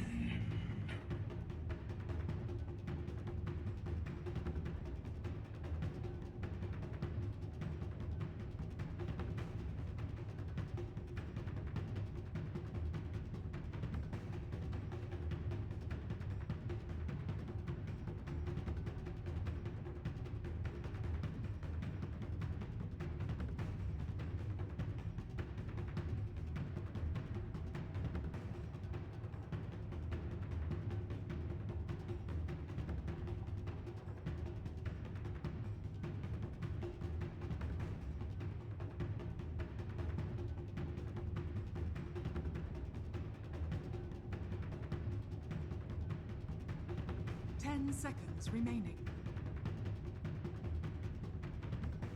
5 seconds remaining. Where Navi can. You prefer aggression? Yeah, I think Shadow Fiend is a hero that suffers when people run at him, and there's no way to save him. They don't have a Dazzle, they don't have a Shadow Demon, they don't have a great team fight counter initiator like a Centaur, like a Magnus. And there's no support that can farm a Force or a Glimmer Cape very quickly. Right, Batrider could maybe get one, but still, like, are you really getting away anyway? They can glimpse you back, they're going to amp you, they're likely to have Weaver chasing you, sir. With Swarm on you. Yeah, I think where Navi can... If Navi's going to win this, they have to have General making a lot of plays early on the Batrider, taking some fast towers with the Leshrac, and Shadow Fiend just completely dominating his lane. Otherwise, I just don't see them doing well this game. So, I'm loving Spirit's draft. Worried about General. You mentioned you feel he needs to make plays in this game, and I mentioned the Ogre plus Bat potential duel.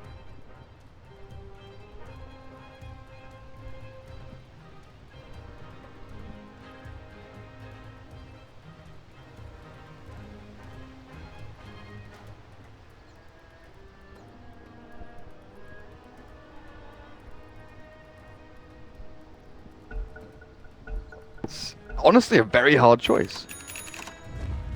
Yeah, that's where Spirit have like their options, right? Because their laning heroes are very difficult to gank. Relatively strong, like Darkseer is gonna get his farm. Weaver, a hero that they don't have too much kill potential on, I would say, unless they want to commit both supports to that lane. In which case, you're giving the Ursa free reign, and Slardar can get a lot done. So, it's a pick your poison situation for Navi is kind of how I see it. I like that from RMN, actually warding, centering up his own camp so Darkseer can't stack and contest and pull it. Yeah, that's nice.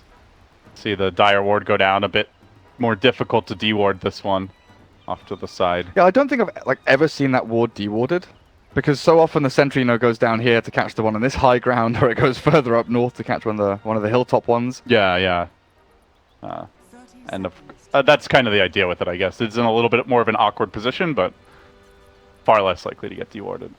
And they'll be able to see when the Ogre and Leshrac come in as well, seeing as it will be Iceberg mid on the Ursa. Okay. So it's going to be Ursa mid against Shadow Fiend. I actually think Ursa does pretty well in this lane, all things considered, because you have the superior move speed, right? So you can always threaten to run at the Shadow Fiend. If you get boots first, and he doesn't have anyone supporting him, he doesn't TP out right away, you can actually solo kill the Shadow Fiend. So. Like, Earthshock has a 5-second cooldown. It's ridiculously good. I saw it in a pub game not too long ago where the Max Earthshock build. Max Earthshock, but it was against the Batrider, and this Ursa just said, "I play Ursa mid. I will win against Batrider. Don't worry." And we're just like, "But Bat's gonna own you, dude. He's just gonna sticky napalm. He's gonna Firefly. You're gonna die." He just Earthshocks, turns and fights, runs the other guy down. So they're gonna, it's like a lane winner. They're gonna dual lane this, and with the dual lane and the help early of the Lesh, I think that he probably does okay, but again, you got to be careful. Like, if you get crushed near the Ursa, could easily be a first blood. So, but they'll play it safe here. FNG going to take some heavy punishment. The other lane, Ogre Batrider top. This is a really strong dual lane. So this, I think, will give Spirit some problems. But as far as here's the lane against Bat, like Weaver's one of the best, right? You get a magic stick, and all that napalm just fuels your Sakuchi. Yeah, and the Ignite as well being spammed out by Weaver, but.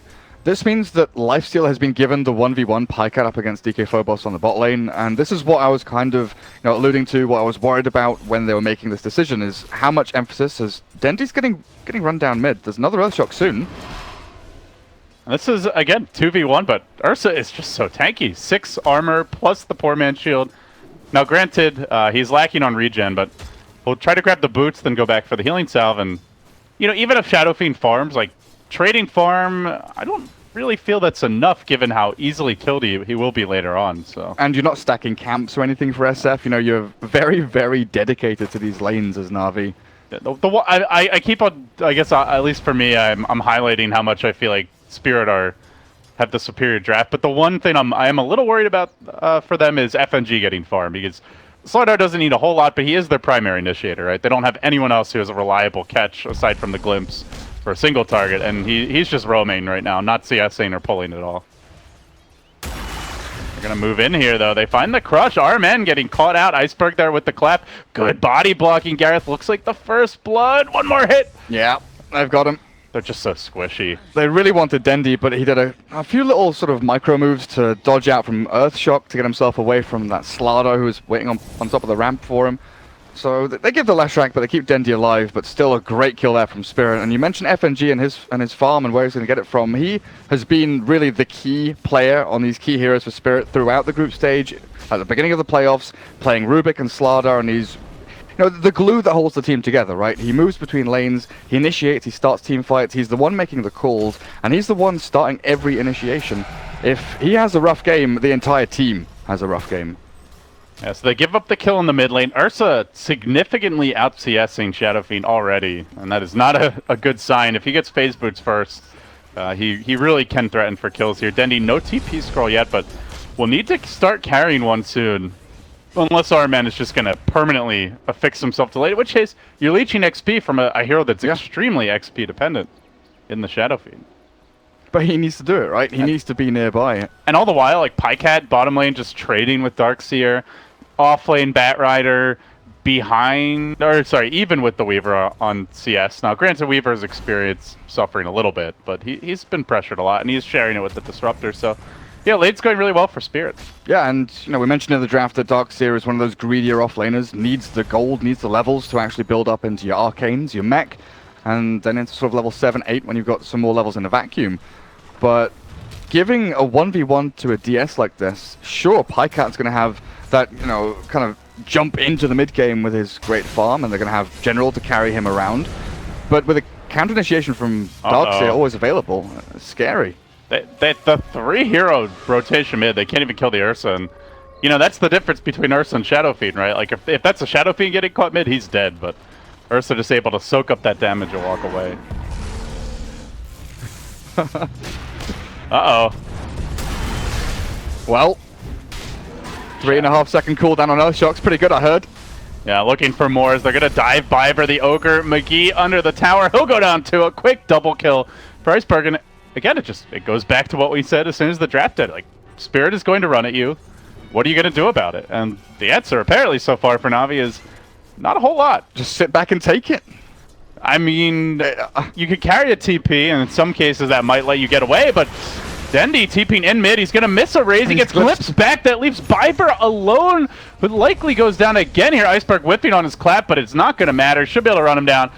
The Bear already grabbing, I believe that's his third kill of the game. 3-0-1. That's your phase boots for Iceberg, and level 5 to boot. And Dendi has to take the walk of shame back down mid. And Pycat is having to infest creeps, run away from DK Phobos. He's getting sort of shoved away.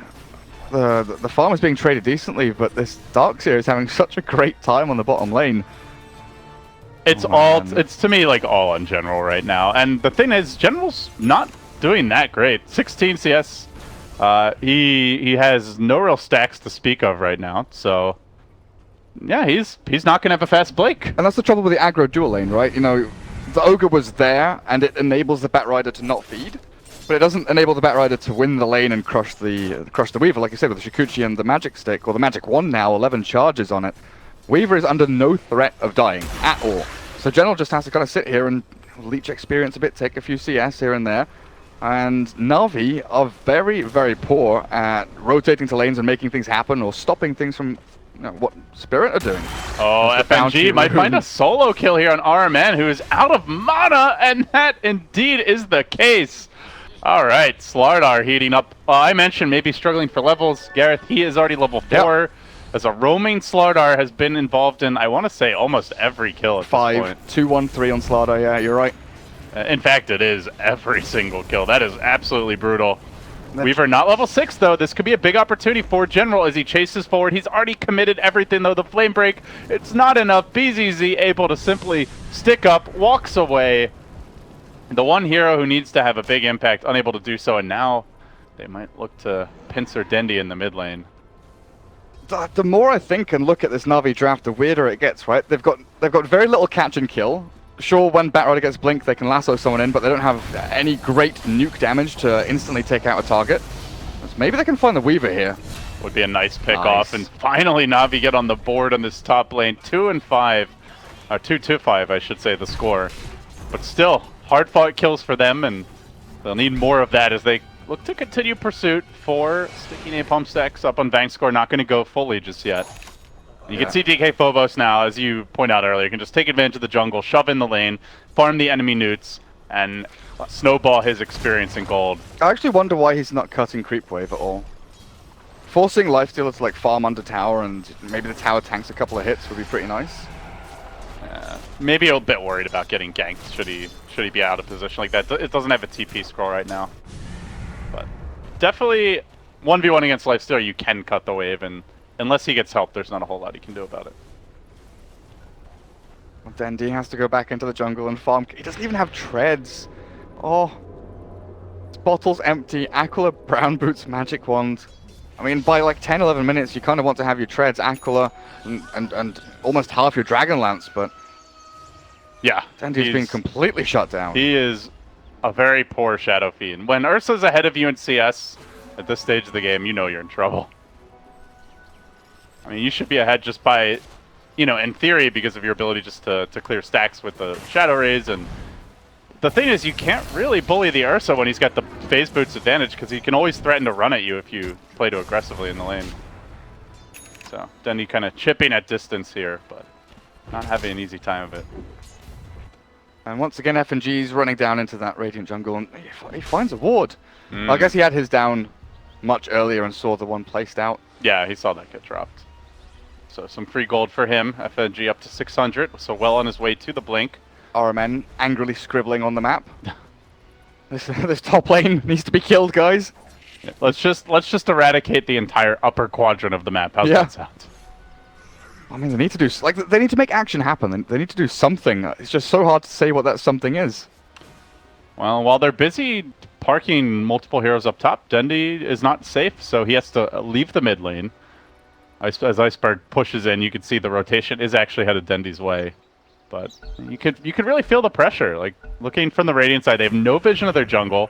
There's currently 4 heroes off the map. They're going to try and gank this Weaver, but it's not the easiest kill. BZZ well behind the tower and safely tucked away. I actually quite like this move from Navi, sending 3 or 4 top, as long as Dendi doesn't get caught. Oh, as you say that. Hello, Shadow friend. I'll give you a hug. TPs are coming in. Might get a kill here on Vank score, though. Dendi manning up, but if they can get the Shadow Fiend kill, it's well worth it anyway. A 2-hero crush. Pycat slow in the rage. Iceberg could maybe try and fight him. Worried about additional reinforcements. Oh, he's going to cancel that TP and look to fight. And now top lane, the chase is on. BZZ, oh, he gives up. He's running into Ogre and Batrider. Maybe not the best fight to be taking. But Pycat was shoving bot lane. They had 3 top. I think if Dendi had maybe moved up towards his own top tier 1 and joined the rest of his team, I would have really liked that move, just shoving the 2 side lanes, because if the roaming gank comes into the Lifestealer, he can just rage TP. There's nothing to stop it outside of a bash from FNG, which he hasn't even skilled up just yet. Whereas if Spirit roam into the 4-man of Navi, I think Navi are in a good position if they're the ones being initiated on. Oh, they want to punish FNG for constantly infesting this woods. Flame breaking him back. It's not quite enough for the kill. In fact, Iceberg wanting to go into the tower. A bold move considering Lasso is ready. He'll be punished for it.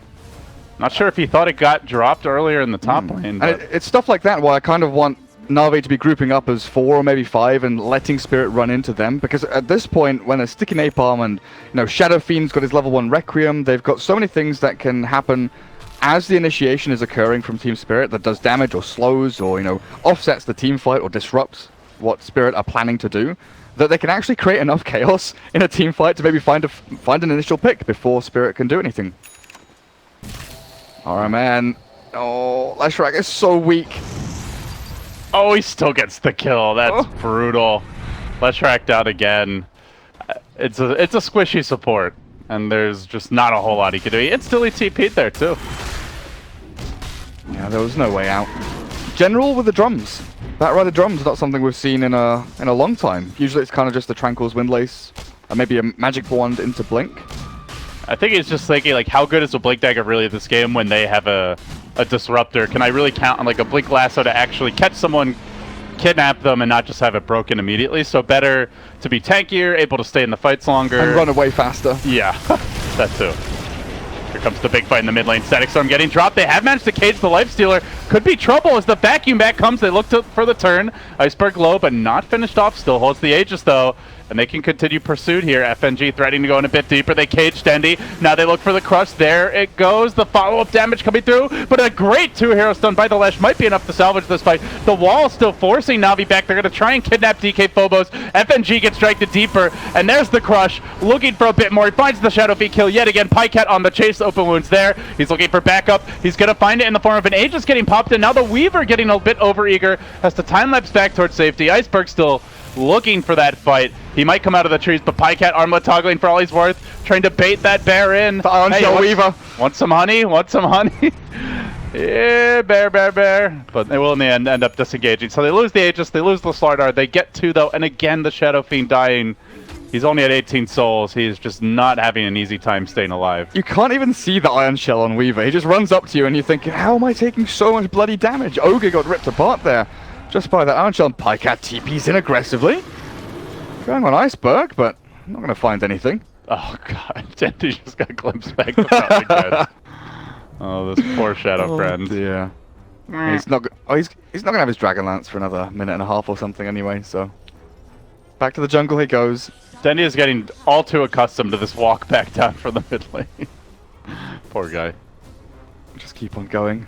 But yeah, for Team Spirit, kind of looking at their overall game plan here. So initial objective was just run at the Shadow Fiend early, pressure him a lot, and get to the mid game. Take Roshan.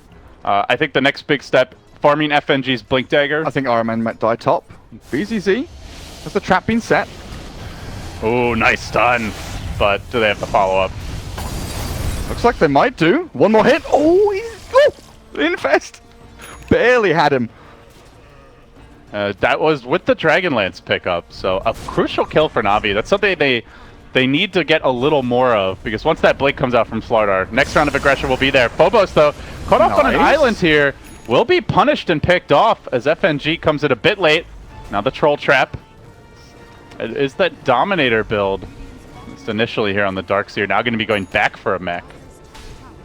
Yeah, it's so good. The Domi allows you to kind of split push and shove waves without putting your hero into danger. Well, unless you want to. In this case, Dendy, though, trying to rev up the Requiem, but the Static Storm gets dropped. That's going to prevent things. Thanks, Score. Now trying to retreat the rest of the team in a bit of trouble. A predicament developing as Navi. Oh, there you go. They turn on the Shadow Fiend. They'll pop him like a pinata. Turning on the General. Iceberg trying to pound down this bat, but he's hard to chase. BZZ. Time lapse in one. And he's not going to use it just yet. He would be quite low if he time-lapsed. Oh my god. And now baits him. Goes the other direction down to the south. Doesn't have a TP. Scrolly winds his way through the trees. Where's he going? But Leshrac has the vision. The Flame Break's going to connect, and BZZ is not perfect this day. He will go down too. 4 kills, Navi. Team fighting their way back into it. 4 for 1. Navi, I mean, Dendy managed to get out of the Static Storm, launch out his Requiem, got a couple of good raises down, and that was Slardar as well as Disruptor pretty much dead and out of the fight. Then the rest of Spirit filter in, but Pycat had arrived. He's got his armlet, he's got this Blightstone, and he is shredding people. He's almost this invisible force. They're not focusing on Pycat. They don't realize he's in this team fight because they're so set on killing Dendy. Just kill Dendy, that's all they want to do. And the Lifesteal is just running rampant in their backlines. Yeah, I do think Dendy needs to go like pure like defensive tank build. You can't go for anything too greedy. Hurricane Pike, BKB, Lincoln Sphere, Butterfly Heart. Like I have Scotty, perhaps Manta, pretty good against the Slardar, but yeah. You can't get greedy with your items here. They are going to be running at you all game. Getting a Shadow Blade will not save you, nor will a Blink Dagger. If they amp you, they can just glimpse you back. They can carry dust on any of these initiators and catch you off guard or potentially be dropping sentries. So yeah, I think BKB Butterfly then Scotty is probably going to be the best option here. Ursa never wants to buy an MKB. He kind of just wants to go into the Aghanim Scepter, Abyssal Blade, and he can get very slot starved. With the Helm of the Dominator especially, your slots start to run out very quickly in that stash, in that inventory. Spirit really do need this FNG Blink though. Ursa has his, and right now is the stage of the game where you really want to just be jumping on the Shadow Fiend or one of these squishy supports and finding easy kills. So until they have that, Navi will have the initiation advantage. Navi have actually swung a 3k net worth lead. they've done reasonably well here to maybe equalize this game, but it's, you know, they're not out of the woods yet by any means. This is where Team Spirit have one of their biggest spikes now. You know, the mech is, oh, it's back in the base. I thought DK Phobos would be joining his team with the mech, but Navi go in. They do go in, but the quick glimpse back and Fest Lifestealer popping out and now trying to turn and run away. The swarm allows the disengage. That's where the drums first makes a lot of sense. But now he's going to find the follow-up lasso onto the Weaver, who gets completely chain stunned, brought down, stuck around a bit too long. Might be able to kill a Vangscore as well. Pycat mauling him. Ooh, close call. But Vangscore will slip away.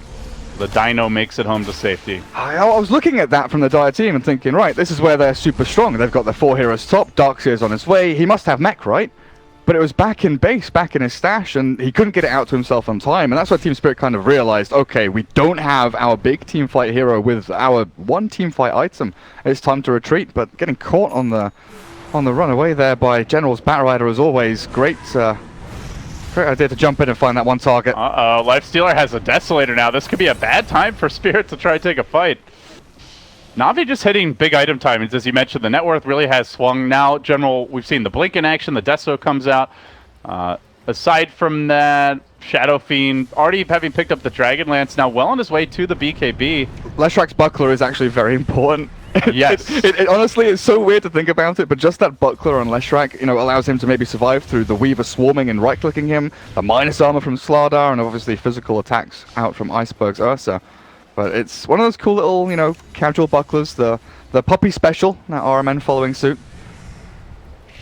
Yeah, so Navi with all these pickups and, you know, like the Buckler that you were talking about, the Shadow Fiend going for BKB, their team fight does level up a lot, and it's more stage of the game for Spirit where they're looking for pickoffs, they're looking to spread the map. Not as good in the 5-man scenario. Yeah, they have the Darkseer mech, but it's still only a level 1 wall. He doesn't have a blink to reliably set it up. They did just grab a Slardar blink, but aside from that, they're very single target focused. So they'll be looking to spread the map. Navi more looking for the group up and team fight style as they make that move towards the top lane. I have vision over them. Disruptor gets just far enough away. General's still waiting though with the Ogre next to him. Team Spirit have realized what's going on, and like you said, they're just gonna try and split around a little bit more. With Slardar Blink, they might want to think about a smoke. He does have a DD as well, but they don't have any intel on where Navi are, so actually smoking up blind into the enemy side of the map, it's such a risky proposition that they're gonna go for it anyway. They've got no observer wards. They try to scan in their own jungle, maybe expecting Navi to be sitting there, but look at the big purple circle drawn by RMN saying, guys, they're here somewhere. Roshan could be respawning now. In fact, will be 2.5 minutes. But Spirit, wasting their time. Yeah, Navi, though, to be fair, not exactly farming a whole lot right now. They're sitting back very defensively as well, but it doesn't seem the smoke will amount to too much. It's about to wear off. Roshan could have respawned. This is like the earliest possible time. And now Navi's turn for a smoke. They know the Roche is the big objective here. Spirit could be sneaking it. Look at all these Helm of the Dominator creeps. Just what's going on? It's a Hellbear and an Ogre. Yeah, they went for the double Dominator strat. A lot of scouting tools here, as you mentioned. Good split push. I don't see anything. Radiant's bottom tower Spooky for both teams. No one knows where anyone is. The only thing that both teams know is that bottom lane's getting pushed in and no one's defending it. So maybe that's a one-up for Team Spirit, realizing, right, they aren't farming, they aren't holding their lanes, so we can do a little bit of work towards the mid, maybe sit behind the Slardar and just move down into the Radiant jungle because they're definitely not in there. Just waiting for that one Batrider pick. You get the one lasso kill and suddenly you're able to take a tower with the Bloodlusted Shadow Fiend, potentially steal the Roshan away. Spirit are very wary of that fact, so they see Navi Heroes top. They're going to avoid the fight. They go to the bottom side. And Dendy will grab this tier 2, essentially for free. I honestly think if General Blink initiates onto anyone, it forces a full 5v5. Team Spirit are in this position where if any one of them gets jumped, they have to try and save them, or they have to try and force a fight around them, and force Navi to get vacuum walled into stack stormed and be in a position where they kind of concave around the Bat Lasso, right, to kill off that one target. Well, they grab the tower. Still the Weaver Lincoln's a ways off, but To me, like that Weaver Linkage really kind of tells the tale for Spirit as far as how they want to approach the mid game. They're looking very much to split push, Slow things down. to avoid big team fights. Not really going to be their strong suit for probably the next 10 to 15 minutes or so.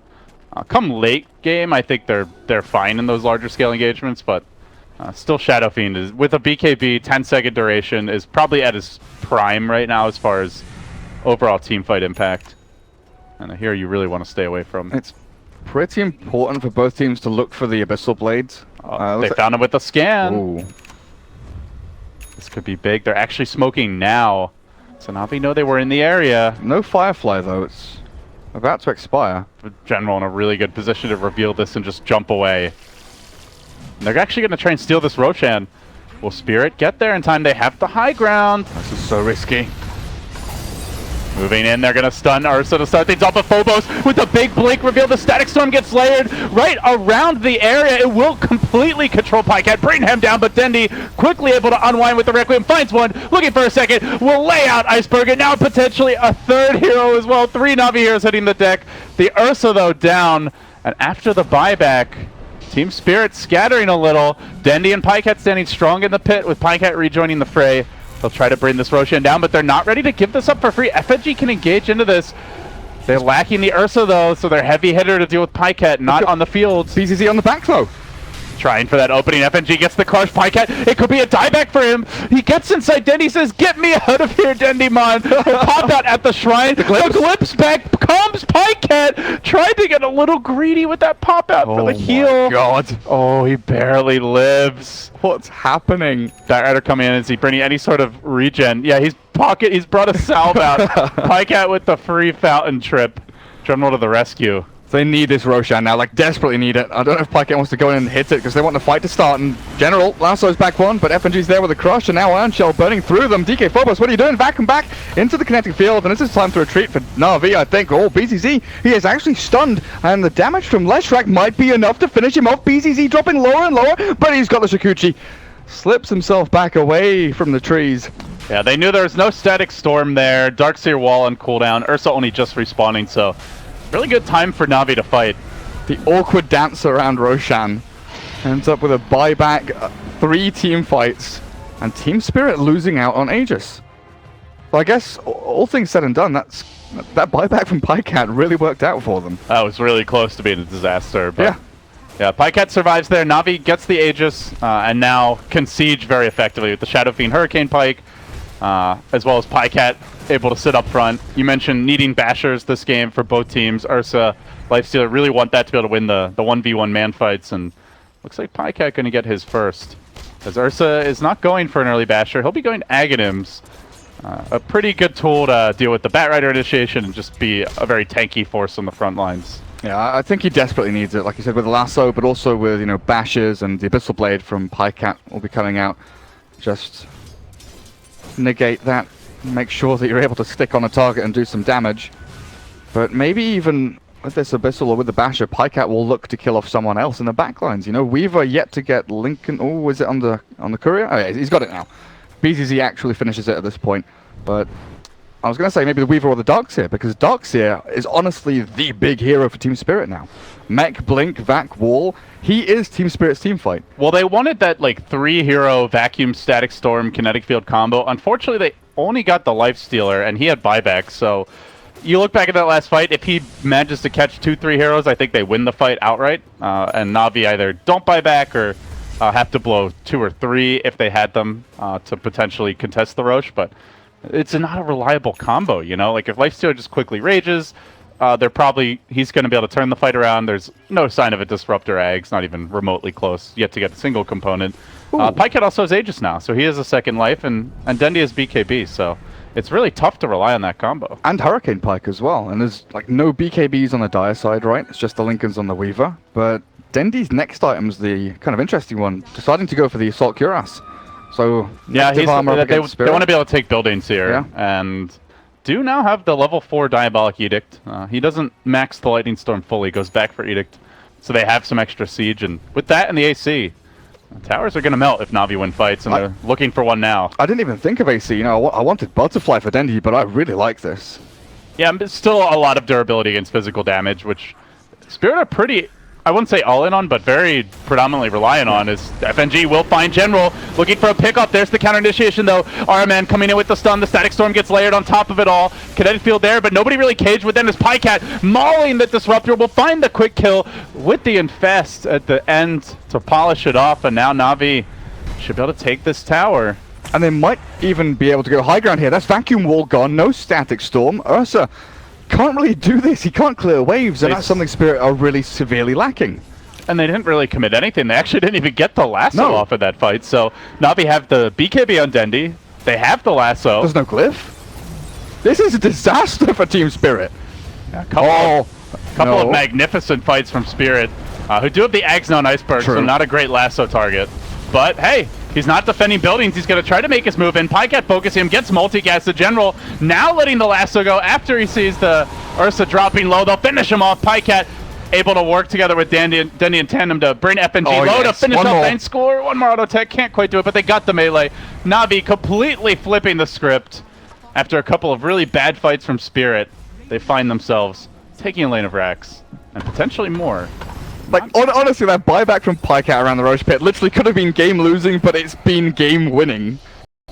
Such a tight window for Navi, and now with one lane completely destroyed, they can go back and say, you know what, shrines are ours, more gold to line our pockets. Now we can start affording defensive items on this Ogre and this Leshrac, you know, Glimmercape, Force Staff. It's going to be what looks like a Solar Crest there as Biver picks that one up with the Medallion, and Yule Scepter's done for the Lesh.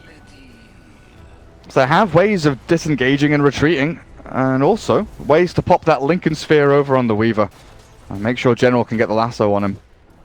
I've got to say though, this BZZ Weaver, sure enough, he farmed decently. Lane wasn't amazing for him because of the Ogre and the Bat Rider up at top lane, but it doesn't feel like he's had that much impact. He's had a couple of kills on supports, but he seems to die so quickly in these team fights. Yeah, even with the Lincolns, you know, there's a lot of ways to pop it, and then a follow-up Lesh stun, Ogre stun, Edict and Pulse Nova just, you know... and Shadow Fiend just rips them apart with all the... Or the Lifestealer with all the physical damage they bring to bear at this point. So, he can't really fence in and out of the fights as he would like, and plus Navi are 5-manning. That's not really where Weaver excels. Weaver wants these small isolate skirmishes, but hold that thought, because... Here comes Team Spirit looking for the vacuum. Dendi gets caught, but he's able to BKB immediately. Static Storm drop down, but they just walk away from it. At least for the time being, the Requiem over the top is Pycat. Surge is in. Iceberg running for dear life. Fuzzy Wuzzy on full retreat mode. Navi run him down. They'll kill off the bear. They look for a fourth hero. It might well be Mr. BZZ. Lincoln's now broken. They get the lasso. The fourth kill of the fight. And Spirit completely on their heels. One lane of Rax down, potentially two at this point. It really has been a story of this game. Everything gets dumped onto Dendi, right? You know, Static Storm, Wall, the Swarm, everything onto Dendi, and then Pycat just quietly walks into the middle of Team Spirit's team and chomps them down in like 2 or 3 hits. It's not a reliable initiation because he just BKBs and turns the fight around. Yeah. They unfortunately have not found an initiation where FNG is able to like blink crush him to start the fight. In quite some time, we haven't seen that type of jump since like the 10 to 15 minute mark. Might look to jump on RMN, but General holds the line.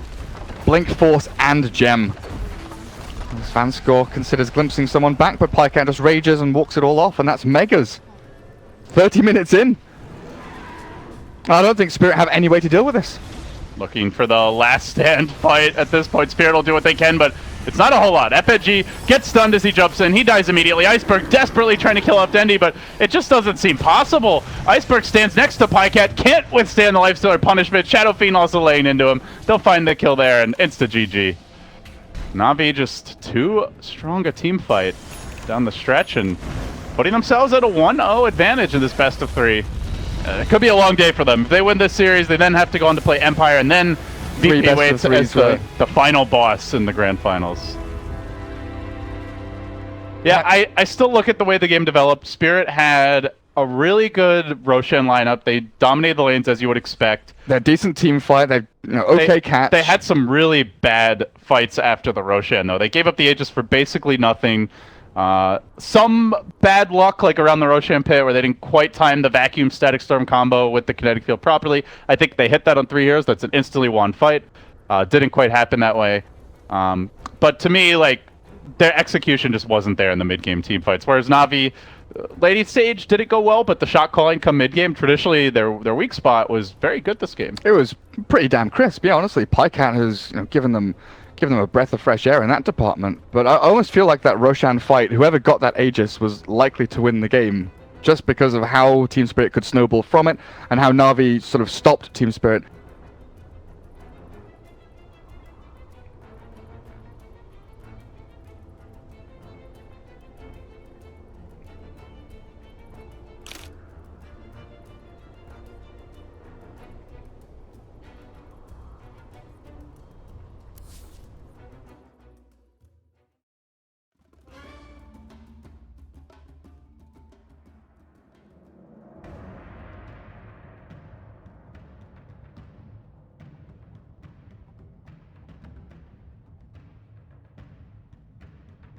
Navi's turn to ban.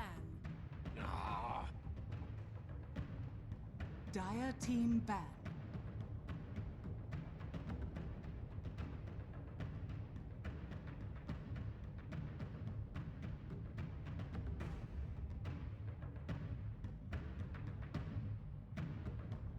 Ten seconds remaining.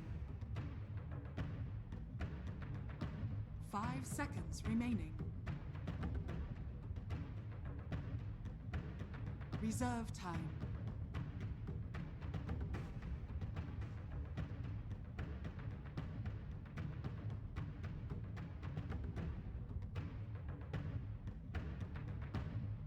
Navi's turn to ban. Dire team ban.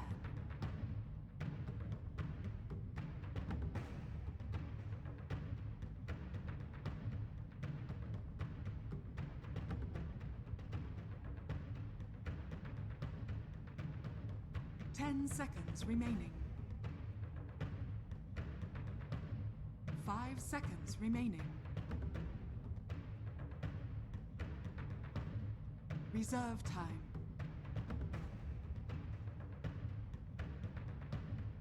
Slada. Dire team pick.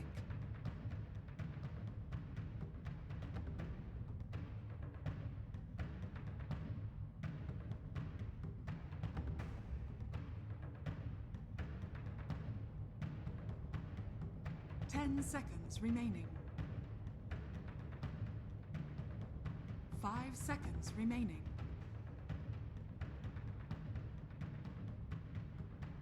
Reserve time. Dazzle. Dire team pick.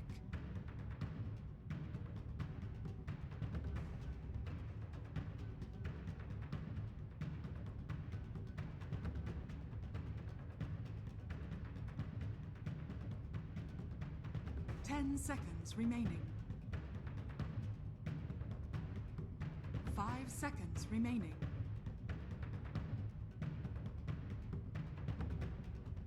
Reserve time.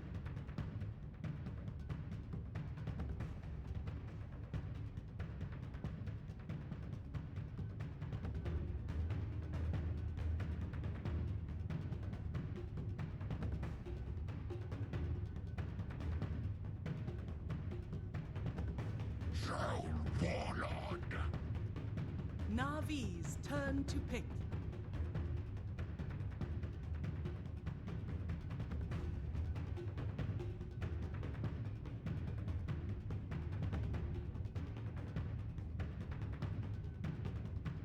Ten seconds remaining. 5 seconds remaining. Reserve time.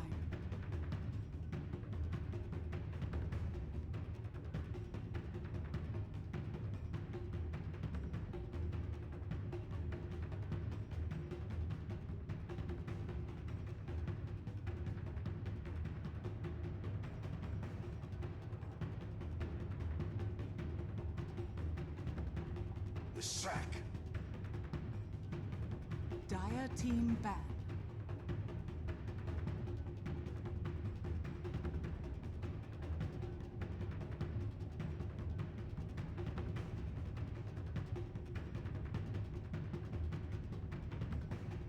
Ten seconds seconds remaining.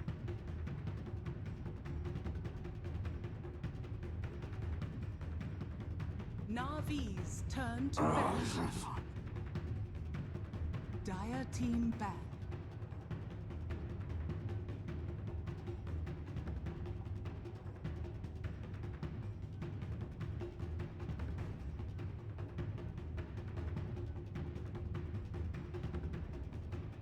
Navi's turn to ban.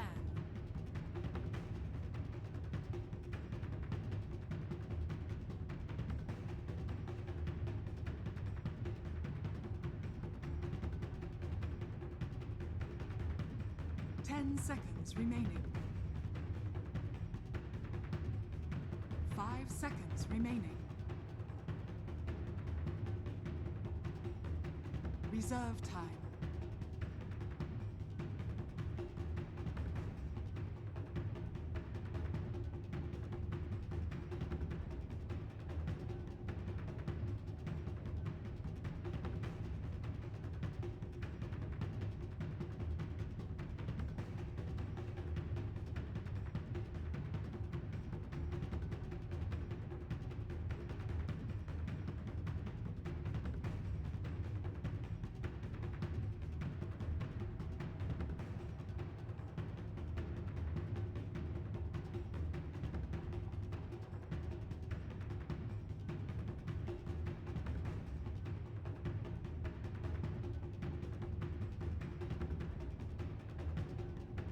Dire team pick.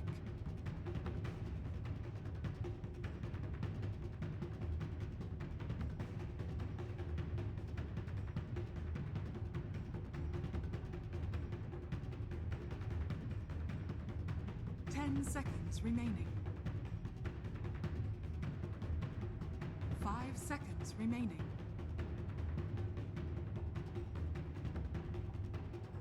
Reserve time.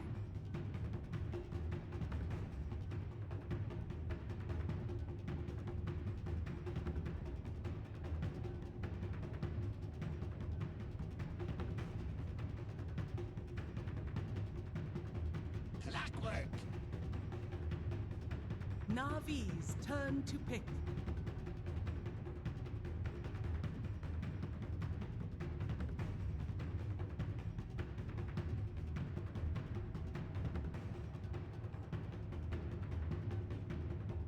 Ten seconds remaining. 5 seconds remaining. Reserve time.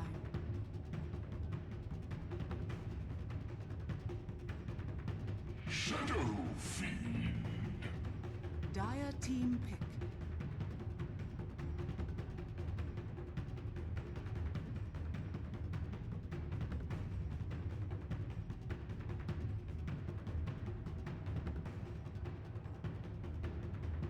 Ten seconds remaining. At times struggled a lot against Clockwork. 5 seconds. Until he gets a BKB anyway. But They can go Hurricane Pike, I guess, very early on. yeah, I guess with the new Shadow Fiend build, he does better against Clockwork than back before Hurricane Pike was an item. That's true. Still a tough one, though. But you can't really cast anything when you're in the cog. No, you run the hell away. Like, you just I think you have to right-click the cog twice to run out, or you buy the Hurricane Pike to make sure you've got some kind of safety mechanism. So is the clock, for Spirit, is this an offlaner? Is this maybe a support clock? See, I was wondering the same thing just now, because Clockwork has been picked like 3 or 4 times between Europe and CIS.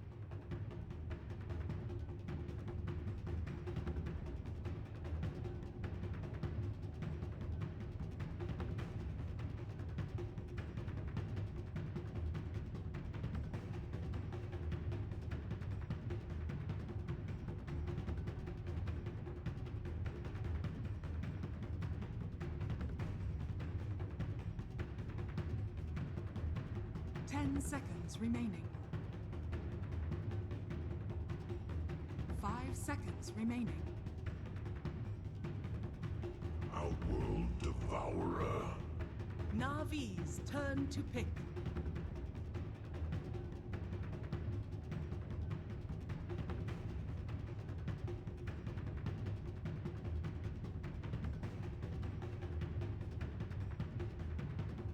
10 seconds remaining. 5 seconds remaining.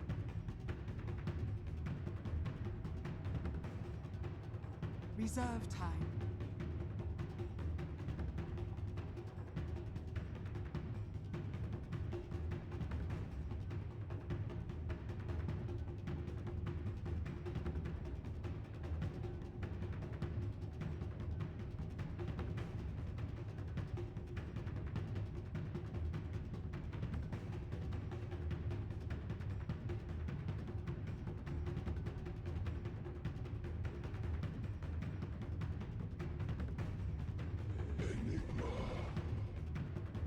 Dire team ban.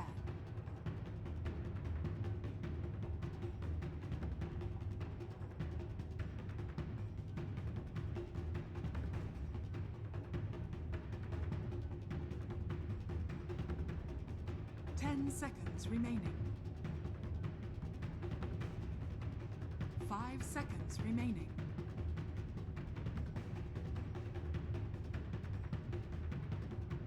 Navi's turn to ban.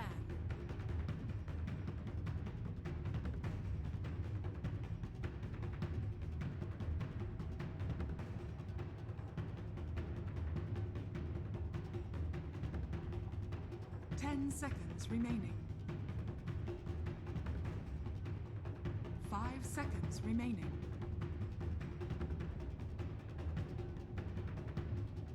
Navi's turn to pick.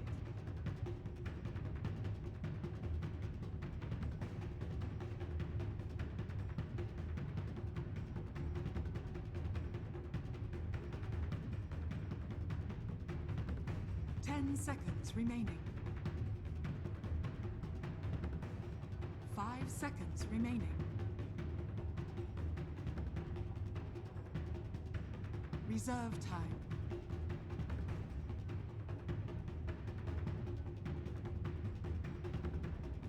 Ten seconds remaining. Vengeful spirits. Dire team pick.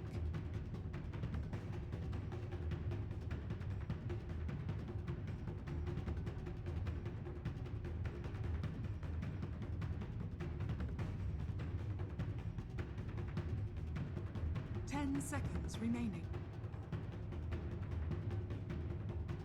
5 seconds remaining. Brood mother.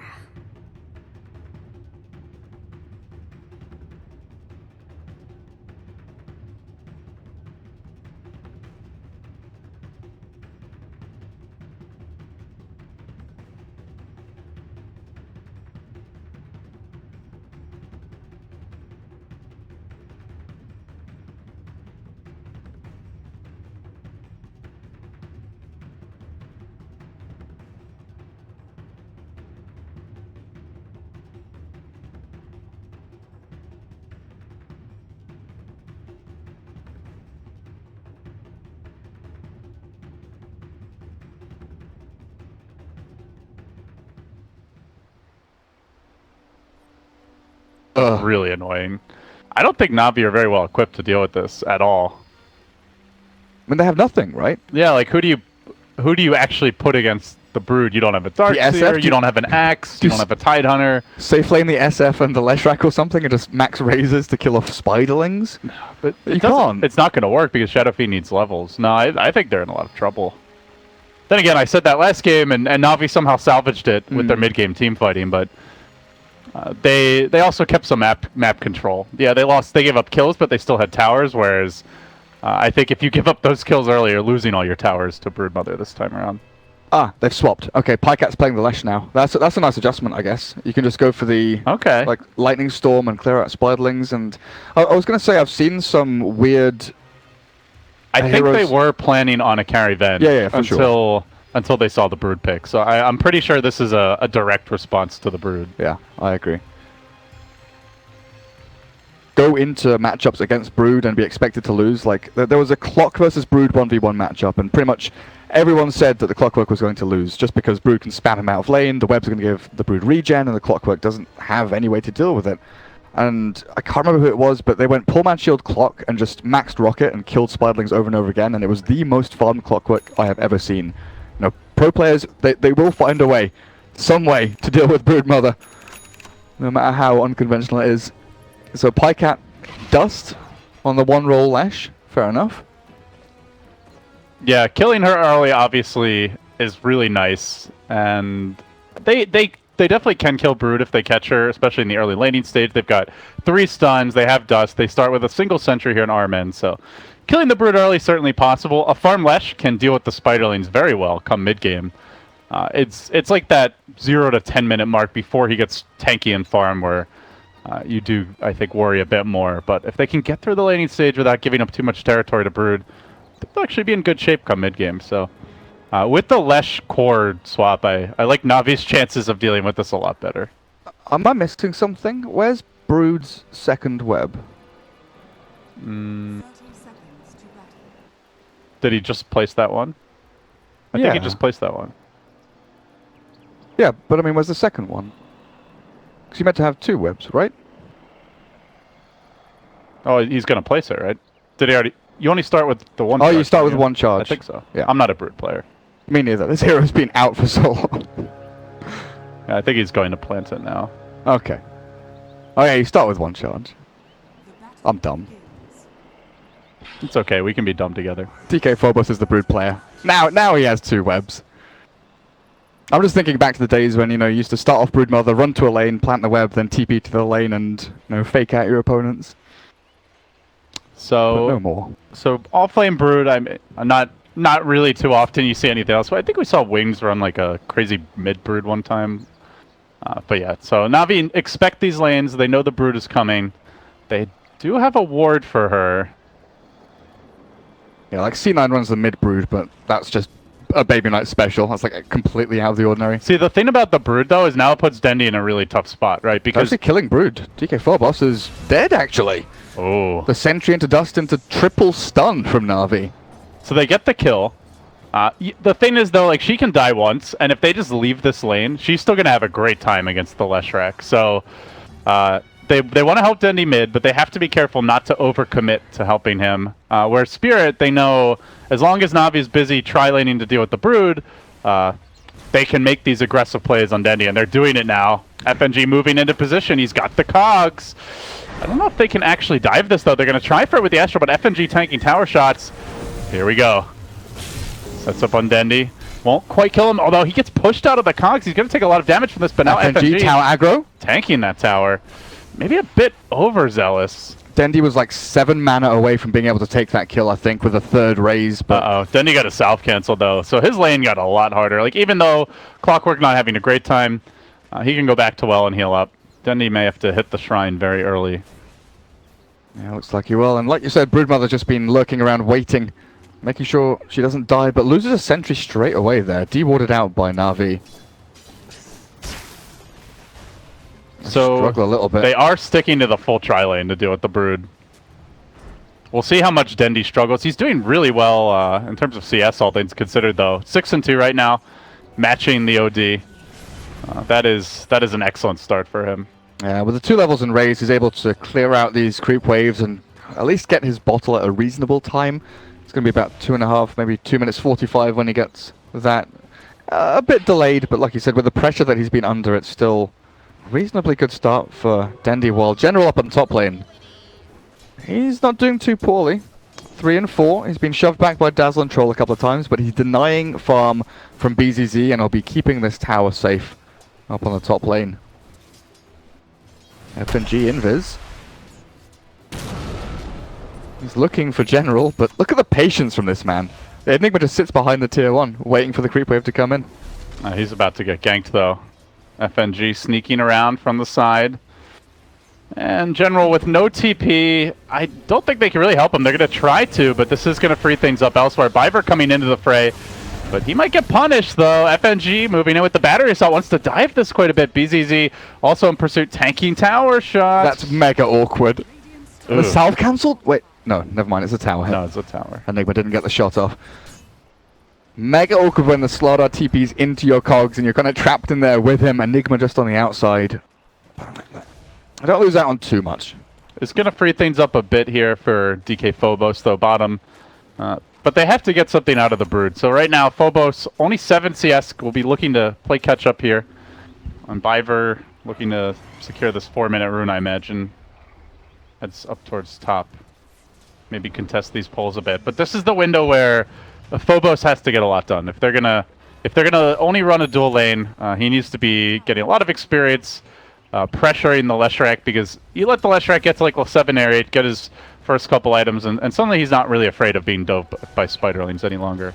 He can definitely die though if RMN comes down to bottom lane again to look for that kill, but FNG scouts the Venge. Like, a couple of stuns chained up from RMN and Pycat means Phobos dies very quickly, and we finally see what to. So the 2 points in Lightning Storm, he was holding onto those skill points. I was kind of wondering if he goes for the Edict, but now he's seeing the Broodlings start to mass up from... That's Broodmother. Edict doesn't really do that much. Yeah, Edict's worthless against the Spiderlings. If you catch the Brood itself on her own, it can be nice, but not worth the risk. Rarely going to happen. Yeah. It does have an early pair of Arcane Boots, though, and that will help a lot. You can see FNG hanging out near the bottom lane. Actually, they're also going to move in Vank Score. They want to make a play with this heal bomb. Our man caged and in a lot of trouble. Yeah, FNG? Dead Clockwork, but maybe a dead Venge as well. It'll be both going down. So, honestly, trading not too bad. But what you got to worry about is this army of Spiderlings massing up and then an additional dive coming on Pycat. Yeah, this is where the flip happens, where Broodmother suddenly becomes a massive threat. Taking out that kill power from the Vengeful Spirit helps out a lot, while Slardar tried to go in on the OD mid, but just a quick Astral onto SF meant there was no further initiation. And you're just kind of alleviating this pressure away from the Broodmother, forcing maybe RMN to switch things up and look for a gank on mid, or even kill off the Troll, because Radiant Jungle is no longer warded by Navi. They've got no vision around this bottom third of the map. They don't see ganks coming in, they don't see Clockwork where he is. Oh, they're smoking, and the smoke going to be broken by FNG. Great positioning. And they know he's up there, but they can't really do much about it. It's like he hasn't seen them, but they know where he is, and they can't go any further forward. Holding his ground.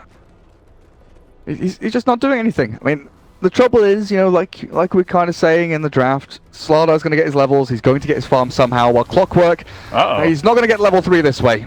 Killed off by the SF. Oh, thank you for the souls, says Dendy. And now 30 souls, 24 and 13 mid. Just right neck and neck with the OD. He's got to be happy about that. Things going quite well for Navi, I would say, considering the last pick Brood, and I love the adjustment putting Lesh into a core role. He does have to walk home and heal up, replenish his mana stores. And this is giving a little more room for DK Phobos to breathe, but... A much easier laning stage than the previous game, right? Yeah. But this is where Brood starts to spam webs into the jungle, behind the tower, starts cutting your waves, starts farming jungle camps, and really, you know, leapfrogs ahead of the opponents. Looks like they're trying to set up a gank here on BZZ. Viver gonna dive this one, and they will catch that troll out. Crush comes through, Malefice too. Do they have to commit the black hole? I think with the follow-up stun from Venge, they should be fine. Actually low on mana though, and now the heal comes in. General hesitating, there's the crush. I still don't think they have the damage for this skill just yet. He's so damn tanky, he's gonna turn around. BZZ threatening to go back in on General, and they end up holding the hole there. They know with the dazzle behind the grave, it's likely to come out, very nearly kill off the troll, but General holds the black hole. Maybe FNG will give up his life. Not sure why he walked into the Eidolons, but a few more hits, not quite enough. Dazzle heals him back. So Navi able to force quite a few Spirit Heroes either back or low. And Pycat, now that he's level 7, he's maxed the Split Earth. He has the point in Pulse Nova. He's rushing his way towards a Force Staff, it looks like, after the casual Vitality Booster. The Brood is just not getting much done. Like, they didn't get too much pressure early when Lesh is very frail. The tri-lanes paid off. Dendy held his own without really any help from the team. The Enigma didn't CS too much, but he also didn't die. And they're in good shape now. So Phobos actually the one being pursued. He's going to have to web his way to the south. Pycat popping the Pulse Nova to clear out some creeps. Won't quite find the Brood. And it's very nearly next to that Broodmother to cancel that kind of free pathing over the trees, and maybe they would have killed him. Things are looking quite good for Navi. They're dealing with the Brood. They're actually pushing with the Enigma Venge. Dendi's farming, and come mid-game, their push is really scary. Though, as I say, that Pycat, perhaps a bit overzealous, moves forward and tanks a lot of damage. Brood moving back into position. Does have another spawn Spiderlings, but... Great sentry placement by Navi. They've got 2 there already, so Pycat knew he had a path back to safety between the Slardar and the Venge. Things will start getting scary, though, for Navi when this Broodmother picks up that Orchid. That silence over onto someone like a Leshrac or the Enigma. You're not going to want to buy BKBs early. Maybe like Yule Scepter or something like that would be good for Pycat later on. But you mentioned the Force Staff there up against the Clockwork is a necessity. Because FNG with a hookshot into Cogs, trapping a Lesh in, that's just an instant death. Yeah, but he's going to have a fast force at this rate. He's actually the leader in net worth. He's been fed a lot of Spiderlings. Changed his plan. He's going into the Bloodstone. Okay. I mean, he's farming well enough. It's going to be a fast one. Goes for the solo smoke. Classic. And I think they just want to use the black hole, get a kill here, ideally on the troll. And it looks like they might just be able to do it. They saw BZZ move in this area. General now going to scout him out. The hunter becomes the hunted. Should be an easy kill. No black hole. It's going to be a big black hole, actually. Oh, he didn't cancel his TP. FNG walking right into the split earth. That's a 2 for the price of 1 special for Navi. Oh, FNG. All right. Yeah, it's Bloodstone time. He's going to have like a sub 15-minute Bloodstone at this rate for sure. It's gonna be like a 12-minute Bloodstone or something for Pycat because this tower top lane is gonna drop as well, right? They'll have Eidolons, they've got Edict in 7 seconds, Tier 1's forfeit. And in the meantime, bottom lane, DK Phobos isn't getting anything done. Dendi actually moves into the bot lane to clear out some Spiderlings. And sure, they've got Dazzle and Brood here with a heal bomb, but they've got no targets to go on.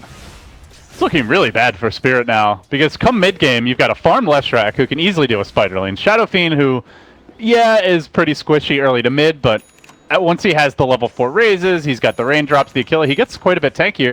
He can also clear out Spiderlings very easily. So now 2 of these heroes can deal with them. In the mid-game, you're going to get hunted to death by Amplify damage from the Slardar. Really, your options are limited as a Brood, and then you're basically fighting 4v5.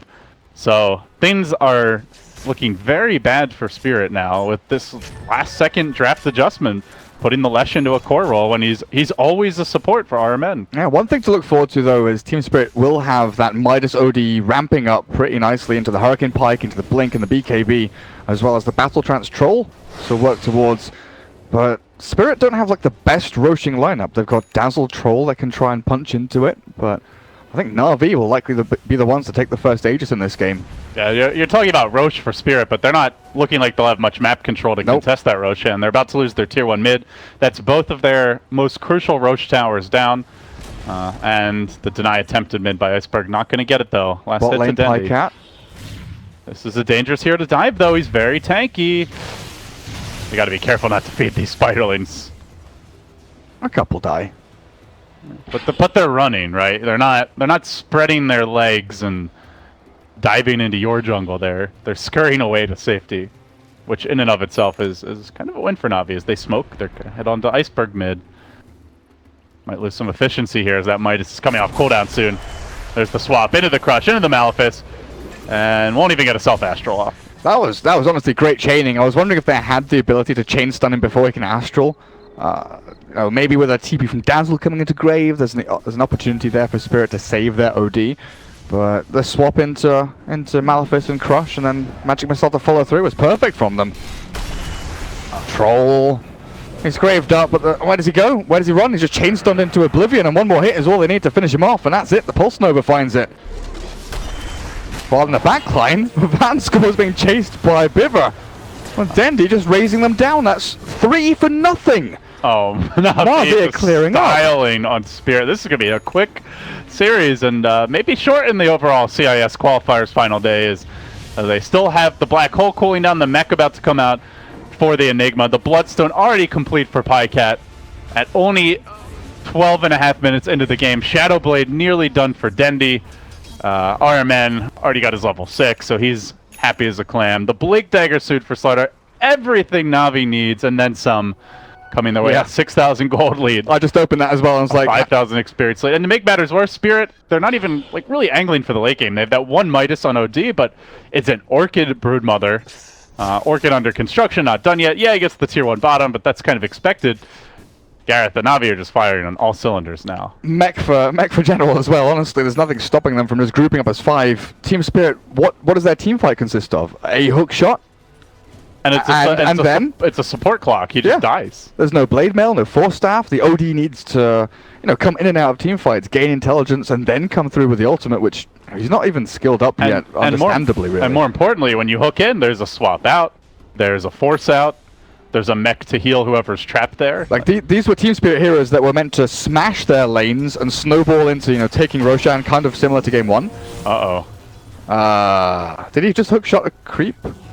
Barely missing there, was aiming for Biver, but I don't know if he wanted to hit that hook. Might have died as RMN and General combining here in the jungle, going to find BZZ. They'll pick him off as well. Navi collecting yet another kill. You can see Dendi with his shadow. Oh, hello. Oh, might get caught though, Phobos. Debuting the Orchid. This is a big dive, though. I don't think he can kill the Shadow Fiend in time. He's going to try for it. Not quite enough damage. Now the turnaround comes. They heal into that black hole, forcing Denny back, but the crush onto the Dazzle could kill him off before he gets the Self-Grave. Will barely manage to secure it. Goes for the TP out. Will we get a bash? Doesn't have the point in it yet. Ends up making it out, but at the expense of his Brood. Not so lucky. Great decision making from Slardar. His Crush was coming off cooldown and could have crushed the Dazzle at the very end of that TP, but holds it for the Broodmother, realizing it's the bigger kill. Just let the Dazzle self-grave and TP out, go for the Brood, kill her off, and stop. What little momentum Spirit has is coming from the Broodmother, building into Orchid, looking for, phase boots and BKB and AC and these items which will allow them to team fight at the very least. But if she's not able to farm and keep pressure on these lanes, that momentum just disappears completely. And now a blink for Slardar. This initiation from Navi just gets stronger and stronger. They're going for another kill on the troll. BZZ off way too far. Say hello to Dendi. Kaboom! Finds him with the Requiem. Does get the bash, but he's going to need like 15 more to even have a chance at a kill. So only 15? Yeah. Yeah. Not looking great right now for Spirit. But yeah, this was a Team Spirit draft that was meant to slaughter lanes. Troll's meant to own his lane, Odie's meant to own his lane, with the Dazzle and the Clockwork roaming, and the Broodmother off lane. Well, that was the thing though. We looked at the first couple picks. We're like, are they going to go for a push strat? They've got the Dazzle, they have the Troll. They could go, into a heavy 5-man pushing lineup. But they went a totally different direction. They went for the Clockwork. They went for the Brood. More of a spread the map, win your lane style draft, and when they didn't win their lanes, they didn't really have a great plan B. They do pick up pace. It's not just win your lanes and snowball and try and win in the first 30 minutes. They can pick up pace once they start getting items up, and obviously the 4-staff now in OD is kind of a showcase of how well that Midas has done for him. 16 minutes in, does have an item to his name, but if the Troll isn't able to farm and keep up pace with anyone else on the enemy team, you look at his net worth now, he's 1,000 behind the Enigma, he's a good 2,000 behind anyone else, and then you've got Dendi and Pycat sitting on 8k at the top. It's the hook bottom, just narrowly missing on Dendi. The luck just not going their way, but Iceberg gonna dive Dendi deep behind his tier 2 tower, desperate to get a kill on the board. Will find that kill, and now maybe gonna look for more though. Pycat is very tanky with the Bloodstone and the 4-staff, so he'll make it out to safety. Spirit suddenly 5-man converging bottom. That's the type of kill they desperately need to get back in this game, and I think, to your point, they do have pretty good late game. You've got OD Troll. Brood not the best late game hero just because she doesn't really team fight that well, but does do a lot of damage and can solo kill heroes pretty effectively with the right items, so not entirely out of it yet, but they're going to need a lot more of that if they want to come back. Yeah, and in that fight there, they would have really loved to kill off Pycat. Killing Dendi is a decent enough shout. You remove half his souls, you killed him off. The 3x kill streak is nice to take. But if you could have killed off Pycat there and taken his 5-kill streak and Bloodstone charges, would have been a huge kind of game stopper and delay here. But Pycat's still caught on bottom lane. He's walked into the 3 of them. Speak of the devil. Might get the kill anyway. Nice deny. It is denied, so they're a bit limited there. Hookshot cooling down though. FNG going to dive for another one. Might be able to find General. There's the hook. It's a direct connection. Then the cogs default up. Navi getting sloppy, starting to hemorrhage kills, and this bottom lane is a no-go zone, Gareth, at least for this stage. They do not have the ability to walk here and come out safely. Now that said, Navi able to make the most of this. They'll go in Roche. So they grab an Aegis. I think that's certainly worth the Enigma kill. Probably not Pycat dying as well, but This time around, he'll have the Aegis to work with. Yeah, ever since Brood got like level 7 or 8, that bottom lane just been like, no, don't go in there. There's webs everywhere in the jungle and all across that bottom lane. It's a pretty big drop in the net worth, though. Yeah, they have to be careful not to get sloppy. This is the stage of the game where Navi don't have great ways to TP out safely. Like, you can maybe force out of the cogs, but if you don't have that force available for whatever reason, you're probably dead as the Shadow Fiend. Like, their 5-man is so massively superior. Oh, Slardar? Well, you say that, but they're not 5-manning right now. Oh. Is Viver going to go down to the soul burn from the Orchid? Another big pick for his Spirit. I'm really surprised Navi keep on going here. Guys, don't go. Don't step here. It's not safe, but FNG overextends. He'll get picked off. And Spirit will have to back away, at least for the time being. And if you're going to go bottom, you need to do it with the whole team. That's what they're trying. He charges in. He does have Aegis round 2. He'll come back soon. They have a black hole ready. Will they get the chance to use it? General trying to move back into the fray. Pycat forcing a way to safety. And now it's suddenly the OD trapped in an awkward position. He's already committed his Hurricane Pike. He's going to self-astral. And it looks like he will be going down. Requiem perfectly timed with that. This will be forced away. Pycat died so quickly. That weave up on him and then the Shadow Wave with a couple of physical right clicks. He just went from 100 to 20% HP within a split second. Aegis. Who's it up on? Is that... Who had Aegis on Navi? The Leshrac. Leshrac did have it, okay. The bottom lane really should be viewed as lava by Navi, though. Unless they're going to send 4 or 5 heroes, or at the very least, like, park the Venge behind a core.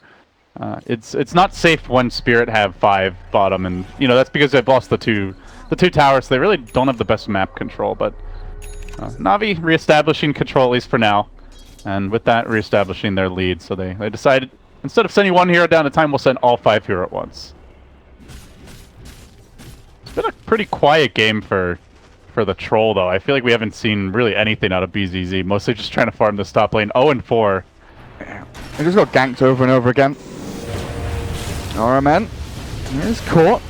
He turns to fight though. This OD from the high ground stunned up with a dazzle next to him, but RMN finds the kill before dying and doesn't even die himself. The razors come through and Navi 3 for 1. Finally Phobos pops the Venge in the back end, but Dendy's here to clear up spider lanes with Pycat. Oh, they got Phobos as well. Scouted out for the moment. Crush comes through. Another pick off. That's 4 dead for Navi. Strength in numbers for this team fight lineup. And honestly, like the past 10 minutes, we've been looking at this thinking 5-man from Navi, pretty strong. Maybe you're a bit worried about Brood split pushing, but I don't think it's a massive threat when she's gone for this Orchid build. Yeah, she didn't go Desolator, she didn't go Book. Necro Book, yeah, exactly. Yeah, so you don't really have to worry about the split push. Yeah, you've got the Troll ult to help amplify, but I don't think it's enough to like take a lane of Rex before Navi can get a couple tier 2s or a tier 3 of their own. So, yeah, I agree. They should be 5-manning, and it's a good adjustment by Navi. You just look at the Troll now. He's not going S and Y. He's realized he needs a BKB this game just to be able to do anything. He's still a fair distance away from it, and tier 2 bot lane. Even once he gets it, though, they have Amp, they have the Venge Aura, they SF have right click. Yeah, Navi just have a lot of damage, period. It's not just physical, or magical damage by any means, I should say. And speaking of BKBs, that's Dendy with one of his own, so he's got 2 mobility items. Shadowblade kind of doubles up as a split push item as well if he needs it to be. And the magic community against initiations. Troll is just not a hero, huh? Killed by 2 supports not again. In this game. Yeah, RMN does get hooked here. They're going to try and pound him down from distance with the OD, but he can swap General in if he wants to. Like if things get really hairy.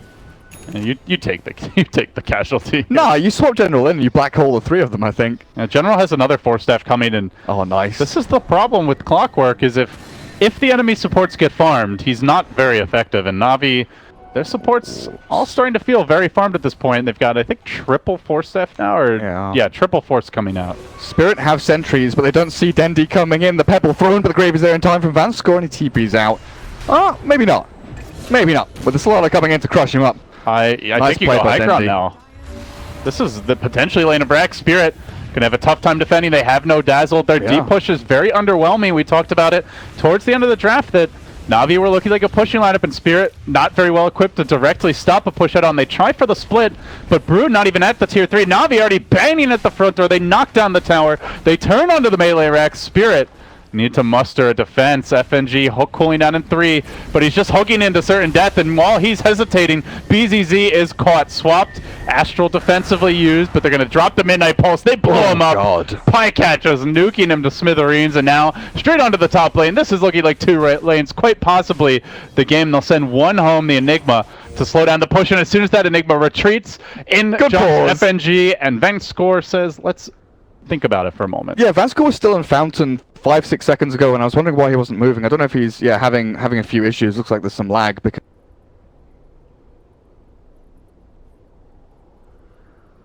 saved him.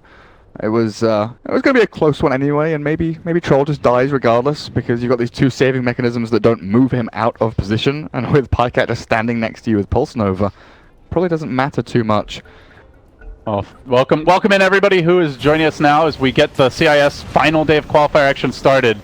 This could be the end for Team Spirit. Navi, they came back in a crazy game 1 to ultimately get the 1-0 advantage, and now having Spirit on match point. Odie doesn't have Hurricane. And threatening for their second lane of racks. A perfectly timed grave will keep Iceberg alive for now, but he gets stunned. Controlled, may go down anyway. That last auto take, not quite enough damage. Barely able to slip away to safety, but still Navi focusing on objectives. They did TP their Enigma home to slow the split push. Coming from the Brood Mother, that's right. The Brood and DK Phobos, barely TPs out. Almost got clipped by a Malefice. Actually committing the BKB here. That's his 10-second charge down the drain just to get home safe. He did not get a lane of racks.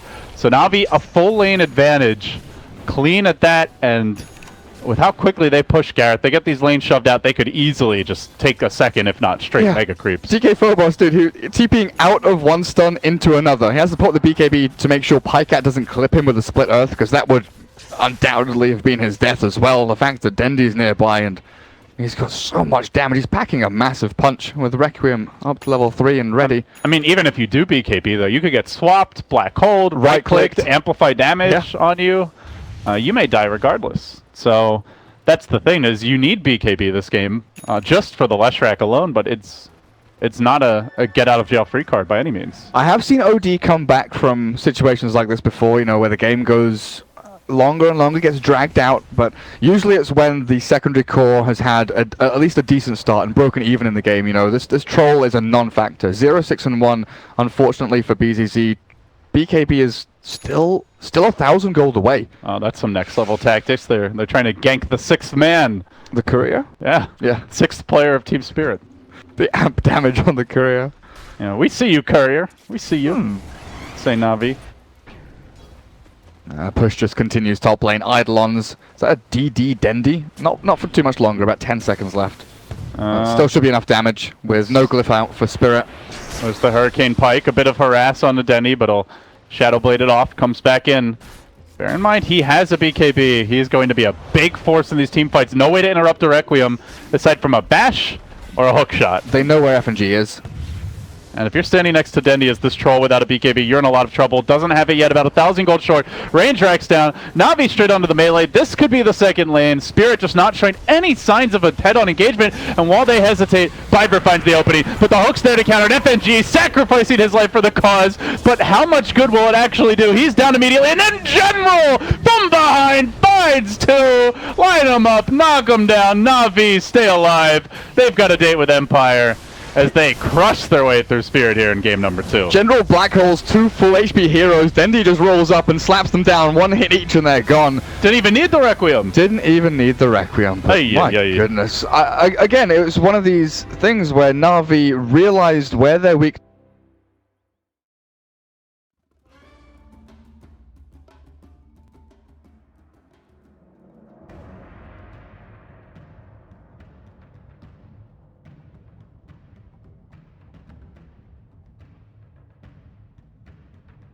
Navi's turn to ban.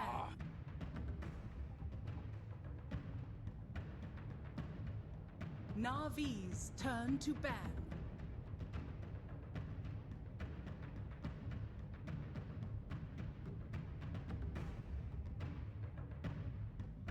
Navi's Navi's turn to pick. Radiant team pick.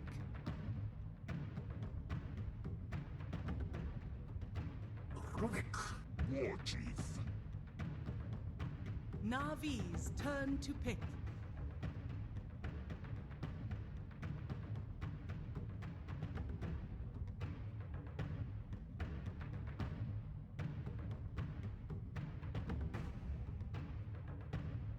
Seconds remaining. 5 seconds remaining. Reserve time.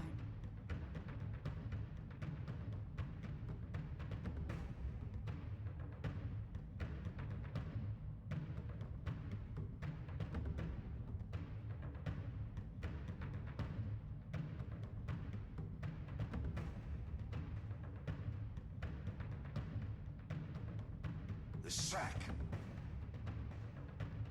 Radiant team ban.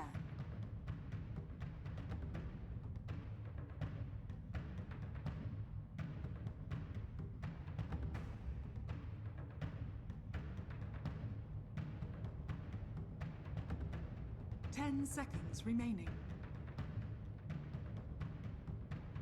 5 seconds remaining. Reserve time.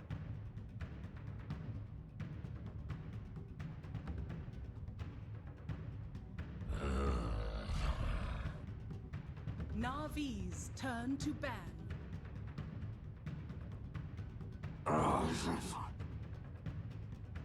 Radiant team ban.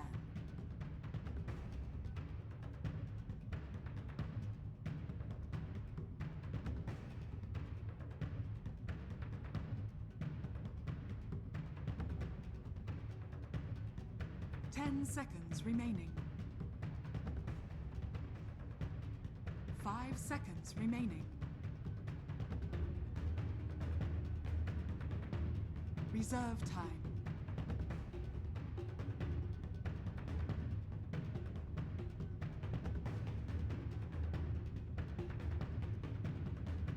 Navi's turn to ban.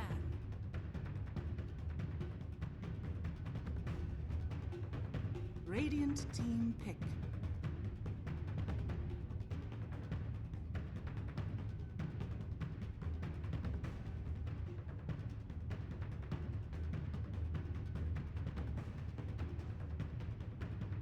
Ten seconds remaining. 5 seconds remaining.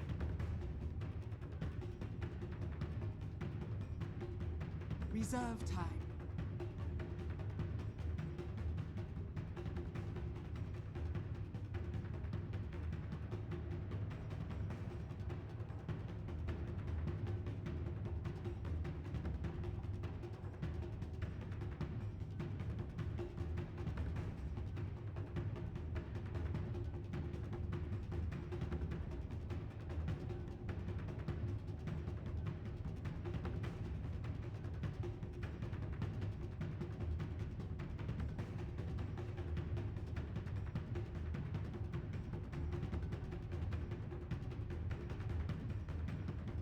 Juggernaut.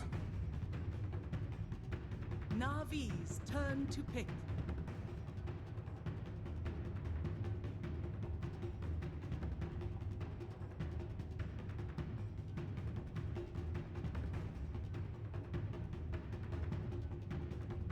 Ten seconds remaining. 5 seconds remaining. Reserve time.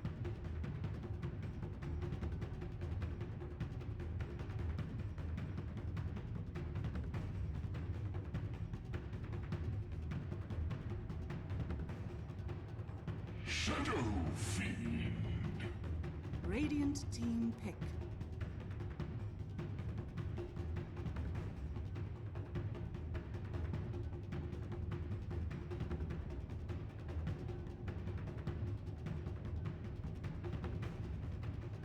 Ten seconds remaining.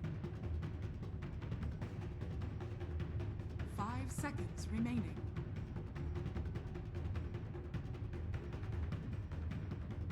Reserve time.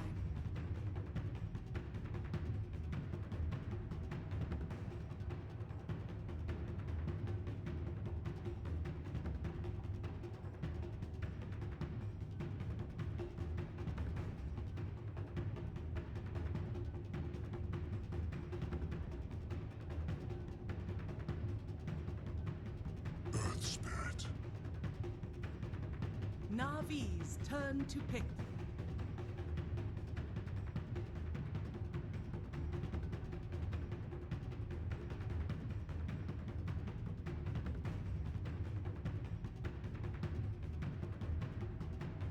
Seconds remaining.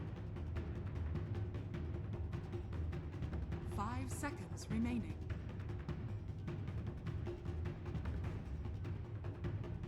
Reserve time.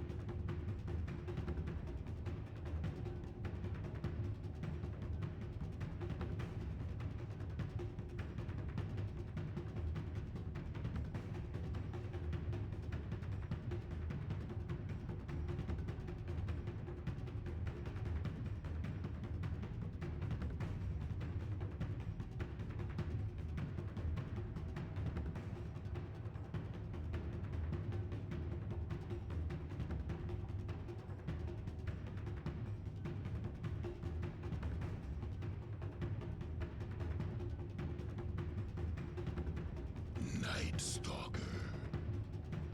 Radiant team back.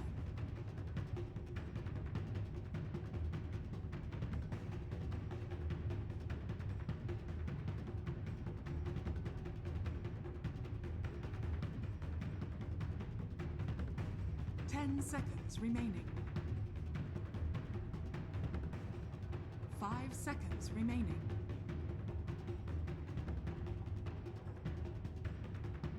Reserve time.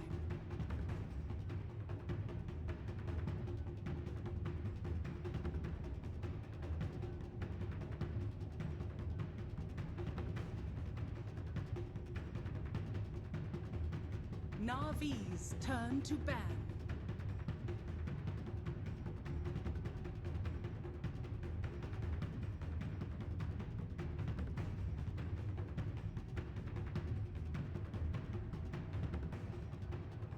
Seconds remaining.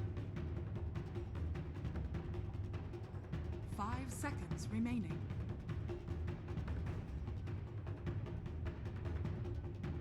Reserve time.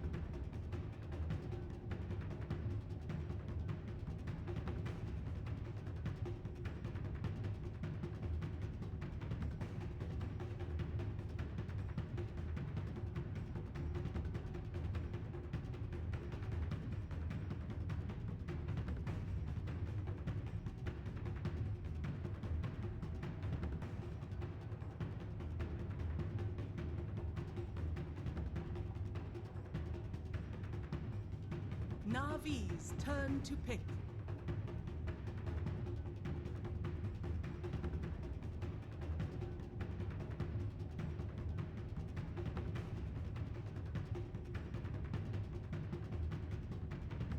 Ten seconds remaining. 5 seconds remaining. Reserve time.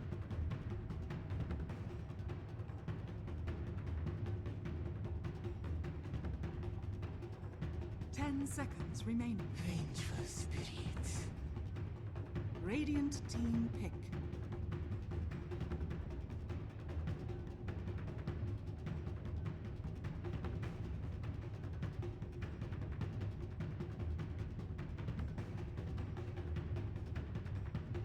Ten seconds remaining.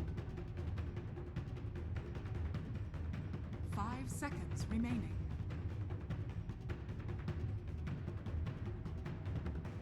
Reserve time.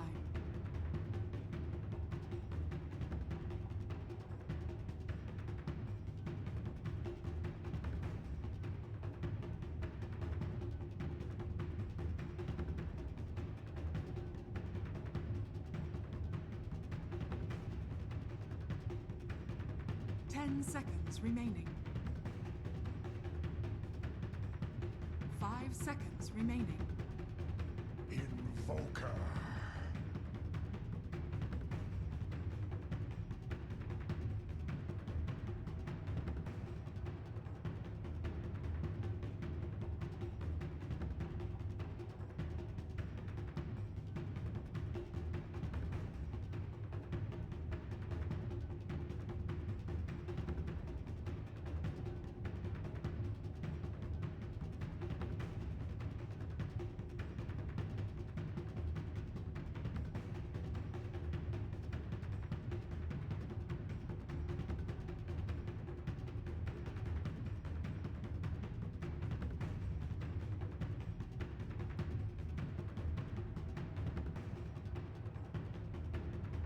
10 seconds remaining.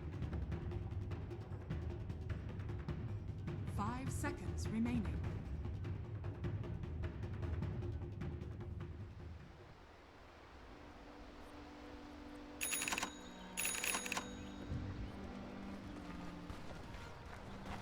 Prepare for battle.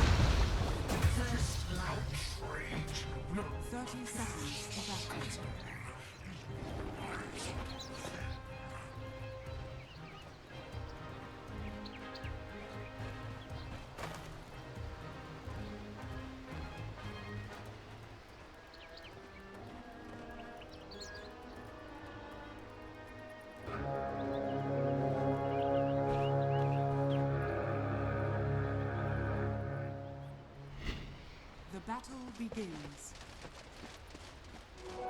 From the goddess.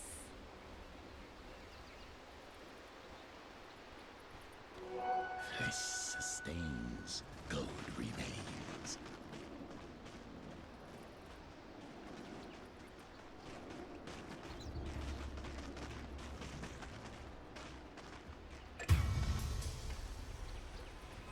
You merge with the impurity.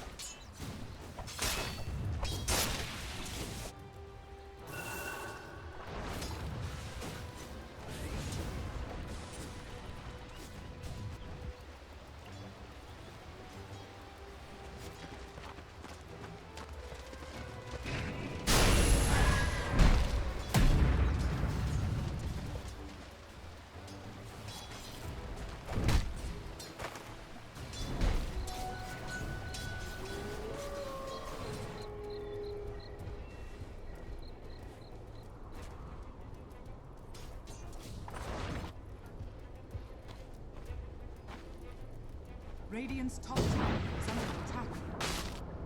Radiant structures are fortified.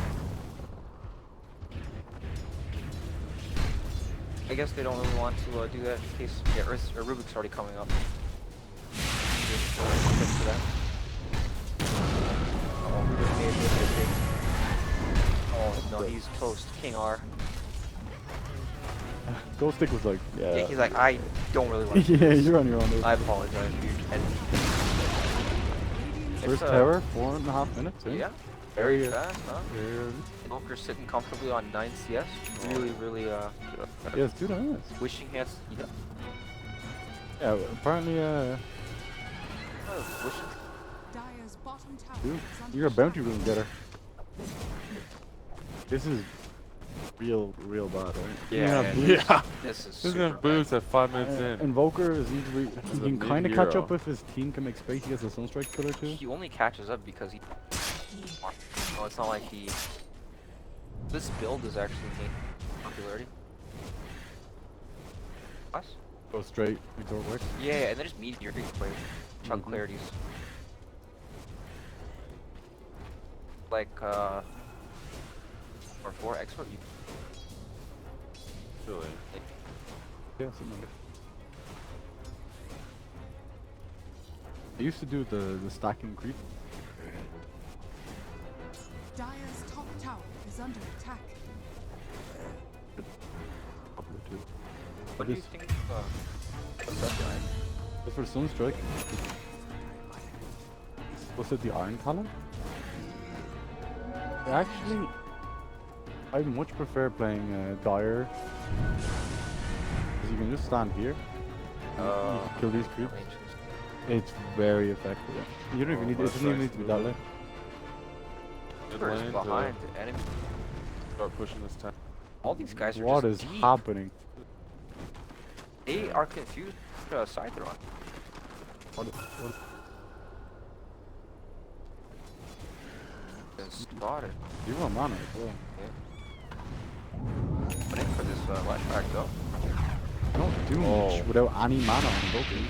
I guess he just got beat down. What he is. Okay. Nice soccer nighttime. Yep, someone went down. Also, get them a loot. Radiant alright. structures are fortified. Yeah, that wasn't the best. I think you really need to prioritize getting clarities out to you. Like, you cannot have no mana. Not a thing. Had nothing right. Radiant's middle tower. I guess he's saying to himself, every clarity is me further away from Midas. So. Spam people spin combo. Some AoE gold, got him like 2 gold actually. He's trying really hard to last hit that one in. Ah, 250 gold. Yeah, he's happy with that. Yeah, fair enough. It's because he has such low net. Oh, you got the Yes, spin off spin this time. Had a long win there. He's still... He's been having a Oh, double stun. big Chappy turns around. Massive overextension. Navi there, or a man. Very fast, natural beast.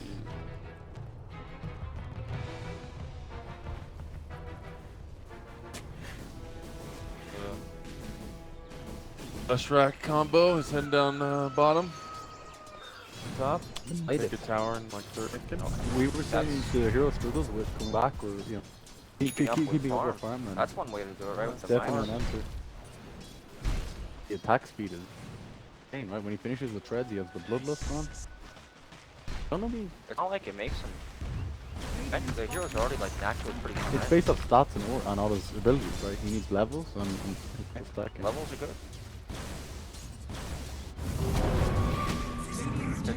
Blind Ending, they have the Sentry Ward.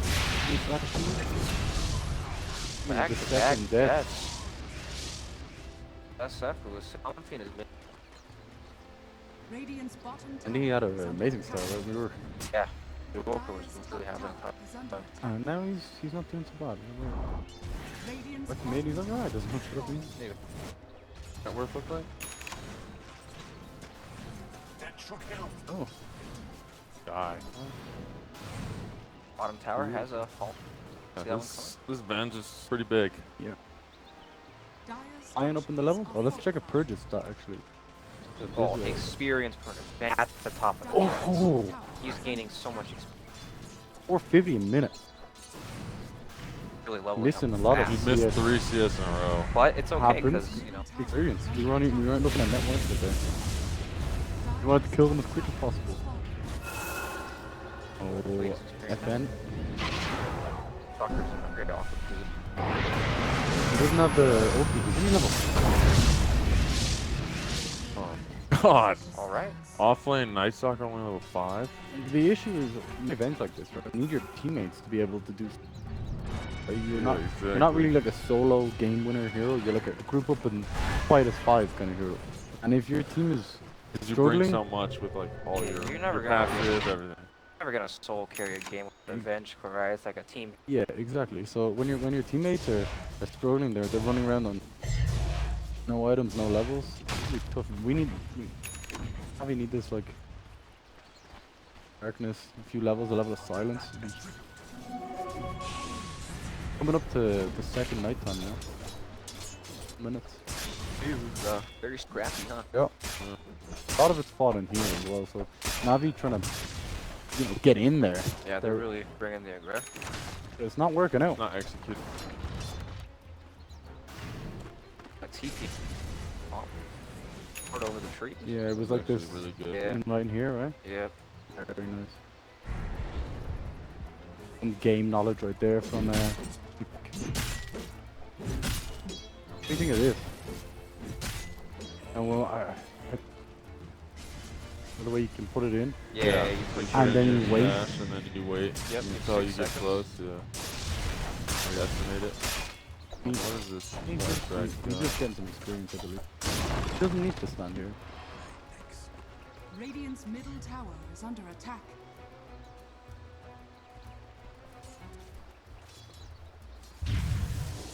Don't walk. Oh. He's just doing the kind of like Cottle thing, right? Pushing up the waves, just being an irritant. Oh wow. This is very early right now. Yep, we got some good heroes for it. Oh god, they shared the full strike, so they're not doing that much damage. I don't think they can react nearly in time, right? We're gonna try to get on. This lineup is up so fast. Yeah, They are ready to go. objective, easily objective, going. objective. That's why I was really confused what was happening in the jungle. They don't need to do anything like that, man. Yeah, I feel like they don't need to do. Radiant's middle tower Get 'em Do in. this. He's the defender and bottom tower also. They're on it. is falling. Anytime right when they got an Aegis. Oh, Fight God. against them. And Setting up. they don't have a 7 side, What have we here? right? Really interested in the Night Soccer builds. You go like the extra one and put one here. He's going Midas also. Or do you get the? No, it's nice stuff.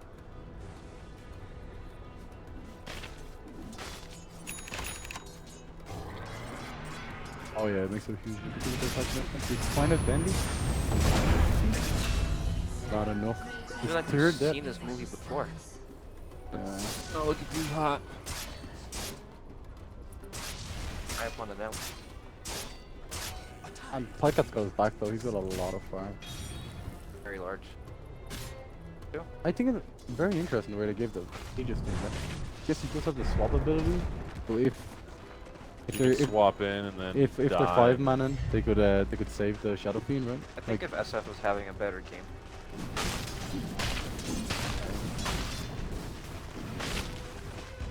Radiant's bottom tower 4 points of Vengeance right now. And with, Nearly 200 uh, damage. With the Wolf Priest too, they got one cannon. Probably lower. This team might go high ground. Look at the defense. Top general goes in first. He's on top. Oh, he's so low. Re-engaged though with the Soul Strike. Good plan there. Well, not how low he was, and they just kind of You got excited. yeah. Like the rest of Navi just didn't even TP. TP. There was only like one person that could. Or the rest of the team TP's here to the shrine. Yeah. Maybe you rotate up. But if they want to like be a fit, farm out all of Paris jungle. But they go for the swap Well, into that's a pretty. the stun. Oh, on the wagon. Could have been a very nice play though. Yeah. they went on that bench Yeah. really hard because they're not gonna burst him instantly. Also, So the much. Juggernaut can't spin TP. You know, you have the swap up for that. Yeah. Would have been the play.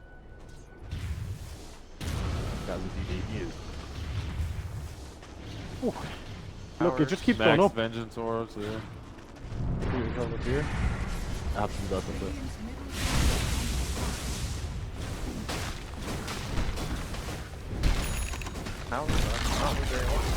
I think they never stop. They could easily this keep is goal going. time. They have Edict level 4. Oh boy, Navi are playing some serious fast-paced Dota. Yeah, they're not messing around. It's They're very here to- similar to the last game as well. They're here to bring that. We don't. Oh my god. It's hard to predict them. Oh, in goes Earth Spirit, but in goes out goes Earth Spirit. In goes Earth Spirit, and then bye Out he bye. goes. Alright, that did no damage. Are they gonna keep pushing? They have earned, they've earned. Okay. More constant, very nice. Other heroes die. They're on This bench. black was in very deep. Yeah. Bold move. Yeah, they really wanted to keep going. Or tried to heal Venge up here. Oh, the third tower is an objective in itself. One for that. Shrines are open. A lot of teams will just... Exactly 15 minutes in? Yeah, back up, take your time. A lot of times these What do you teams think about will that? That's what, like a 1,500 net worth lead if you kill both times. A lot of times teams are 3 back up, kill Shrine. All of a sudden, like, Booker's not looking too bad, you know, it's only 16 minutes in. He's about 1,100 goals away from the eye. Yeah. That's all he needs, really. Like, you have the Centaur set up, you can do a full combo. It can tear down these, like, non-BKB having for level. What? Pyke goes in. in.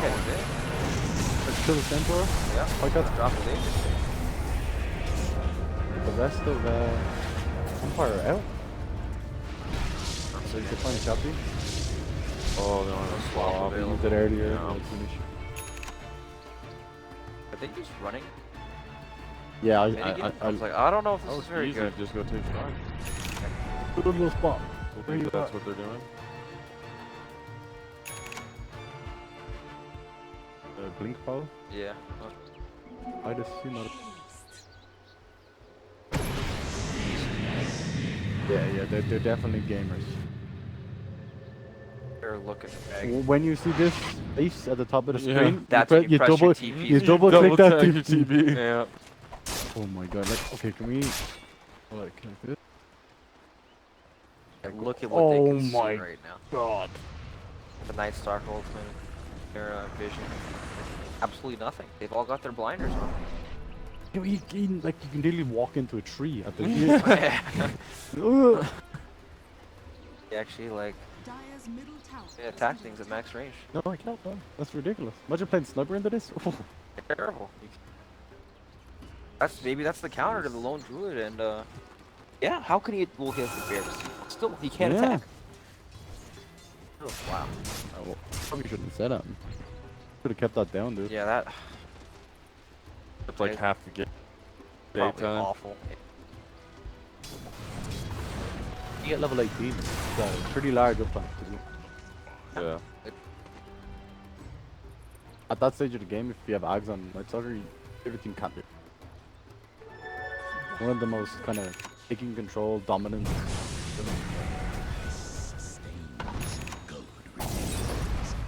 Trying to beta for. I feel they should have done that a different way. Into centers, spawn. Yeah, that would be pretty cool. That's why I like this.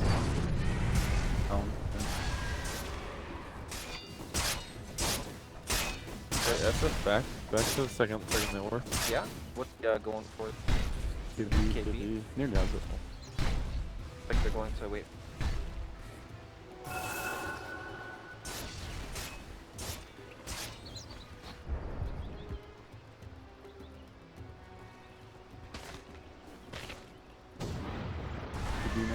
And look as well, he can go to Mancha in the league. Is that fun?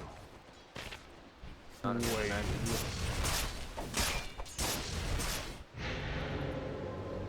I don't Oh my god. Leshrac has got the gear.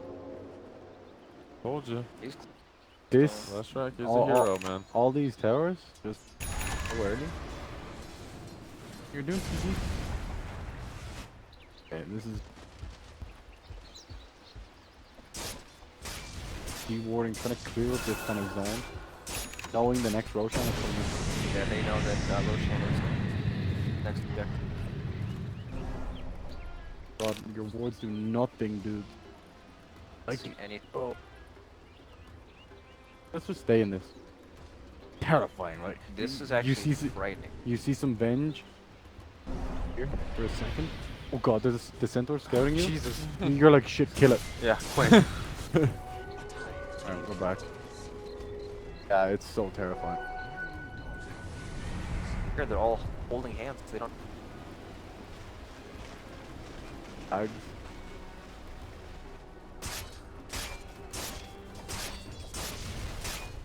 Eight. So they fall for it.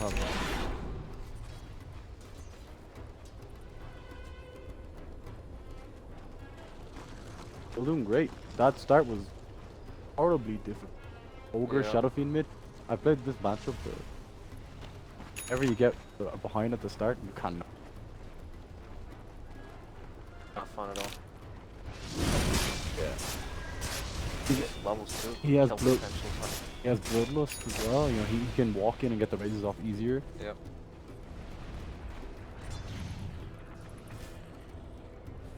Ogre. Yeah. You're behind it. One team fight, one. You can get like 4. Behind. At that instead of. I think the Force Spirits is really good if you're ahead, right? Or if you're doing well. Well, I'm just like a hard time put. And the Force Spirits with Blackberry just send them off. From the lane. exactly, they can Yeah. push these out safely. It'll. That is true, yeah. At the same time, you need to be able to do damage, right? You need to be able to be your core. This will help them catch up into. Level 25 Talon. Very definitely blasts. So, like, if you get enough farm, you can solo carry this game. The BKB is really early on Shadow. And Venge will have an early BKB. It goes on long enough. Yeah. For You just kite the BKB and then we. There you go. Alright, got him, boys. Ogres now. Chappie is godlike. Wow. That is ridiculous, in fact. Yeah, this Considering the game- pressure they're under. Yeah. It's all of a sudden not so.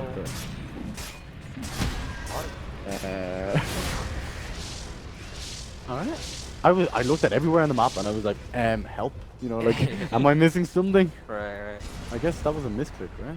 Or they just saw the Venge and they were afraid to swap. Oh, I feel that. Yeah, I thought it was probably wrong. With that Juggernaut. Let's see if they can test. Take a nighttime first of all. Hard to watch. They send in the illusion, just get it out a little bit. What's the help on her? Look at this. This is what you're dealing with if you're Radiant. Some random ogre will do it. Go in anyway, into the darkness. Rides the centaur. Chappie's doing so much. In the darkness. Oh my god. Leshrac gonna be up in 9 seconds though. Oh, very, very well played. Then he gets the OP off on all of them. Oh my but it's god, too Centaur late. stole the Aegis. Nobody picked it up in the pit, actually. Oh my. This is like a flashback to the Navi game. To the Alliance. The Lions game, Yeah. Woo! Jesus. The balls on this centaur. Yeah, that was actually a Ghost stick, just gigantic no. stun. That was no fear into the pit. Oh my god, what play? Well, sometimes you get in there and you hit everyone, but most of the time you It's get in no there one. and you hit no one. The Aegis is like they just kill Roshan, they pick up the Aegis, and they all BKB, and you're like, uh oh. Yep. Uh-oh. This was a bad idea, guys. That was so game winning. Like Yeah, Navi's, Navi's whole draft is momentum based. You know, get the objectives, get the Roshan. We're really like lots of minus armor. All of a sudden, All of a sudden, Jug is 11-0-3. Like, God. happened in this It's 131 CS. I think the way Navi did it at the start was real scrappy. Right? They lost a lot of kills in the jungle just randomly. It looked like it could have been a route, you know, where they just go from tower to tower, secure Roshan, that's it.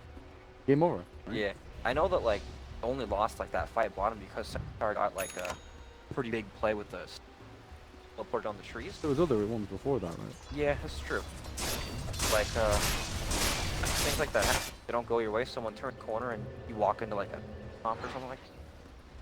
Still, like this, it's still pretty even, but that definitely turned it more towards Empire. Yeah, what a blunder, not picking up the Aegis. Sometimes, you know, you panic, you forget. Or you're unsure which core is taking it, as in Pycat took it the first time, maybe wanted Dendy to take it this time, and he didn't announce that. Something definitely happened. Yeah.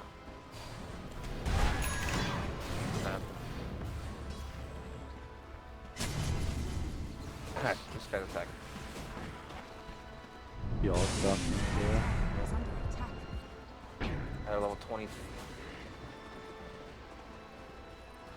60. Yeah, it's ridiculous, right? They recently booked it. But you know too much. Oh, okay. Yeah, It used to be 50, I think.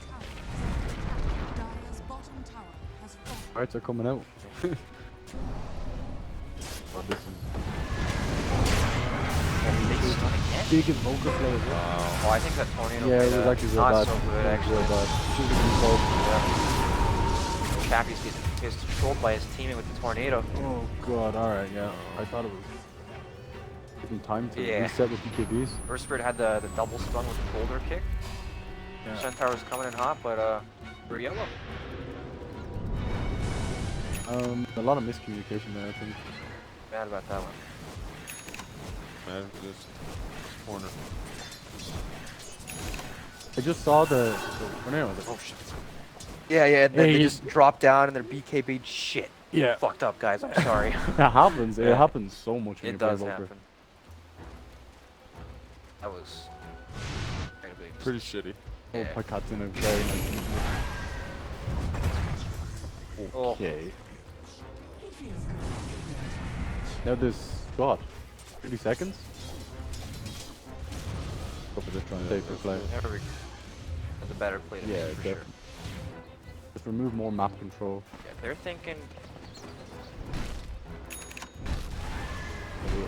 You can see at the top, 8K in favor of Navi. Come back though.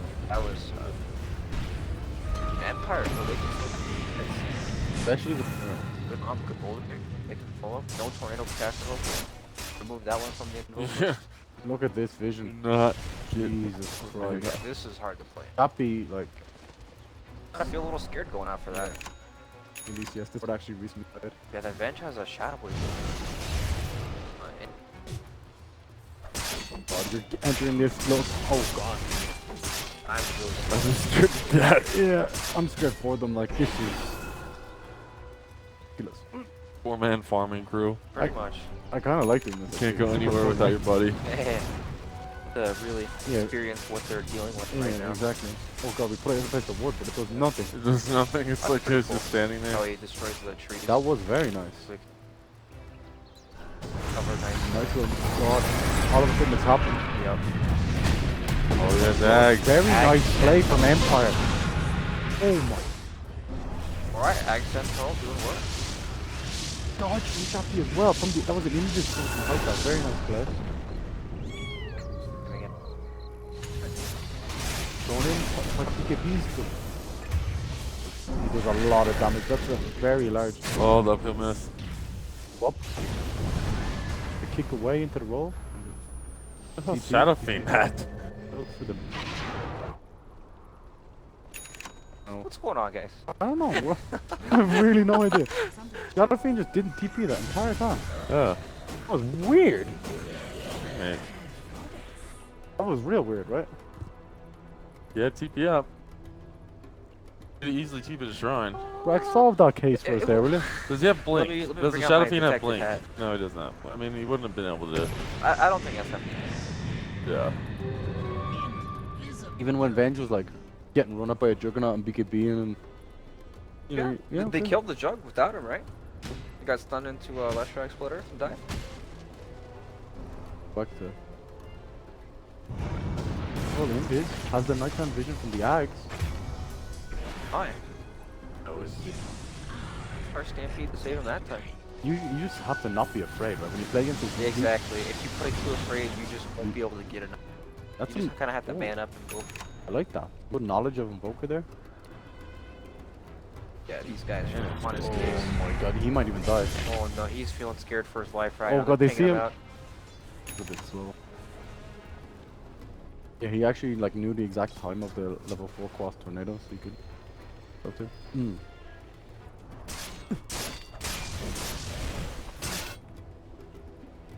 What?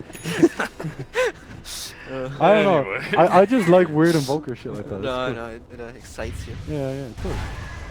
Explainable way. Yeah, very unexplainable. Need to turn off the. I'll take that as tribute.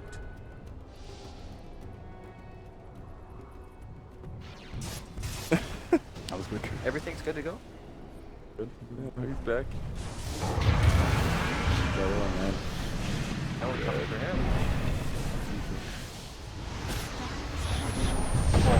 That's every spell? Yep, but they're behind. Time to run.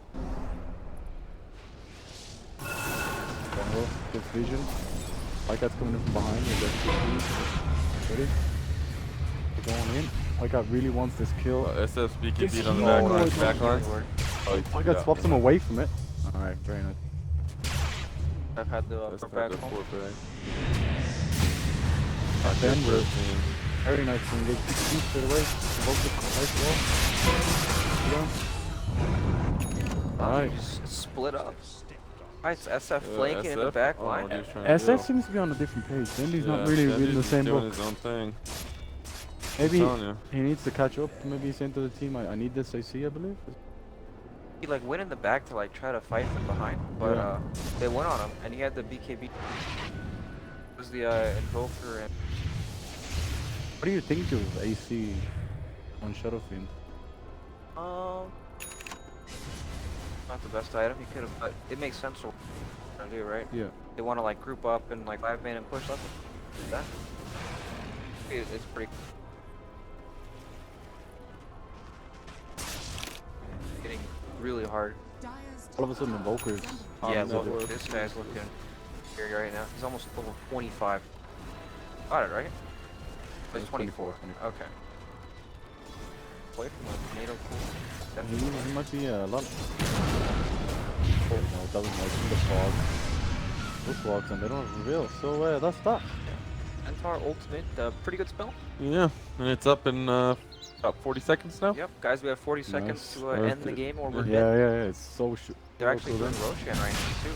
Yeah, all of a sudden, God. Navi are not looking good. Going downhill fast. They had some really good fights from Empire. The Roshan one especially. Roshan. Huge, actually. Those sticks. Double. Are we gonna pick up the Aegis? We Yeah. didn't cheese though. Okay, bit of confusion. Another 3-man stun from those sticks. And the tornado? Not too hot. Chappie going down. Okay, Pykat's still doing a lot of damage, so then you could all be the worst. Yep. FN triggering from the high ground. Oh, you got the BKB BKB is off. It's all a bit messy. They're going in more. Strong. Oh my god, they don't even need the cast spells, they just click them. Oh, Yep. God. Chappie bringing out the taunt. He starts Yeah, kicking it in starts their face. TPing out. And they're denying. That Bloodstone. Oh. You know, all of a sudden, no buyback on either core. Oh boy.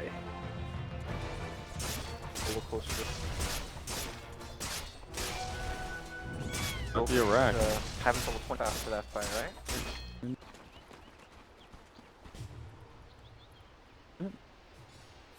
Good. Which is 18 seconds. Oh, no, it goes down to like 9 seconds or something. 9 seconds? Yeah. Jesus. Might be with Ocarina.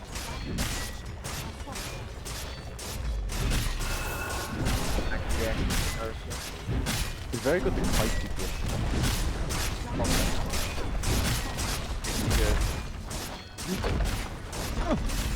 You get Ocarina. He has it. You just throw them at them all day. Yeah, pretty much. Annoy them. And the lift time is really long. Yeah, it's that if your sun strikes with them out all day. Ice wall, all these spells are really welcome. I still think the Deafening Blast is the best. It's really good when they don't have BKB. I feel like when they do, and they're like, I don't know, it's just so weird. The cooldown is still like a really long on it. It like forces the. It seems.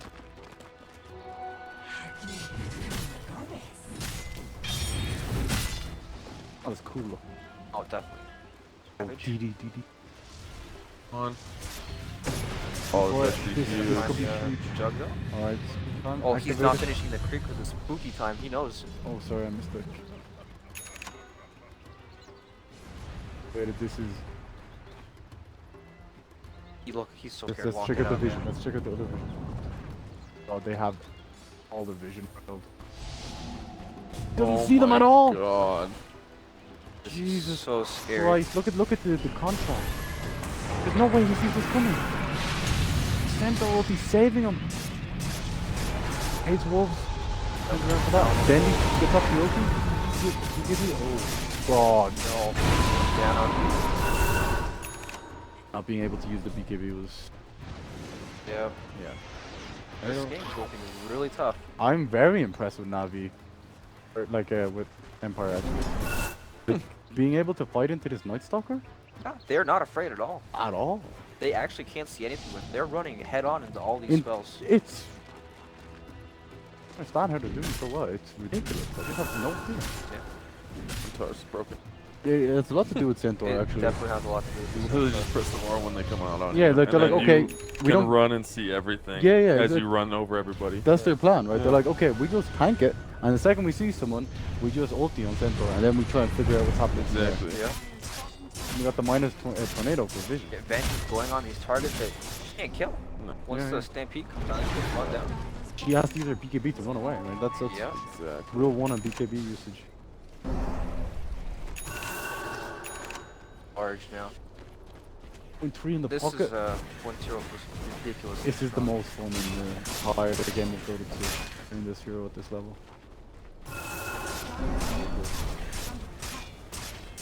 Just feel unstoppable, right? You have all these spells, is such when- low cooldowns, you can kite people forever. This is when you don't even feel like a Dota team. Yeah. That's them. The champion. God, Elite level hero. up.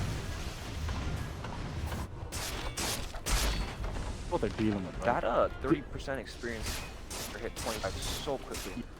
He was very far behind. Paired up with wonder- Midas and a one team. I wonder if they gave him the. It's 3% more Yeah, value. that'd be interesting.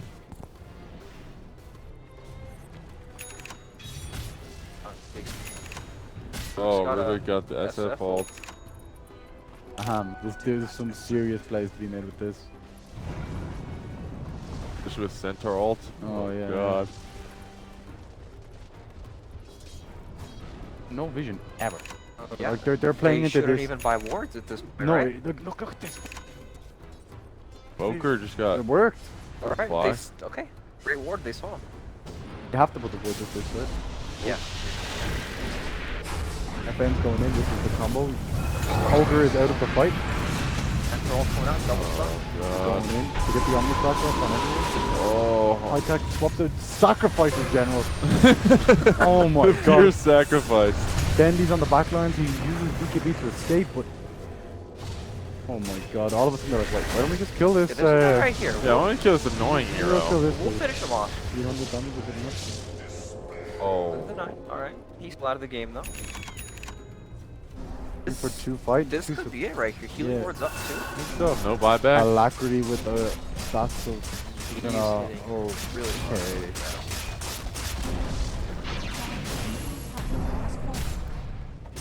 Oh, it's a stomp.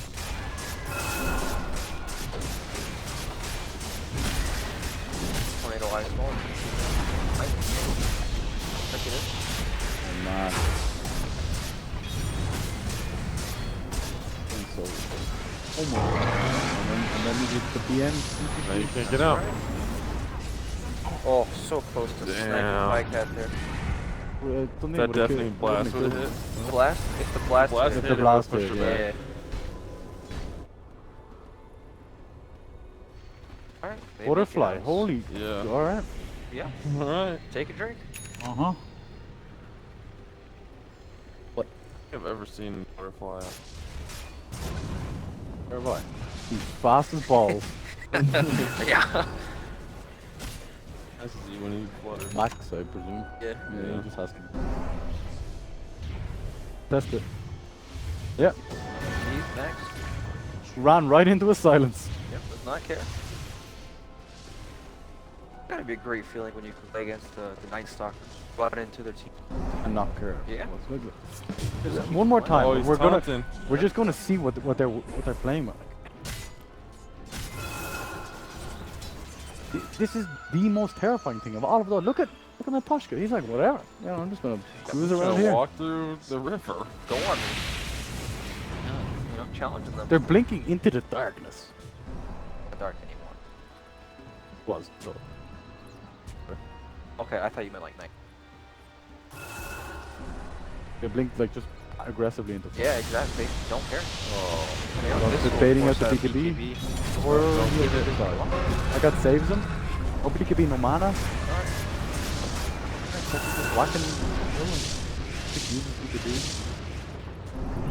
You have the shrine up. Have their kind of personal shrine with the healing ward here. Yep.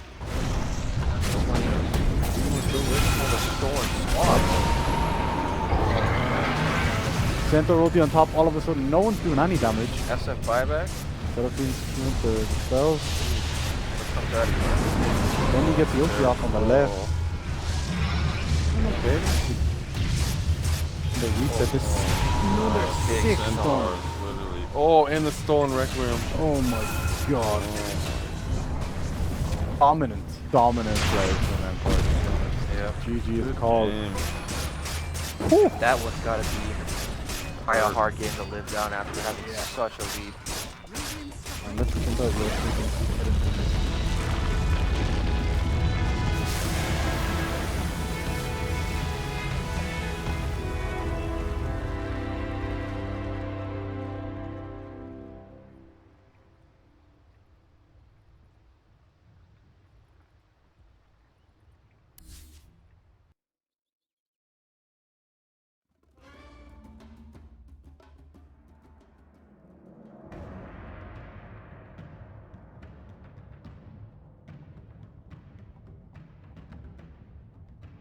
Dire team ban.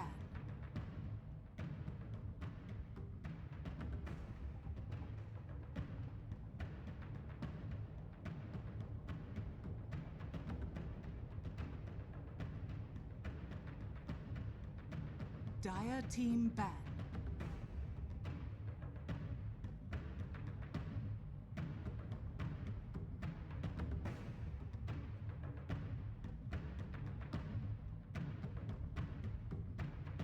Navi's turn to ban.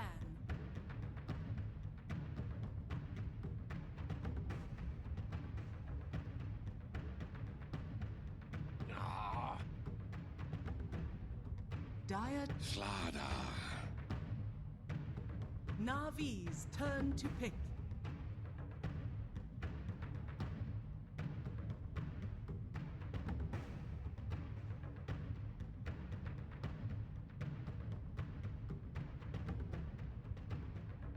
Ten seconds remaining. 5 seconds remaining. Reserve time.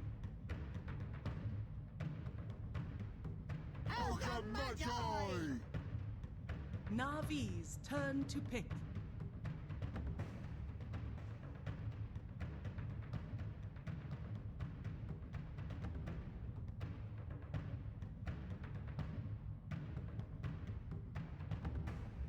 Ten seconds remaining. 5 seconds remaining.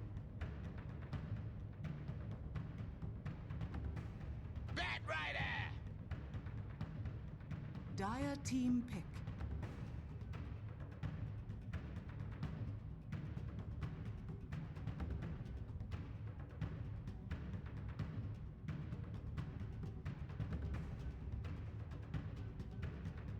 10 seconds remaining.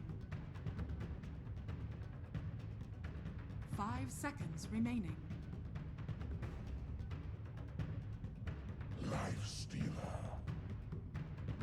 Navi's turn to ban.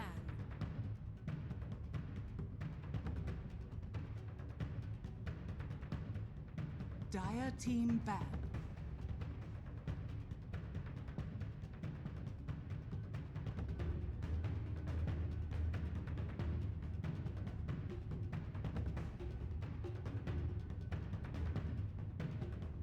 Seconds remaining.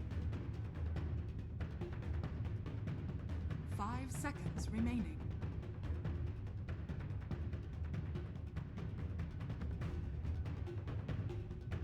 Navi's turn to ban.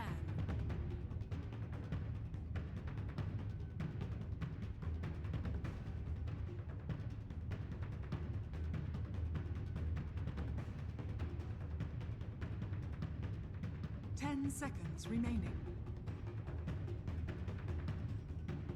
5 seconds remaining.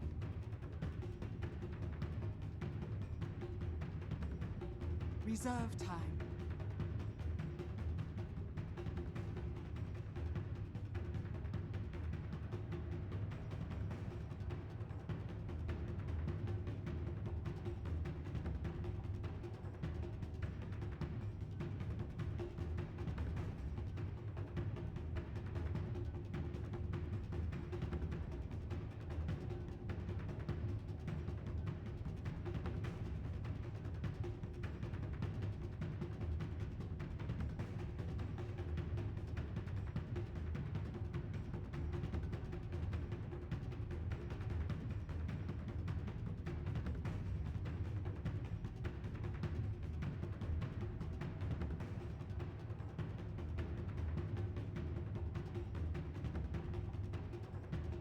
Dire team ban.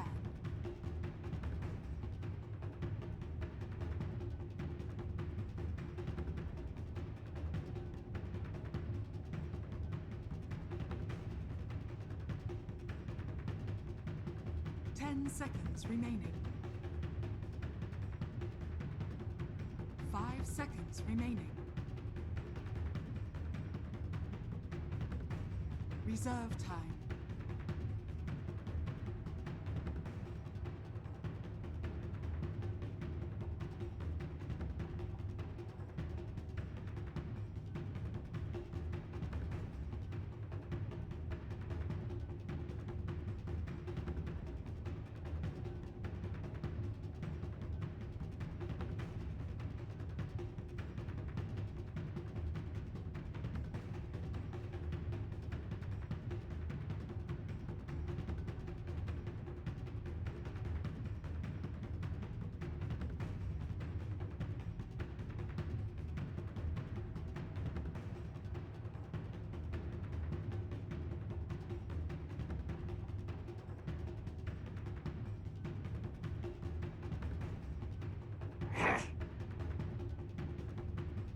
Navi's turn to pick.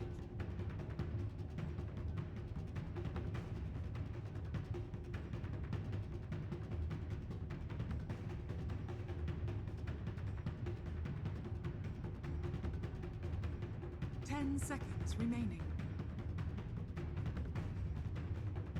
5 seconds remaining.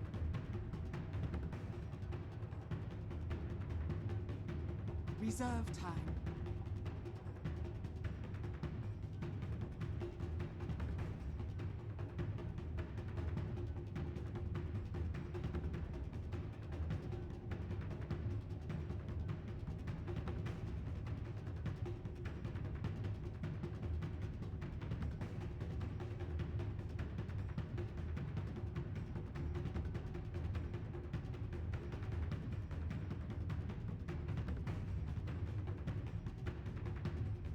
Ursa Warrior.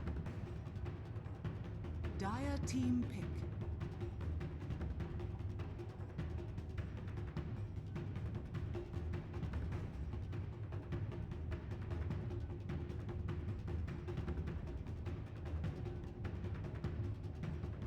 Seconds remaining.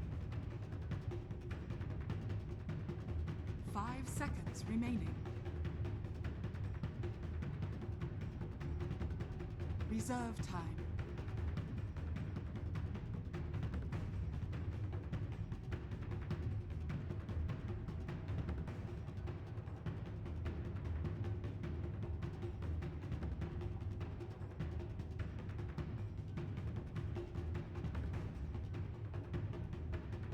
Disruptor. Navi's turn to pick.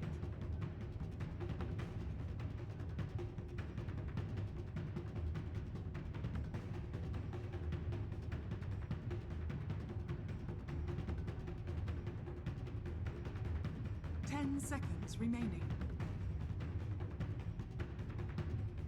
5 seconds remaining.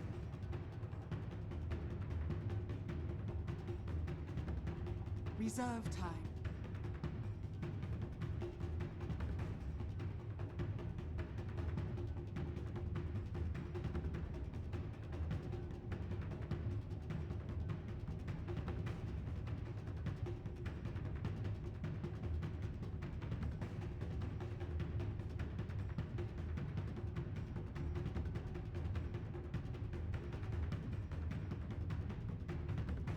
Seconds remaining. Spirit Breaker. Dire team pick.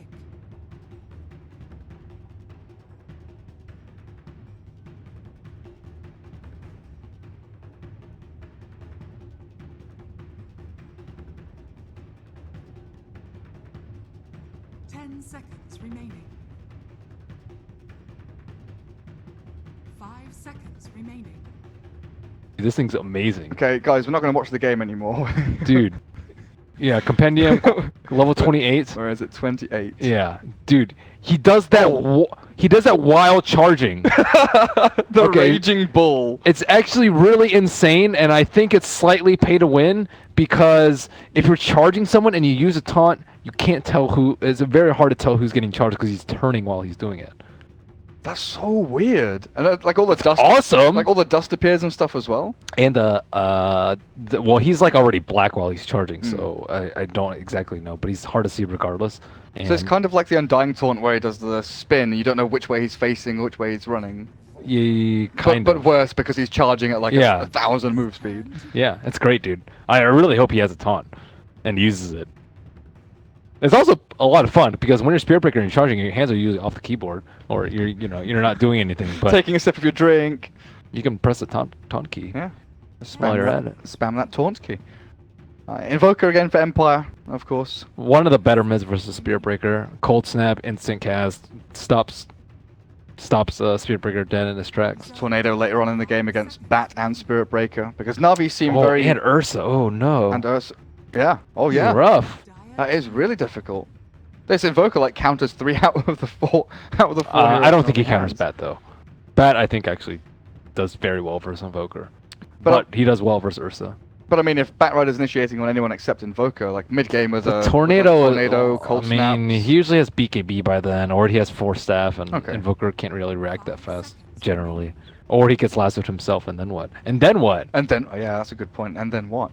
And General usually has good games on Batrider. You know, it's like you said, kind of his signature hero. Oh, him. Final ban's out. Underlord. That makes Ursa's life just miserable. I do not blame Pycat for that at all.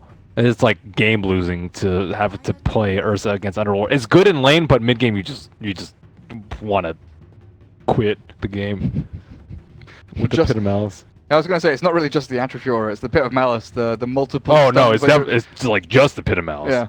Oh man, that thing is awful. Empire Pudge. So is that gonna be Miposhka roaming Pudge? Offlane Slardar? They can just do whatever. They can just do whatever they want. Just throw him. I mean, the offlane's not going to be... No one's going to sit there anyways. Like, you're just going to sit there and get experience. It doesn't really matter who's there. Because it's Ursa +1. Probably Pudge is better to just sit there and get XP. Actually, yeah, it doesn't really matter. Troll Warlord. Dondo Troll. Dandy Troll with Ursa does not really need the move speed. Troll does not do super well in that lane, but does okay enough. They don't have that much kill potential on the Invoker, I suppose.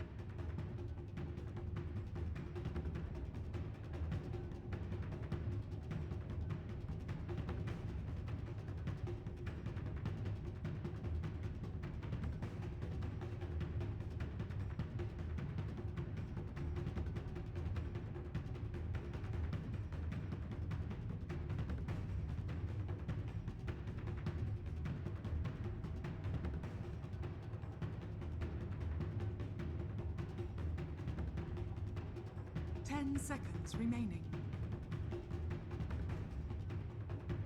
5 seconds remaining.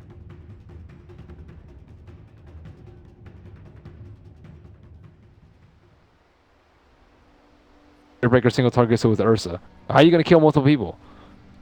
I guess you just kill them all really quickly, one by one. That's the plan. Just line them up, kill them one by one, hope Empire filter in. Well, they do have really good burst for Bat Rider Ultimate. That is certainly true.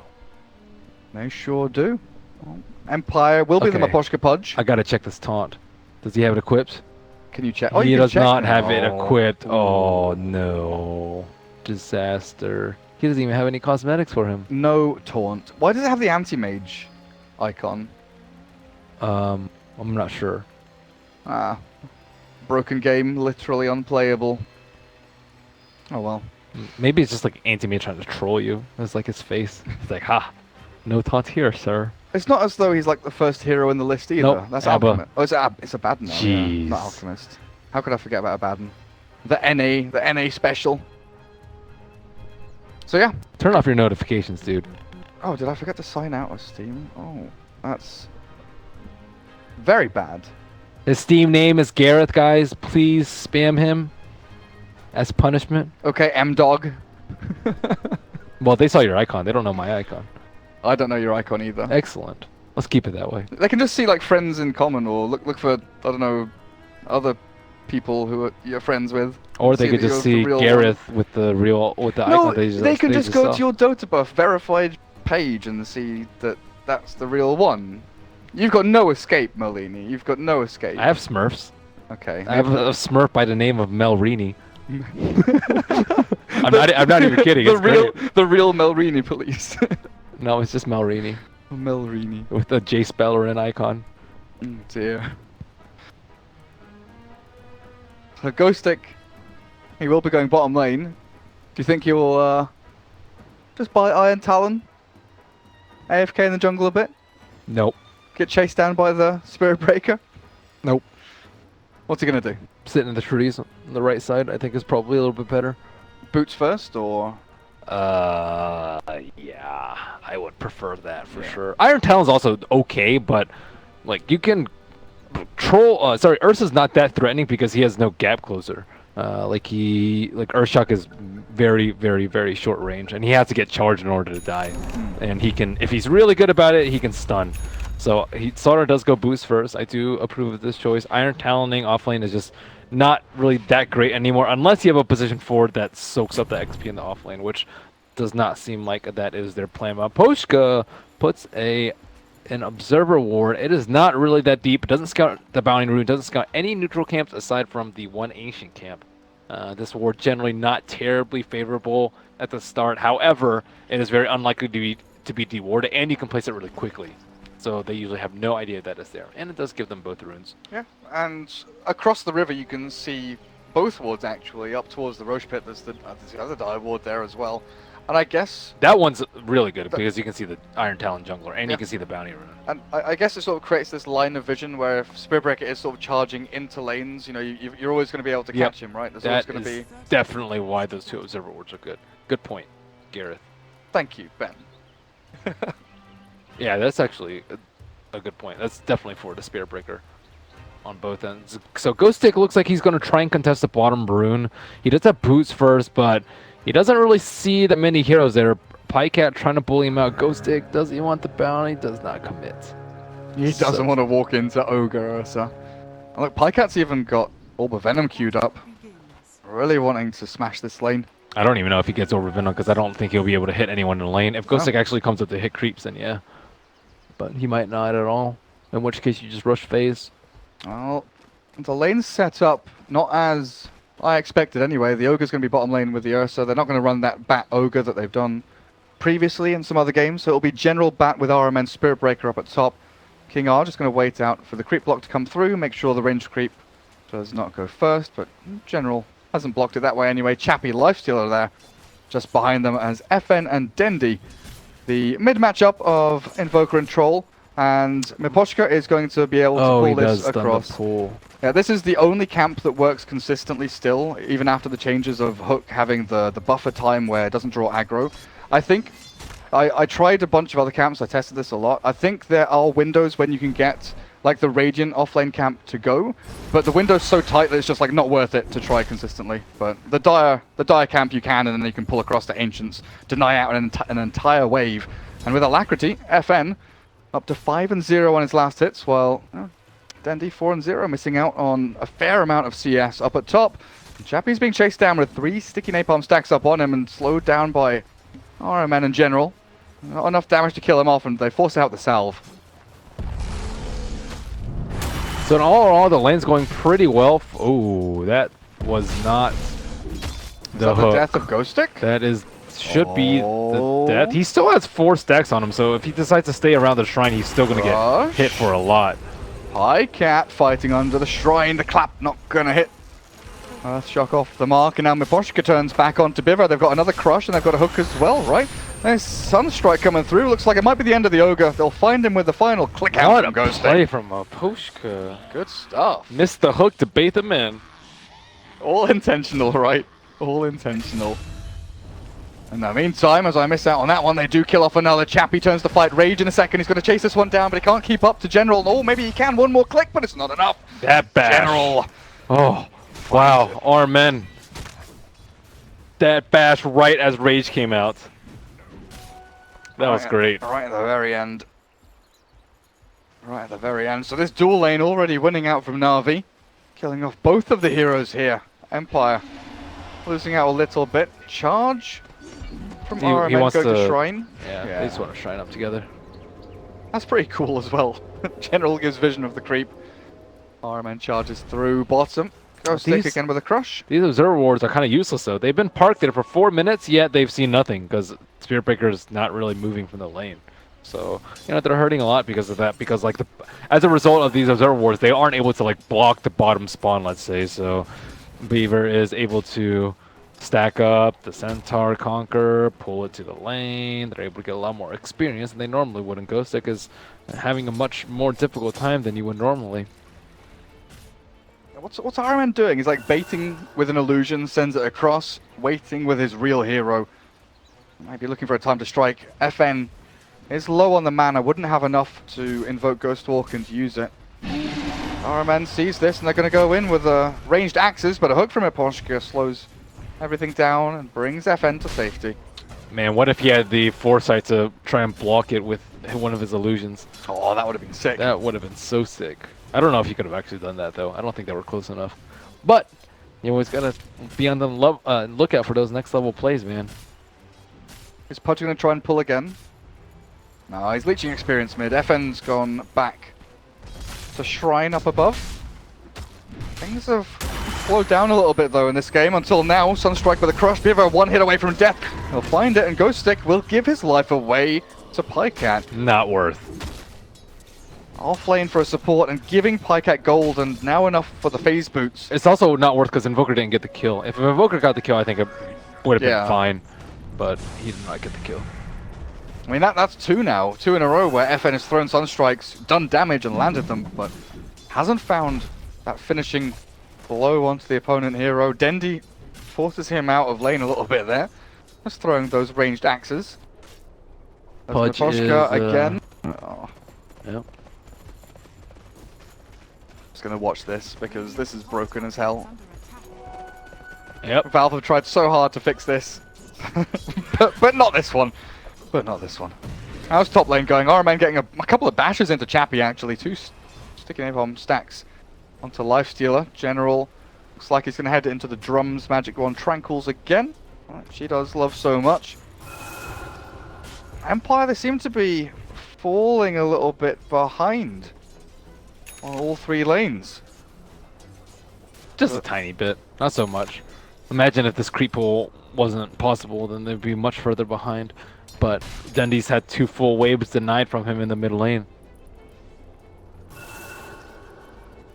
So now the Observer Wards are down, Spirit Breaker is free to roam around. They did just drop an Observer Ward close to the shrine looking for FN, but FN is not interested in being around that area. General actually going over there to look for FN perhaps. He's going to find him. Oh my goodness, what a play from General, but they aren't able to finish that up. the rotation from the offlane by the two heroes that were up there, but RMN might have given away a little too much. He has another charge ready now, and they've got nothing to stop this from going on. A glimpse is used, but RMN is fine. Navi just control up. Give the haste room to General. Firefly in 5. There are 4 heroes here from Empire ready around the mid lane. The trouble is Miposhka walks into General, Dendi and Biver. And even though Podge is relatively tanky, he'll still fall flat on his face. He might catch Kostik too. He didn't use his Firefly for initial jump. Oh, he got caught by the kinetic field. But I mean, he's still getting in the neutrals though. Very close. And this is Ghostik with Iron Talon, level 5. Trying to buy Tranquil Boots as well. Navi are all over this map. They're all over Empire in the early stages, and it feels like they want to get this, a job done sooner rather than later.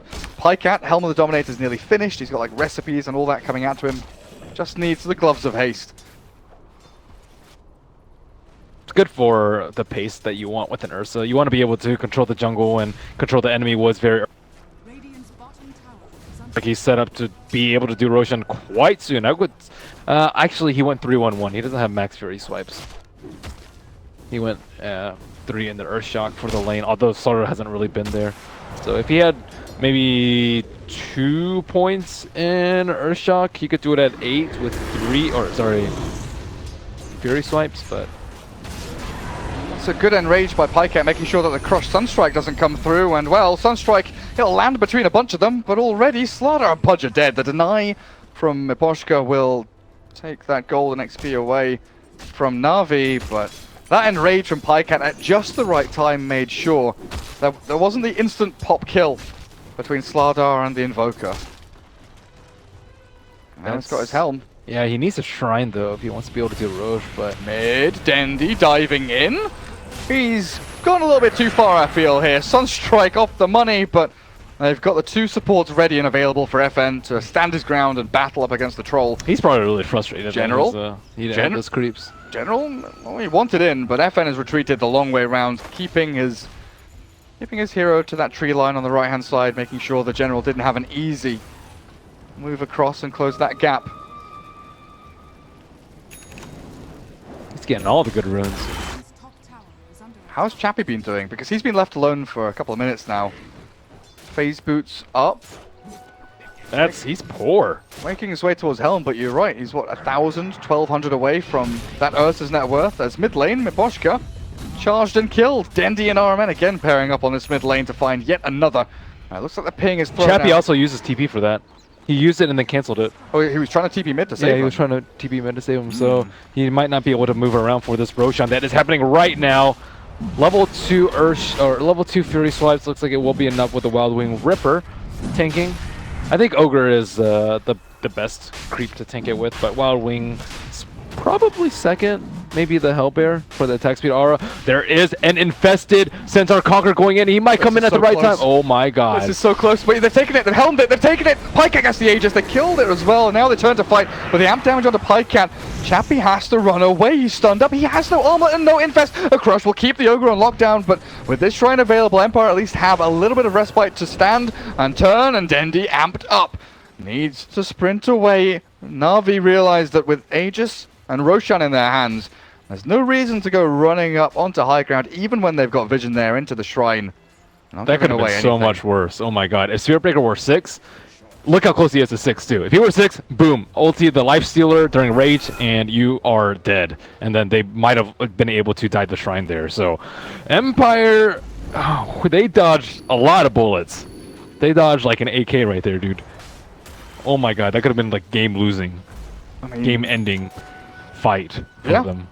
Not game-ending. Only really 10 bad. minutes in, but it would have been massively detrimental for their efforts. They could have like used the shrine and potentially gotten dove there, but yeah. Oof. I mean, it's a good 2,000 net worth jump, you know, over the past couple of minutes. That could have maybe been another 2,000 or 3,000 on top if they. I would say maybe even more than that, because they would have been able to kill Life Stealer, probably kill like 2 heroes, maybe 3 at the shrine, and then go for a tower. Oh, they could have got tier 1 mid and top. Yeah. Because they're taking tier 1 top just now already. If they're taking the tier 1 mid as well. Now it's 200 HP. Everything is falling, and Pycat, oh my god, he gets an easy solo kill. Rage is not going to save you from Ensnare. The Ensnare, the troll, and now Pycat still hasted. FN just TPs out, does not want anything to do with this, but bottom lane is the charge in with Ghost Stick setting him up. The hook brings the Spirit Breaker closer to Miposhka, and this Pudge is in a lot of trouble. General just flame breaks him closer to death, but Miposhka is actually saved by KingCharlie with a glimpse in the kinetic field, able to keep them at bay for now, but RMN wants in again. The shrine is popped and Miposhka will be healed. Pycat. Where is Troll? Where is Dendi? Where's Dendi? He's there. He has his helmet dom creep. He needs a creep though. Where's his creep? What creep's he gonna get? It's almost nighttime. I'd actually dominate that Harpy, but it looks like he's gonna get the Centaur. So they've got Centaur and the Troll. They've got the combo available actually. Net into stun. Especially after a charge. What a combo. Yeah, it's a massive combo, dude. What a combo. It's so sick, so sick. Only takes 2 helmet dom creeps. Hey, it's better than picking Chen, right?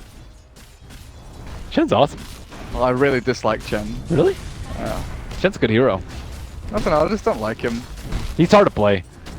Yeah, he is. Have you played him? Have you tried? Have you tried trying to learn Chen? I have tried trying to learn Chen. I have like a. How many games did you try? I've played like 25 to 30 or something. Oh, okay, that's like, a lot. And I have like a 27% win rate or something.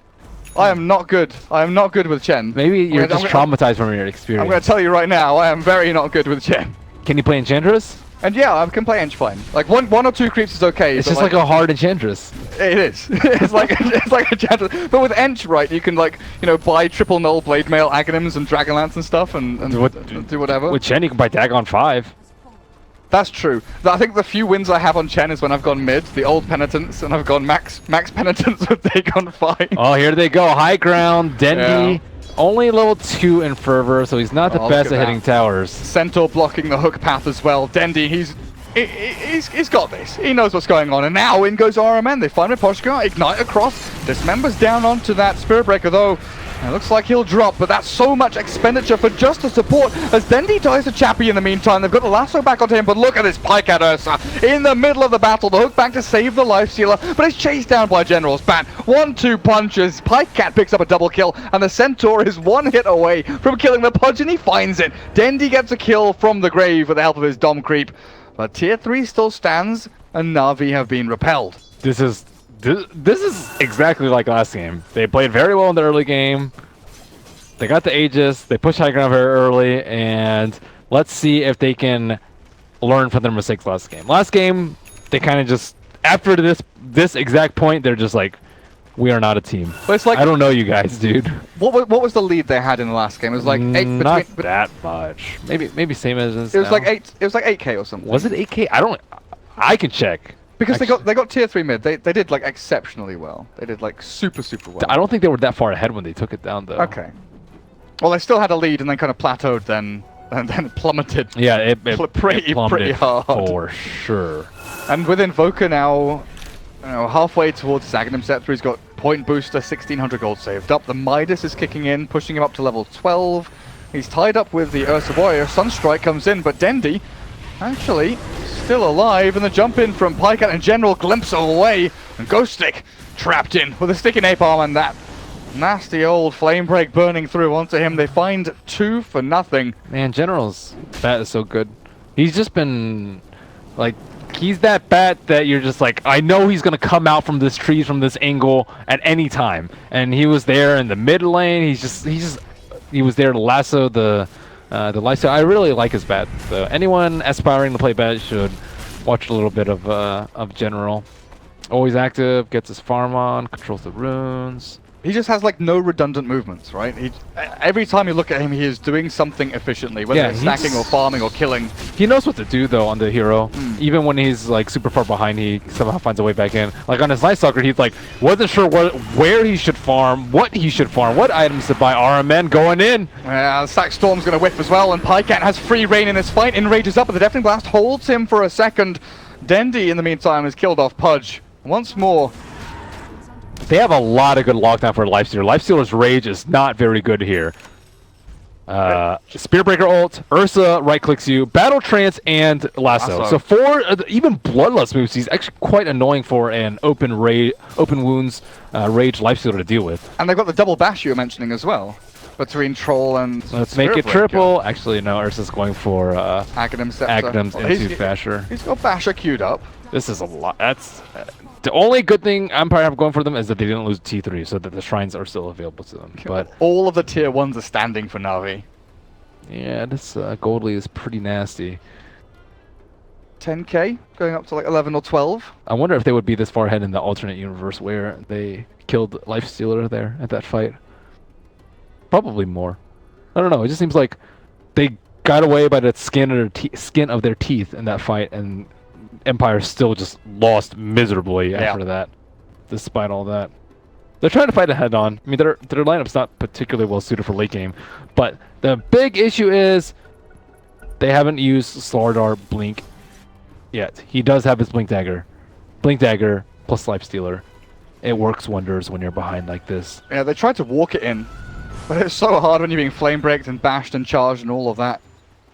Well, FN 600 off his Ags.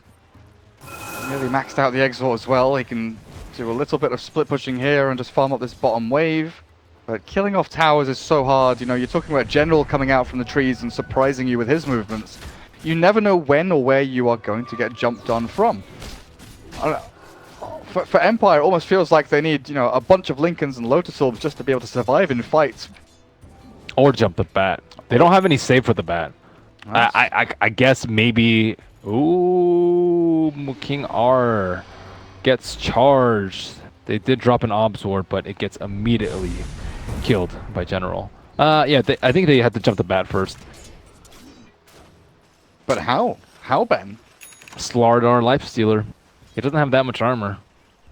He's going to be well into the negatives with Amp. Actually, not well into the negatives, just -2. Do you try and do it when Navi are pushing your base? Or actually, no, ignore that. They've answered my question already. Ghostic is going to go for a wander, look for a pick-off somewhere. Dandy looks to be the target. He does have the Troll Creep. The Troll Creep can actually help out a lot in this situation because he can run away from the Rage Lifestealer. But Slaughter is actually going to TP top. They are looking for Bat Rider, but General's gone. Oh, he's TP'd out. He just got his Force Staff. And on top of that, Ghostic sitting right on top of it on his reward. This Bat Rider's rolling in the money. Even ahead in net worth of that Midas Invoker, who is 30 gold away from his Ags. After this creep wave, he'll finally have it, or creep camp even.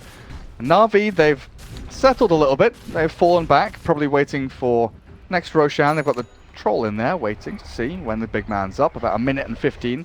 20 seconds. They need the Invoker to kite the Ursa during the Enrage. That, I think, is the most important thing in the fight. Like, Ice Wall him after he casts Enrage, Tornado him. Deafening Blast. Deafening Blast, Cold Snap. There's a lot of things that he can do. Even EMP is very annoying for the Ursa. Like, if you don't have mana to Earth Shock or Overpower, you're not really going to be able to kill anyone. So I think Invoker is the key to them winning the fight, as well as Slaughter Lifestealer getting the jump on old General. But General's been very careful thus far. Is he going to be able to find anyone out with this Arcane Rune? He really wants to. He really wants to. You always get that itch when you have the Arcane Rune on a hero like this. Because you got like 28-second Firefly. And looks like he might run into the wrong target. That could be Ghostic, but General's in a really good spot. Or is he? Okay, yeah, he was in such a good spot. Well, Chappie couldn't attack him. The very, very edge of the cliff. If Ghostic had moved, you know, maybe 50 range further to the west, they would have found that kill. But they've you know, thrown up a big flag to Navi saying, stay out of our base, give us a bit more time to breathe, and Navi will... Well, they'll respect this for now. You know, Roshan is up very, very soon, which is obviously what Navi are Oh my god, Ogre built Solar Crest Cool. first. Wow, they have actually learned a lot from last game. Have they won? Is that game winning? Well, honestly, I think Solar Crest is pretty game winning. Because if you can't kill anyone with their starter Lifestealer, you will lose the fight.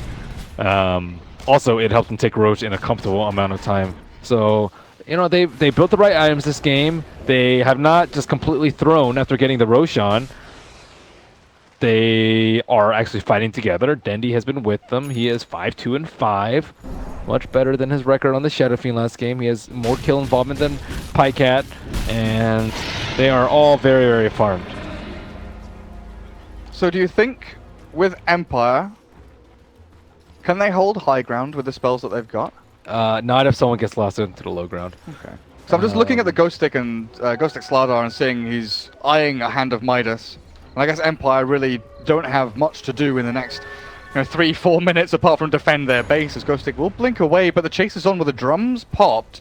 Slardar sprints and slithers back to safety. They don't have vision inside the base though, so I wonder how General is going to approach this. He's not actually smoked with the rest of his team, so he might have to like napalm the high ground. Actually, this tower is not that high on HP, and Dendy just decides to go for it with the DD. The hook brings Lifestealer back. Static Storms onto Dendy, but this is a comedy of errors. Miposhka, the Sunstrike still lands on Dendy to kill him off the dismember of the Bat Rider, but Pycat is ripping apart one on the back end. Ghost Stick is gone. In comes the Nether Strike, and Pycat rips apart the Lifestealer. Chappie's dead for 50 seconds, and another missed hook from Miposhka means that the continuation of this is going to be pretty disastrous for Empire if they want to keep on going. A glimpse onto the Aegis Ursa will bring him back, but RMN is waiting on the sides. In the wings, ready to strike, but Pycat was actually outside of base. He respawns miles away from anyone else. And RMN, lasso in from General, blink forward, Pycat trapped inside the kinetic field, though he's got nowhere to run. The Cold Snap keeps him in as well, but the Enrage, it does purge it off, dispels away the nasty Cold Snap. But this is Navi not getting anything out of their Aegis. They've not taken tier 3. Empire have lost their Lifestealer, but they have held their high ground and not lost any buildings. Dendy was very aggressive with that. He didn't even get hooked. He got super lucky. They hooked the Lifestealer who was raged, about to kill him. And he still perished because he was like, I want to use this DD. He didn't have BKB. If he had BKB, yeah, maybe he can do that. But or if he had Aegis, he could maybe do that too. But with Static Storm Sunstrike, he definitely can't. Static Storm, Sunstrike, and everyone kind of just running at him. Where was the Radiant's courier? It was at the Dire Secret Shop. Okay, well, this is a, this is where Navi kind of threw last game too. That wasn't necessarily a throw. It was just they thought they could take the tower down with the DD faster than Empire could react, and that was clearly not the case. I mean, Miposhka even missed, 2 relatively big hooks there, but Empire. Is he gonna get Midas? I think he does. We're looking at Ghost Stick Midas. Oh, I was talking about Pudge. He's got that now, but yeah, Pudge has saved up 1,700 gold himself. I think he might do the same thing. I mean, is there anything you want from him that can, stem the bleeding here? Like, Blink's not bad. Okay. Blink's one of those items that you can potentially pop BKB with. You like hook a hero, like Troll, and then you blink out and you pop his BKB and then the push is over. Because I think a common builds, like Black started doing it, Poppies started doing it, and I've seen a couple other players go for like Tranquil's Windlace, Midas, and then Blink. But I like the Midas. But usually with that, you're running around the map collecting bounty runes, and you're not about to lose the game. You're not about to lose the game, and you get your GPM talent eventually, right? Yeah. Another thing is his level 25 is really good. The flesh heap strength. Oh my god. Yeah. Pudge just have like 5,000-6,000 HP easily without that many HP items, or even the 120 rot damage. Although I see that gotten far less often than the flesh heaps. Gotta get the heaps. I mean, he's not even level 10 yet. He's got a way to go, and might even consider using some of this gold for a buyback. But no, he's got Ether Lens queued up in his quick buy as Navi come around for what is round 3 of their high ground push attempts. They just need to at least take the T3. I think that's actually their goal here. Not to actually get the racks, but to force people back at the T3 and then take shrines. I don't actually think they can end the game with this unless things go very swimmingly well for them, which it did not go last time. I hear the infest. There is someone inside a Ghost Stick. There definitely is. Oh, they're going to play it safe. Radiant Observer Ward watching out for what's happening, but they don't see Miposhka. Hook in onto RMN. General Flame breaks back. RMN's already dead though, and they jump in, but look at that damage. Pycat shreds the Slardar. Chappie, back onto Dendy. Sunstrike off the mark. Caught in the kinetic field, but the lasso's there. Great tornado. In comes FN with the EMP down as well. The lasso expires, and Pycat with Biver up on the high ground decide it's time to retreat. They've killed off against Slardar and Disruptor. Tier 3's down, but like you said, they got what they came for, and they move on to shrines, although they're not killing it all that quickly. Invoker's playing very well. He's destroying the Ursa. Keeps tornadoing during the enrage, hitting him with the EMP after too, and then Deafening Blast, as you mentioned, kind of just permanently kiting the Ursa. So Ursa definitely needs BKB. He's not gonna take any damage, but he's not gonna be able to kill anyone if he doesn't have the BKB. So 1 shrine down. Batrider lassoed the lifestealer at like the perfect time too. Right when Invoker had comboed most of them. Chappie has been relatively underwhelming this game. He's often been Empire's kind of lifeblood, the one guy that goes in and wins games with his Phantom Assassin, with his Juggernaut. They stack up a lot to make sure that he has a good game. This game's way more on FM than on him. And it does feel that way. Yeah, there's too many lifesteal counters. Ursa has Basher now, so 4 out of 5 heroes can destroy him. Even Ogre Magi with Solar Crest. I actually think that's a big deal too. So that's 5 heroes that have a decent anti-measure for him. RMN dies on top lane. Looks like it wasn't a lifestealer bomb. Not the biggest deal. With Invoker there as well, Ghost Warp. Oh, Spearbreaker has Crimson Guard. That's a pretty good build for what they're trying to do too. The more armor, the better. Although they are lacking of Vlad. Vlad would be quite nice, as well as an urn. They do have an urn. Who has the Spearbreaker? Have the urn? Yep. Okay. So just lacking of Vlad's, I think. Maybe another Force Staff too would help. 2 Radiant Observer Wards scouting out the same area here, and they see Miposhka perfectly. I think Pycat. He wants. Oh, that's not how that happens. He's pressed the wrong button. He wanted to blink and then Earth Shock, but Chappie has raged himself away. I was wondering if they went onto Miposhka there as well, but Pudge got back up onto the high ground in time. Ether Lens is completed now for the Pudge as well. Extended range on that hook and Dismember. So what do Navi want to do now? They can either wait minimum 2 minutes for Roche, or they can try and press the high ground. They're at a pretty strong lead right now. I think if they wait a couple minutes, Empire will get slightly more farm than Navi do, but they might have the Aegis in tow. So what is best for them? Looks like they will decide to pressure the high ground with the Troll's freshly completed BKB. This is it. Do or die.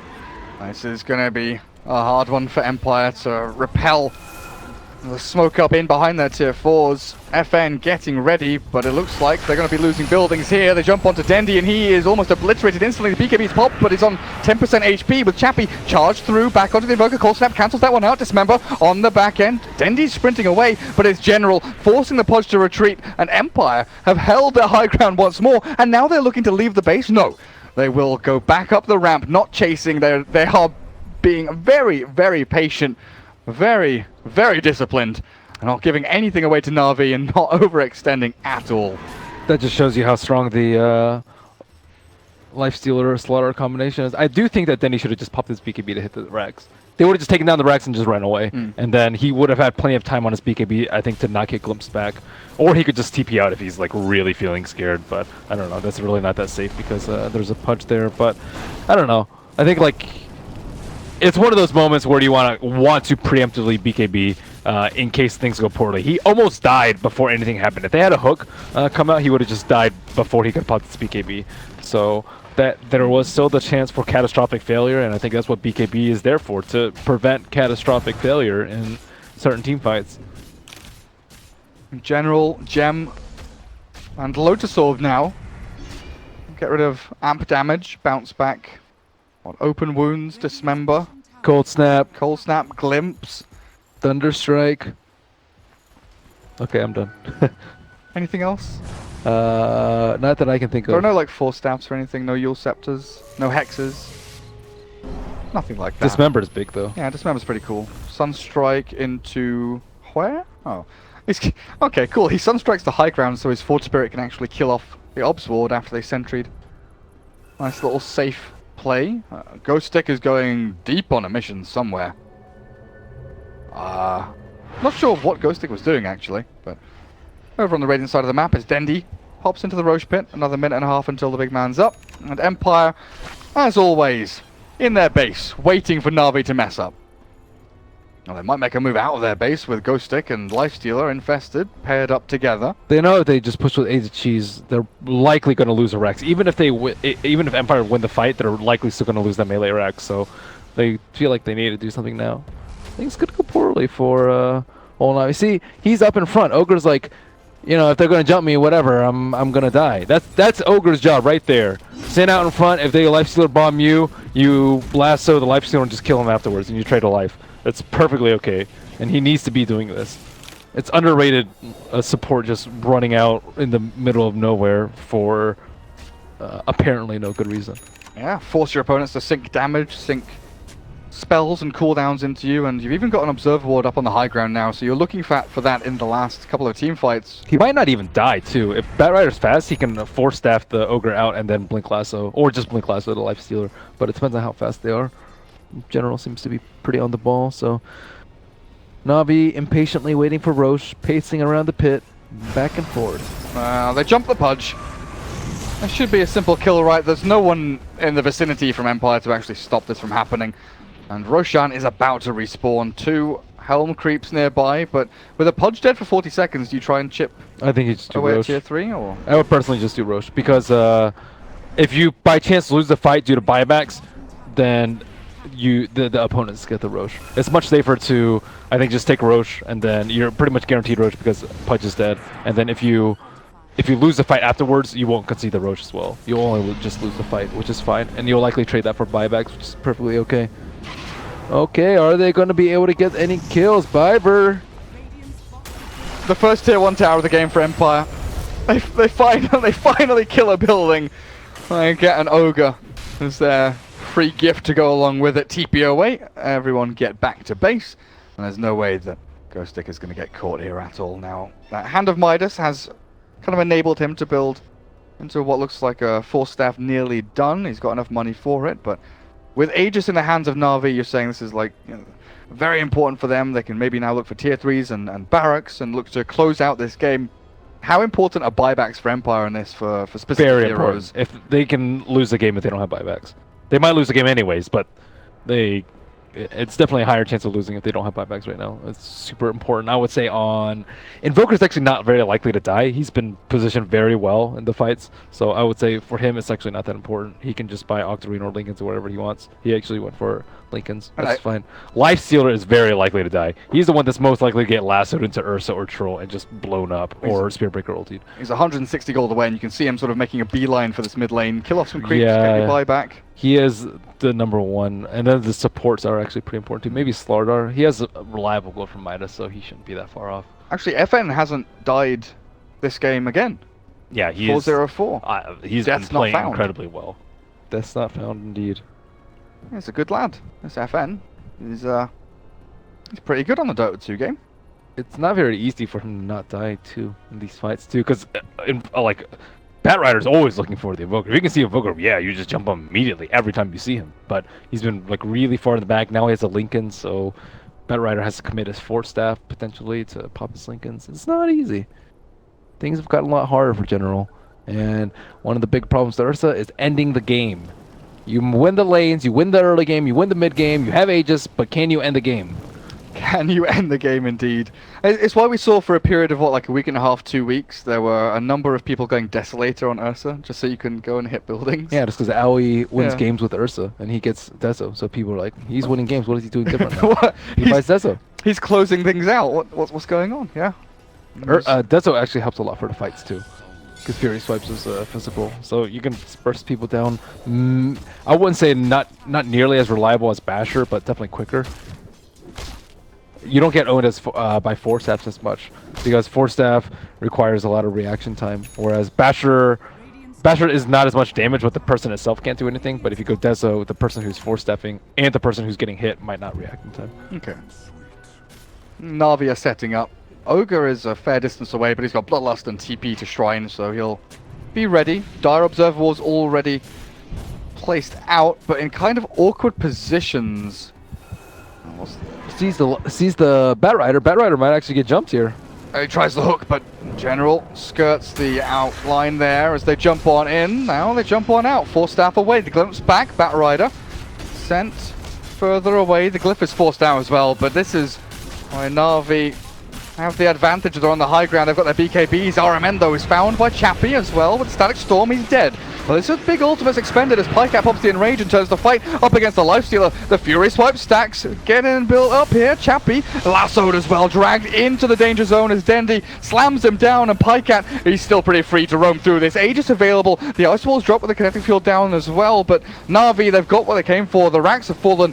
With that glimpse back into the bash, Pycat, he turns the fight. The Lotus Orb's up on him. Chappie tries to munch through, but the Deafening Blast misses. The hook will land, and they'll finally pop the Aegis of the Ursa. The trouble is, They have lost a lane, and Navi are ready to fight again. Here comes the flame break. Ursa's dying. He's very nearly gone, and they will finally kill him. No! He purges through the tornado. The hook will not land, and the cheese is there. He's healed up back to full, and he's in the middle of 4 of them. Chappie, he's got to chase this one down. Open wounds will finally slow down Pycat, but in comes the bash. In comes the damage. Finally, Chappie, with the help of FN, will kill off the Ursa warrior, but so much time, so much expenditure to kill that one hero, and in the meantime, Navi are taking buildings, they're farming, they're running away, they're doing everything that they want to. Where's Dendi? He ran away to kill off jungle creeps, Ben. Dude, Dendi has just been like, I don't know if he has beef with Pycat or what, dude, but he is just ditching him. Pycat was there for so long. He got glimpsed back, and then he got hooked back, and then he died. I can't get rid of this. There's a cancel button, like, above the troll's first spell. Oh. Yeah, it's like behind. Yeah. Oh, okay, thanks. I was like, I don't know. It's what like to do hidden here. behind the new UI. But yeah, Ursa was just sitting there. He could have. Did he get any damage on a T3 mid? He didn't. Like, that's the perfect time to hit the mid T3 too. Okay, nice. Dendi's going for like the super safe kills. I'm displeased with his manliness this game. Or maybe after game 1 they were like, let's take things slow and easy and just do things properly. He went too slow and too easy last game. He was fighting creeps. But he was on the opposite side of the map half the time. Yeah, that's slow. That's not good. It's not good, no. At least he's with this team this time. What's FN doing? Is he actually calling good game? Misclick, yes, 2 misclicks in a row. Maybe he's cleaning his keyboard or something. Sorry, something went. You know, this actually happened to me when I misclicked good game well played because I changed my chat wheel hotkey. Oh yeah? Yeah. And I have good game well played on there. It happened during one of the open qualifier matches where I was trying to skill up. I changed my skill up to something that's like way away because you don't need it that often. And then I changed my chat hotkey to like what it was before, and I was like trying to skill up after the fight, and I good game well played accidentally. But you can cancel, right? Oh yeah, you can cancel it, but it's still like BM. It's still BM, and it just ruins the flow. Yeah. And it just makes you look like an asshole. I felt pretty bad, but it was a legitimate like something with hotkeys, and so I completely believe him in this. Of course, scenario. yeah. Well, it's easy to just be like, WTF, are you did that twice? Like the question mark. It happens. Yeah. It definitely happens. Speaking from firsthand, bad manner right here. I mean, remember when, was it Jimmy? There was a pause and Jimmy typed like G. He wanted to type go, but he typed GG instead. And then the countdown was happening in the back of the pause, and they actually lost the game because the game ended. Well, Jimmy is special. Yeah. He got unlucky. Big man got unlucky. Can't react to 10-second GG countdown. I mean, but the game was paused. Like, it didn't pop up. Like, you couldn't press cancel. Oh, you couldn't press cancel. So when the game was unpaused, it just like, game's over. Like, you've lost. That's cool. Pretty funny. Yeah. Navi, 1 lane of racks ahead. Buybacks not available for anyone on the... Oh, no, the 2 supports on the Dire team have them, but don't know if that's going to be enough as Navi are on the rampage looking aggressively for a pick or a kill. The high ground held by Empire outside of their base. The Lincolns is popped and the Invoker is caught with a jump on in. It looks like they're going to bring down FN. He's taken before his time, and Empire, I think this is the end of game number 2. Both cores gone with no buyback, and GG is called. FN disconnects. His first death of the game was that. First death of the game because General popped his Lincolns with a 4-staff. General made that look easy too. See, that's another thing. He was like really quick about...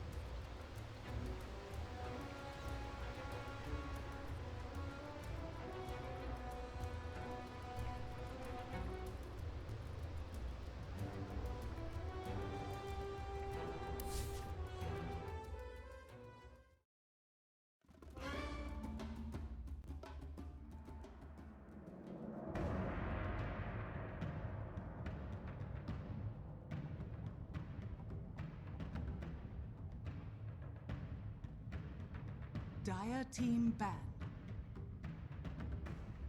Navi's turn to ban.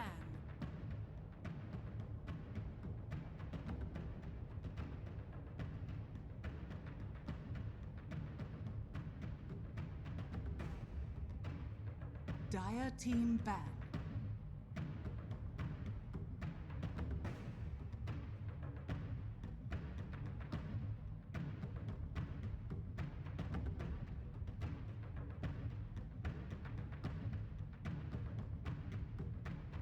Navi's turn to ban. Dire team pick.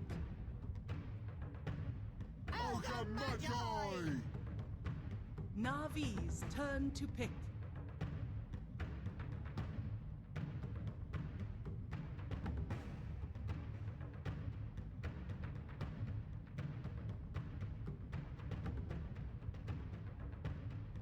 Ten seconds remaining.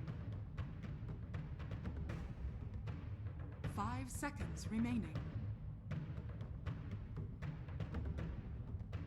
Reserve time. Slada. Navi's turn to pick.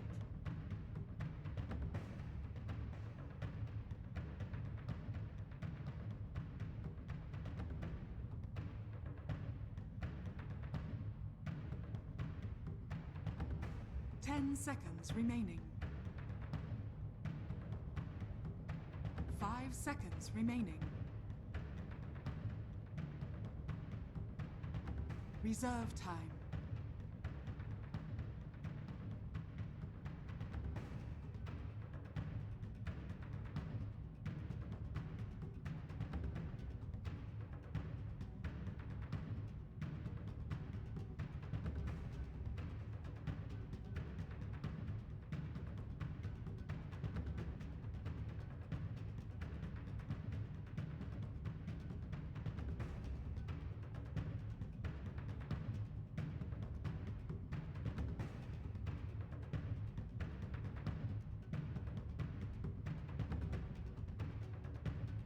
Life stealer. Dire team pick.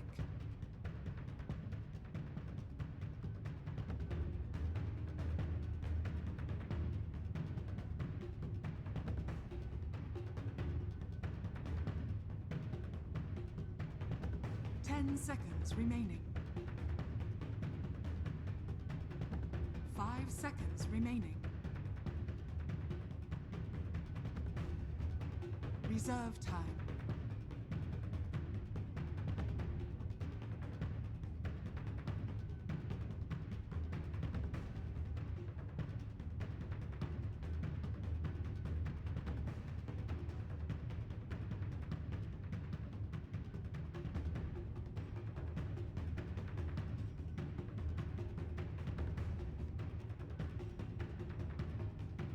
War Chief. Navi's turn to ban.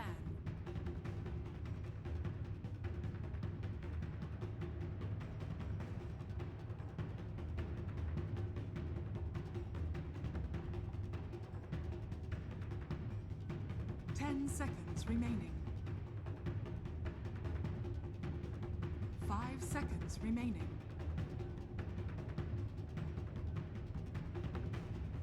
Reserve time.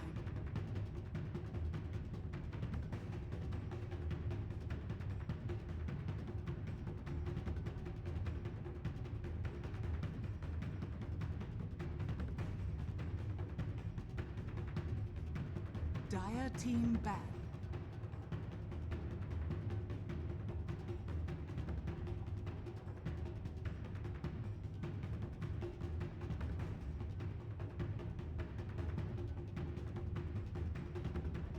Ten seconds remaining. 5 seconds remaining.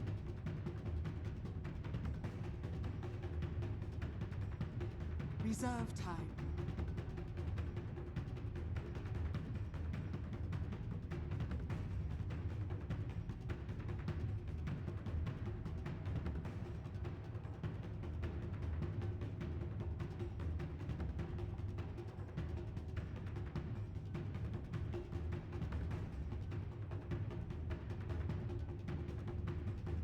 Navi's turn to ban.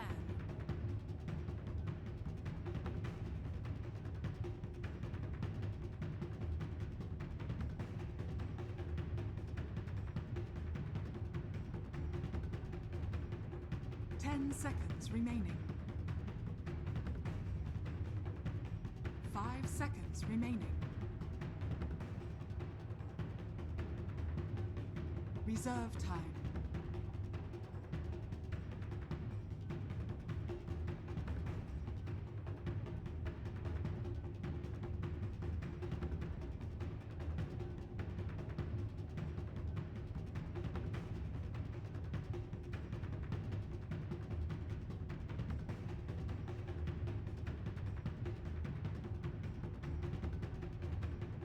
Dire team ban.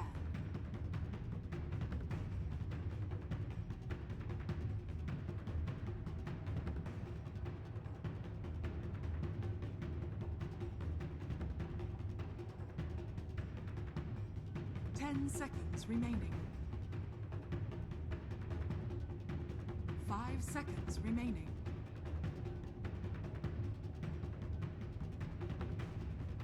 Reserve time.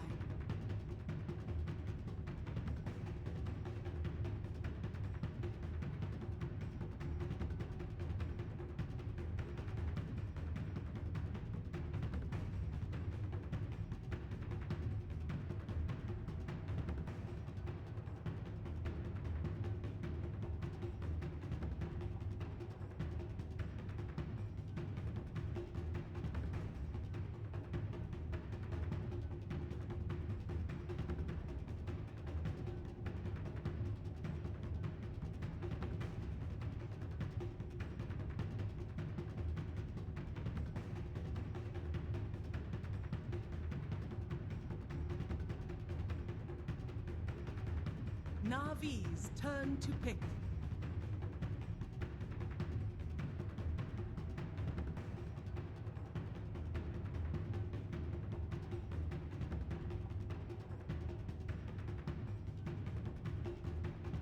Seconds remaining. 5 seconds remaining. Reserve time.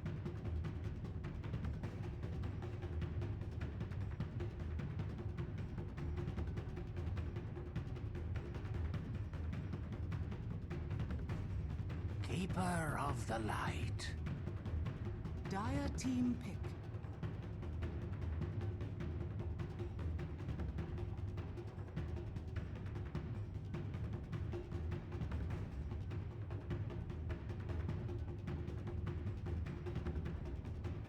Seconds remaining. 5 seconds remaining.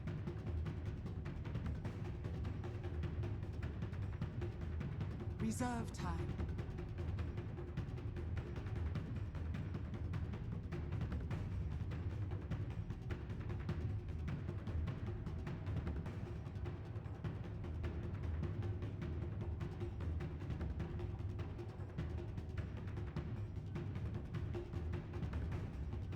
Seconds remaining. 5 seconds remaining. Winter Wyvern. Navi's turn to pick.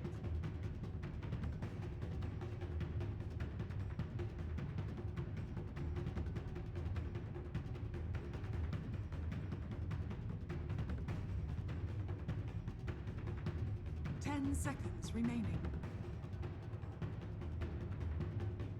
5 seconds remaining.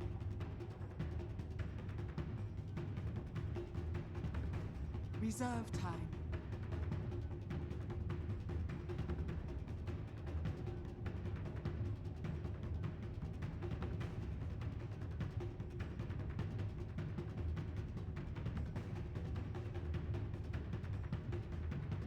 Ember Spirit. Dire team pick.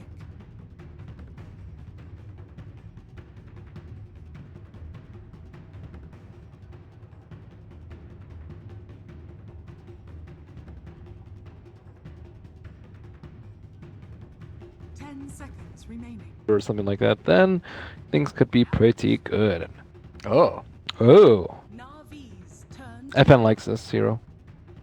Against Lifestealer? He just likes the hero, dude. That's like his jam.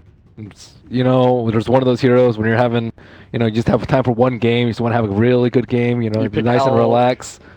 Everyone has that hero. He's, you know, it's just that, you're one and out. It's your go-to hero. That's his.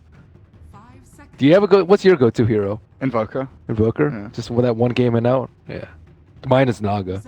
Reserve time. It's either Invoker or Tinker. I really like those heroes. 10 Yeah. seconds remaining. But that's his. Okay. Dire No, He- that's fair enough. You can have that one. Yeah. But in this game in particular, Ben, do you think Oh, they banned Alchemist out is- Jug. Huh. like against Lifestealer Ember Spirit? Like lots of nuke damage, Lifestealer with a minus armor, helped out with Slardar. Does Alch have a You have to good think time about the overall pace of the game, though. With like the Alchemist being able to farm up fast enough. There's not that many heroes that can actually tank a Slaughter or Lifestealer, but Alchemist is one of them because he can get just items absurdly quickly. How does Lifestealer deal with split push? He really doesn't do well versus split push. team pick. Hello? Test. Yeah, Okay. it's working. There's people saying that it's not working, but it definitely is. Definitely. Maybe it's a Dota TV bug. I'm not sure, but not Are you tabbed in? Yeah. Okay. not our fault. Yeah, the Alchemist, it changes the game a lot because Slaughter Lifestealer, they're great at killing, great at skirmishing, but bad at split pushing, and you can't control the jungle super early because Slaughter needs blink. So Alchemist is really good at farming jungle really early, and he's really good at split pushing out lanes. So you mentioned it, you talk about the Ursa, still pretty decent for them, and I also think it gives them the early game that they need. He's going to need a Scepter in order to deal with the Slaughter Lifestealer and Ember. Darkseer, General. This is I like Navi's lineup a lot more.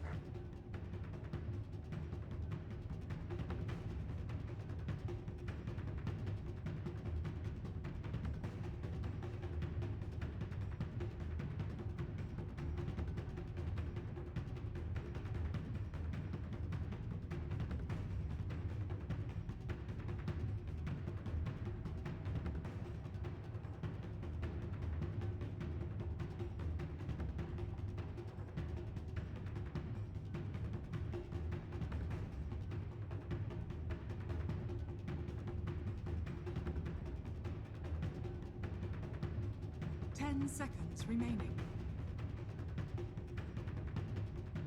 5 seconds remaining.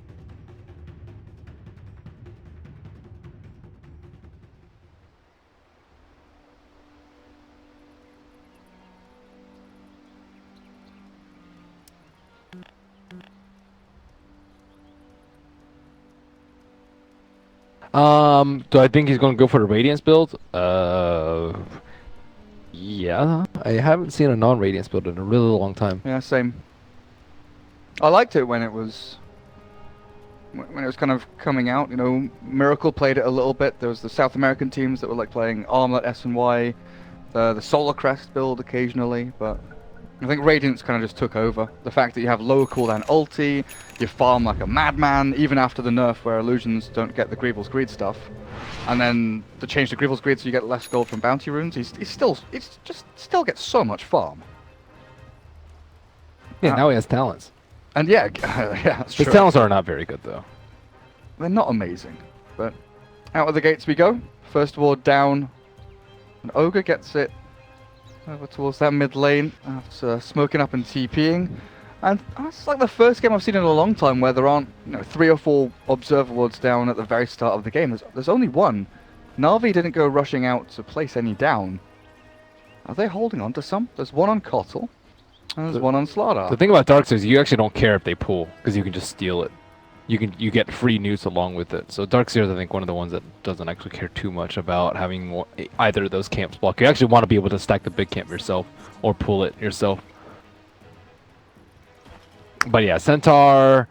Let's see. Centaur's supports that he would be up against would be Slardar and the Keeper, but the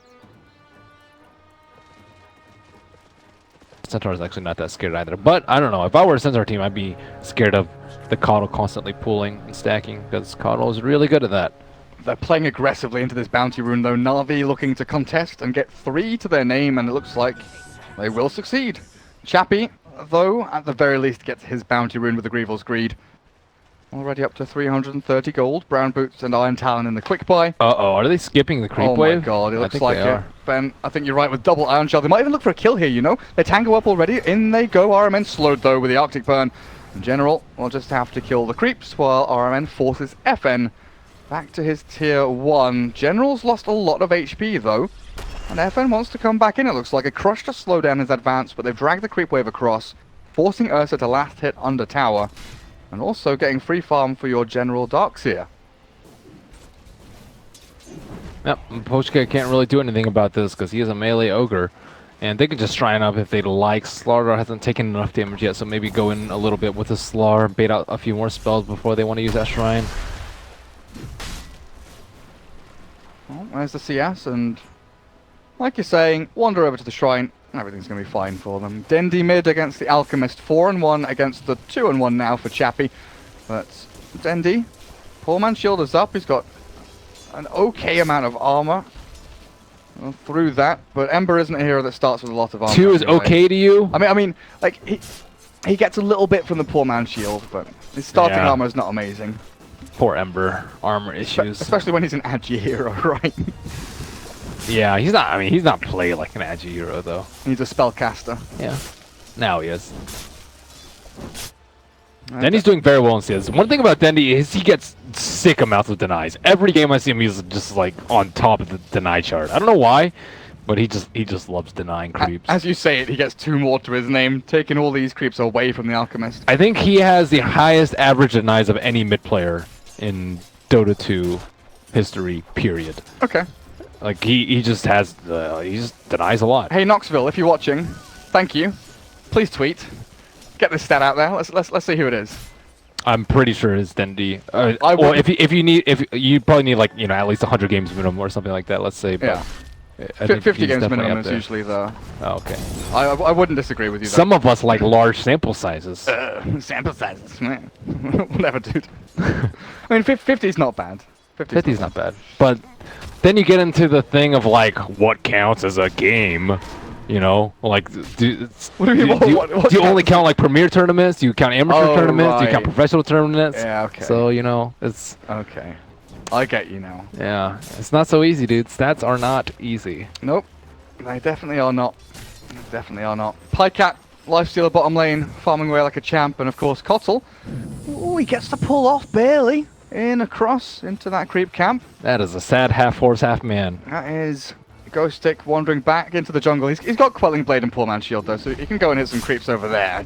Dendi playing aggressively into Chappie, burning through that regen and HP, which Alchemist has actually fully run out of now, looking towards a Soul Ring after his Iron Talon. Dendi's got his bottle. He's sitting pretty, 19-5, up at the top of the board, while the aggressive dual lane over here of the Radiant team, they've not managed to completely shut out this Ursa, but they're stopping Wyvern from, you know, pulling and chaining stacks and things like that. I think that's more important than stopping the Ursa, actually. Is just keeping Winter Wyvern irrelevant. You don't want him to get, like, Ghost Scepter and Blink and all this stuff that's going to make your Slaughter Lifestealer's life difficult, so... I think they're doing their job. Dendi also doing a very good job of kind of limiting the Alchemist farm. He's had a ferry over a couple Sal's. He doesn't have the TP scroll available to him. A lot of the Alks will go to the Bounty Rune, then TP over, and then get the other Bounty Rune too, but he does not have that luxury this game. First nighttime, and this is the rotation that we talked about in the last game. The Slardar, he's hit level 2, and with the chains, they hold him in, they hold him in place, but Chappie saved by the TP of Kingar there, it looks like. He's level 3, and he's holding on to 1 point for Cold Embrace. Or the second point in Splinter Blast if he needs it. I've seen 2 in Arctic Burn too. The range is quite nice, as is the cooldown. Well, yeah, 100 range per level. Not too bad. Dendi again. He goes on in, but this time he's the one being burnt down. The Kotl gives him mana, and Biver in the back end will throw an Illuminate, but it won't catch onto either of the Empire heroes. Oh god, Keeper's almost level 5. Fire. Very nearly. Hops to that. Winter Blast out from the Winter Wyvern, and wow, Kotl is, he is level 5. 5 minutes in. That's a keeper level for you, per dude. minute? That's What? why I say you can't go wrong picking keeper. This hero's just ridiculous. I guess he did have like a triple or a quad stack down at the bottom lane, right? He's cleared that out completely, while Pycat is just sat on lane, farming to his heart's content on the creep wave. RMN up at top, found by the Ursa and Ogre, and it looks like that will be our first blood. Finally. Easy kill. 5.5 minutes in. It took a while. Both of these teams a little bit timid with giving away a kill anywhere, but FN will find it. Yeah, they need Slaughter just to leech and play safe. Leech, the large camp from inside the river is usually pretty typical. There's no Darkseer there to surge him out just in case. Centaur, as you mentioned, just doing the old dirty in the jungle. Oh, Tranquil Boots. Is he gonna try and double edge that? Nah, he needs to shrine up again. I would have gone for that, and I would have died to the big wild wing because it survives with 7 HP and then kills me. Oh, the shrine in base. Ah, that's good efficiency. Early on in the game, just pop these shrines. Actually, those are so efficient. I love those shrines in base. You know what I do? I've started triggering a lot of people by, when I play Invoker, I get like 3 or 4 Sunstrikes out. Like Sunstrike from Fountain, go to a shrine, Sunstrike, use a shrine, go to the next shrine, Sunstrike. You only need to use one shrine though. You can just sit in Fountain for the rest. You can, I guess. Yeah, that's right. Don't be that guy. But what about your junglers, dude? No, I like using all these shrines. Dude, people in the 5k bracket don't freaking use shrines. They go, they TP to Fountain, sit there and wait. The shrines are just like unused for 20-30 minutes. I like using them. I don't like them being all bubbly and red. Maybe they don't. They go to Fountain because you use them all. Do you ever think of that? Shut up, Ben! Gareth? Shut up! You're too logical. Go away. We're jumping on mid lane. Wyvern looks like he's okay. Splinter Blast at the ready, and FN changed up. RMN, though, in a spot of bother as a Stampede comes through, and Chappie will help secure the kill for the Dire team. As Miposhka is blasted down by Biver. They are not shutting down the Alchemist at all. They're trying to throw bodies at him, but Slaughter is ending up just feeding him a little bit more. Keeper's getting his farm on, though. Almost level 7. Wrapping it on top lane. Ogre's looking for someone. FN there found the Kotl. Has he got ulti? No, he does not. 3-0-3 builds that we so commonly see. Does not allow for the blinding light too early. He doesn't. Yep. Doesn't skill it yet. So sad. It's all buying time for Pycat, and of course Lifesteal's one of those heroes that once he's got armor he can, you know, start moving, making action. Maybe create a bit of havoc with the help of the Slardar, but Darkseer is relatively greedy, right? He wants to be farming until Arcane's mech.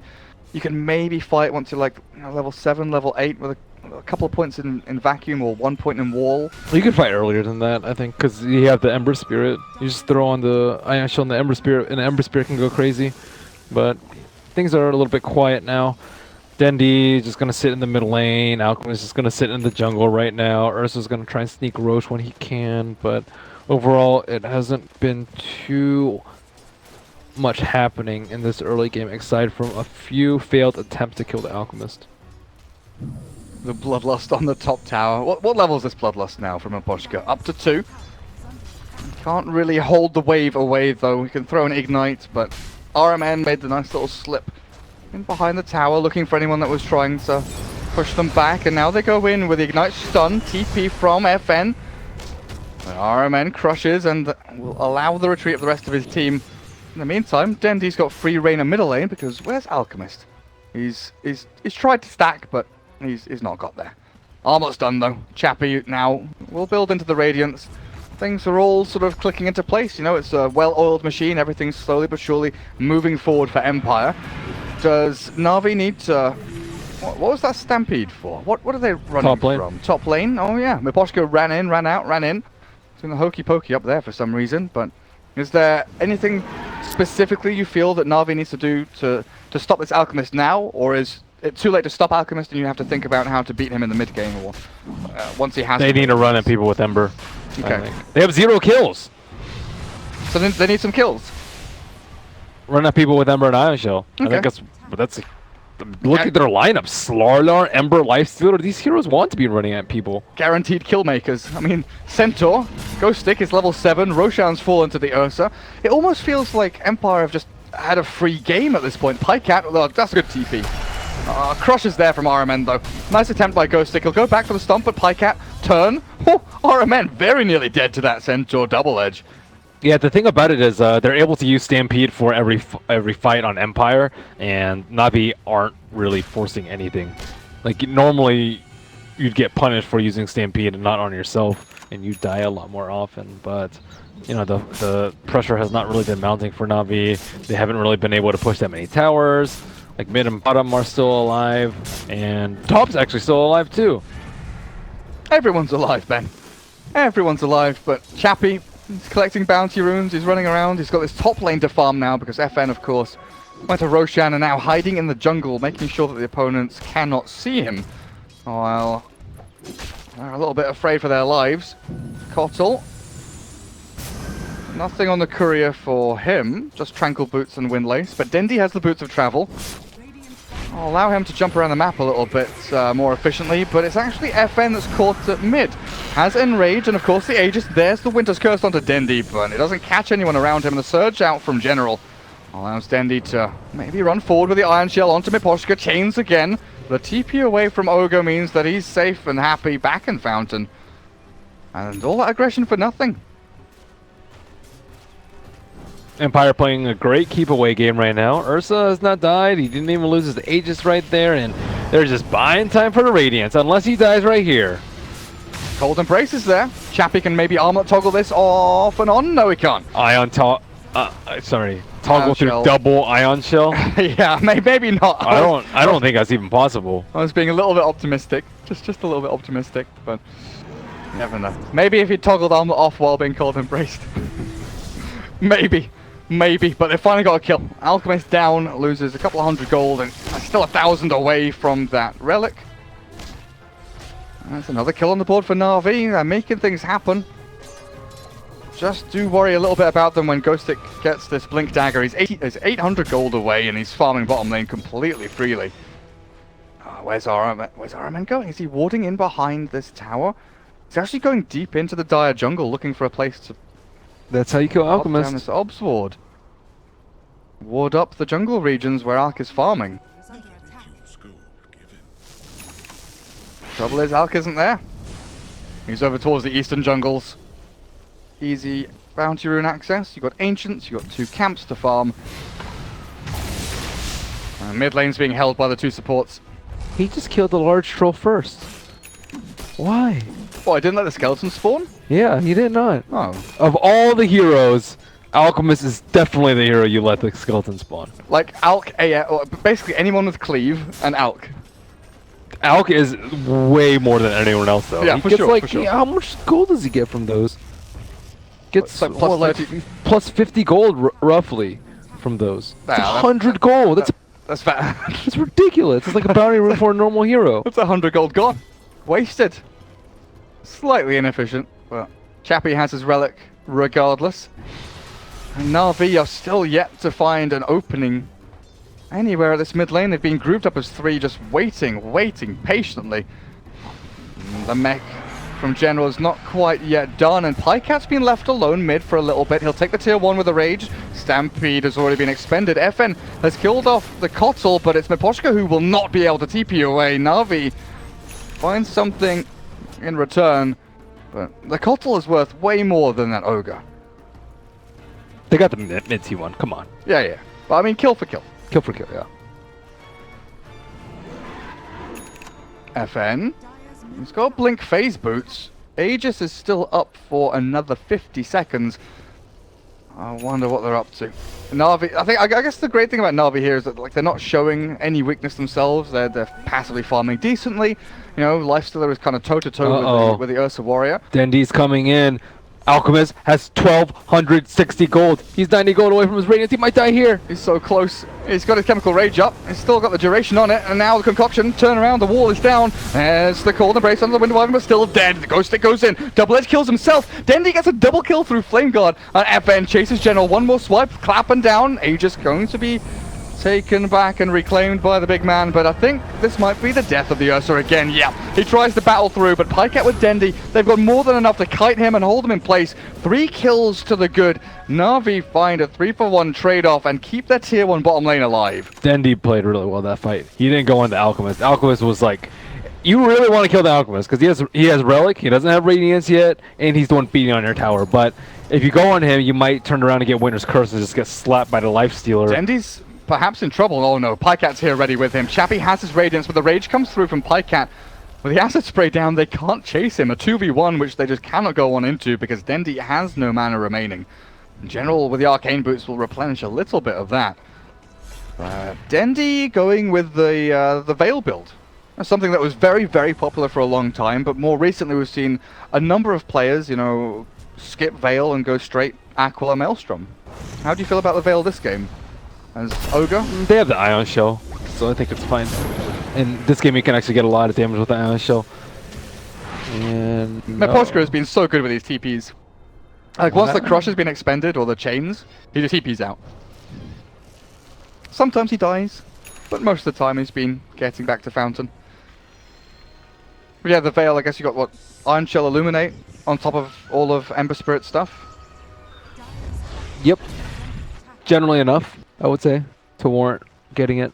And the armor against Ursa helps, especially if you get Winter's Cursed. He's most likely the one to get Winter's Cursed, unless they're trying to stop the Lifestealer from attacking people during a rage. That's the second most likely target.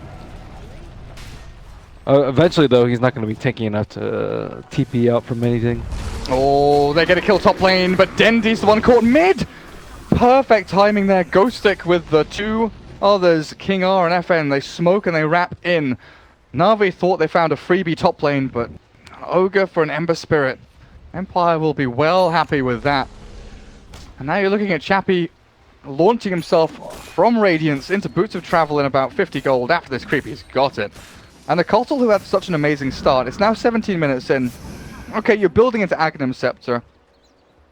But the Kotal, even with that like A vision, giving the initiation tools for Slardar and Lifestealer, is it going to be good enough to stop this Alchemist from split pushing all of your lanes?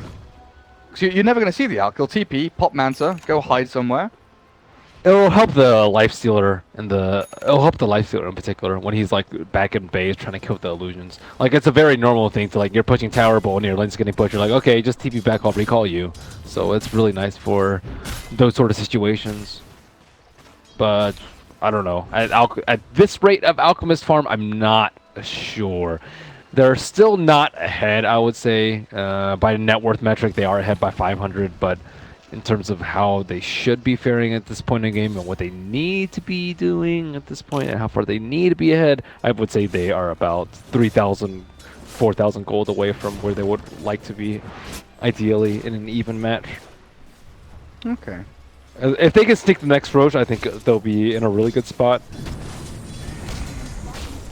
Well, FN nearly has his Basher. Illuminate comes in. Nice little blink to dodge away from that. And this actually puts RMN into a position where he goes in straight onto the Ursa Warrior. Enrages there, but he's already low HP. The battle continues on the back, but they chase in the Winter's Curse down and Pycat forced to fight into RMN. Not quite killing him off. In the back end, though, Ghost Stick, he's dropping to Darkseer Kotal. He goes back in looking for maybe a double-edged stump, but he's not going to get it. Navi, they find a kill and yet again defend this bottom tier 1. As Chappie, 1v1ing Dendi up on top lane. Sure enough, Ember Spirit just chains him up, forces the Chemical Rage. This is still going to be Chappie gaining a lot of gold from the creep wave, and tier 1 for Navi will be taken... Oh, sorry, tier 1 from Empire will be taken by Navi. Misclick? Hockey issue? I guess so. Maybe his mouse fell off the table or something. Has that ever happened to you? It's never happened to me, but it's happened to someone. It happened during a tournament one time where the mouse just like slipped off a table or some shit. And it actually broke the mouse and they had to replace it. So the pause wasn't just a quick pause, unpause. It was a pause, replace the mouse, and then... They'll never buy from that sponsor again. Yeah, it dropped 3 feet and died.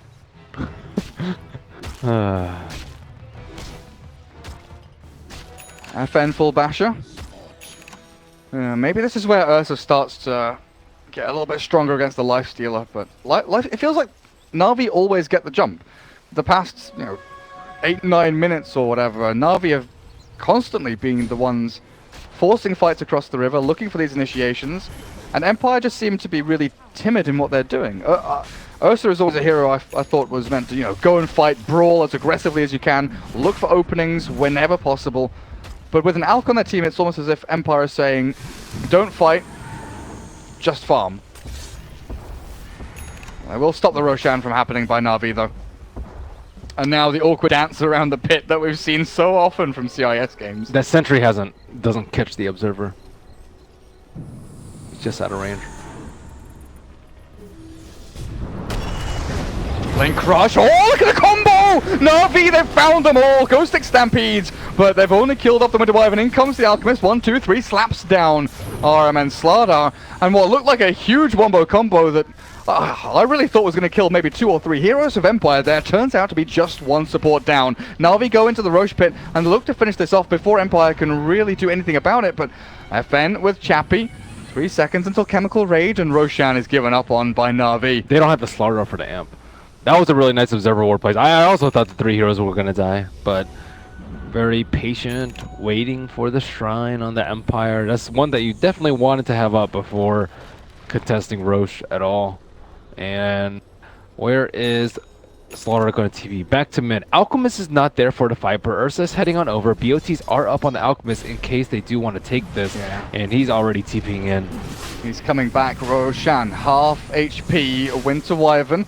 Observer ward from the Radiant placed down, and Alk is going to stun himself there. Sentry ward will spot out. Yeah, they've killed the obs. Darkseer stunned. In comes Ghost Stick, killing off the DS. Pycat though, chomping down on one. Horrorman in the background, and then comes Dendi. Kills off the Alk as the Chemical Rage wears off. And now Roshan might belong to Navi as the Stampede comes out way too late. It's Centaur 1v1ing onto Dendi. Iron Shell is down. But Ghost Stick looks like he'll drop, and Roshan, in they go. FN was trying to solo it looks like, but Pycat with the Horror, man, they've slowed him, they've killed him.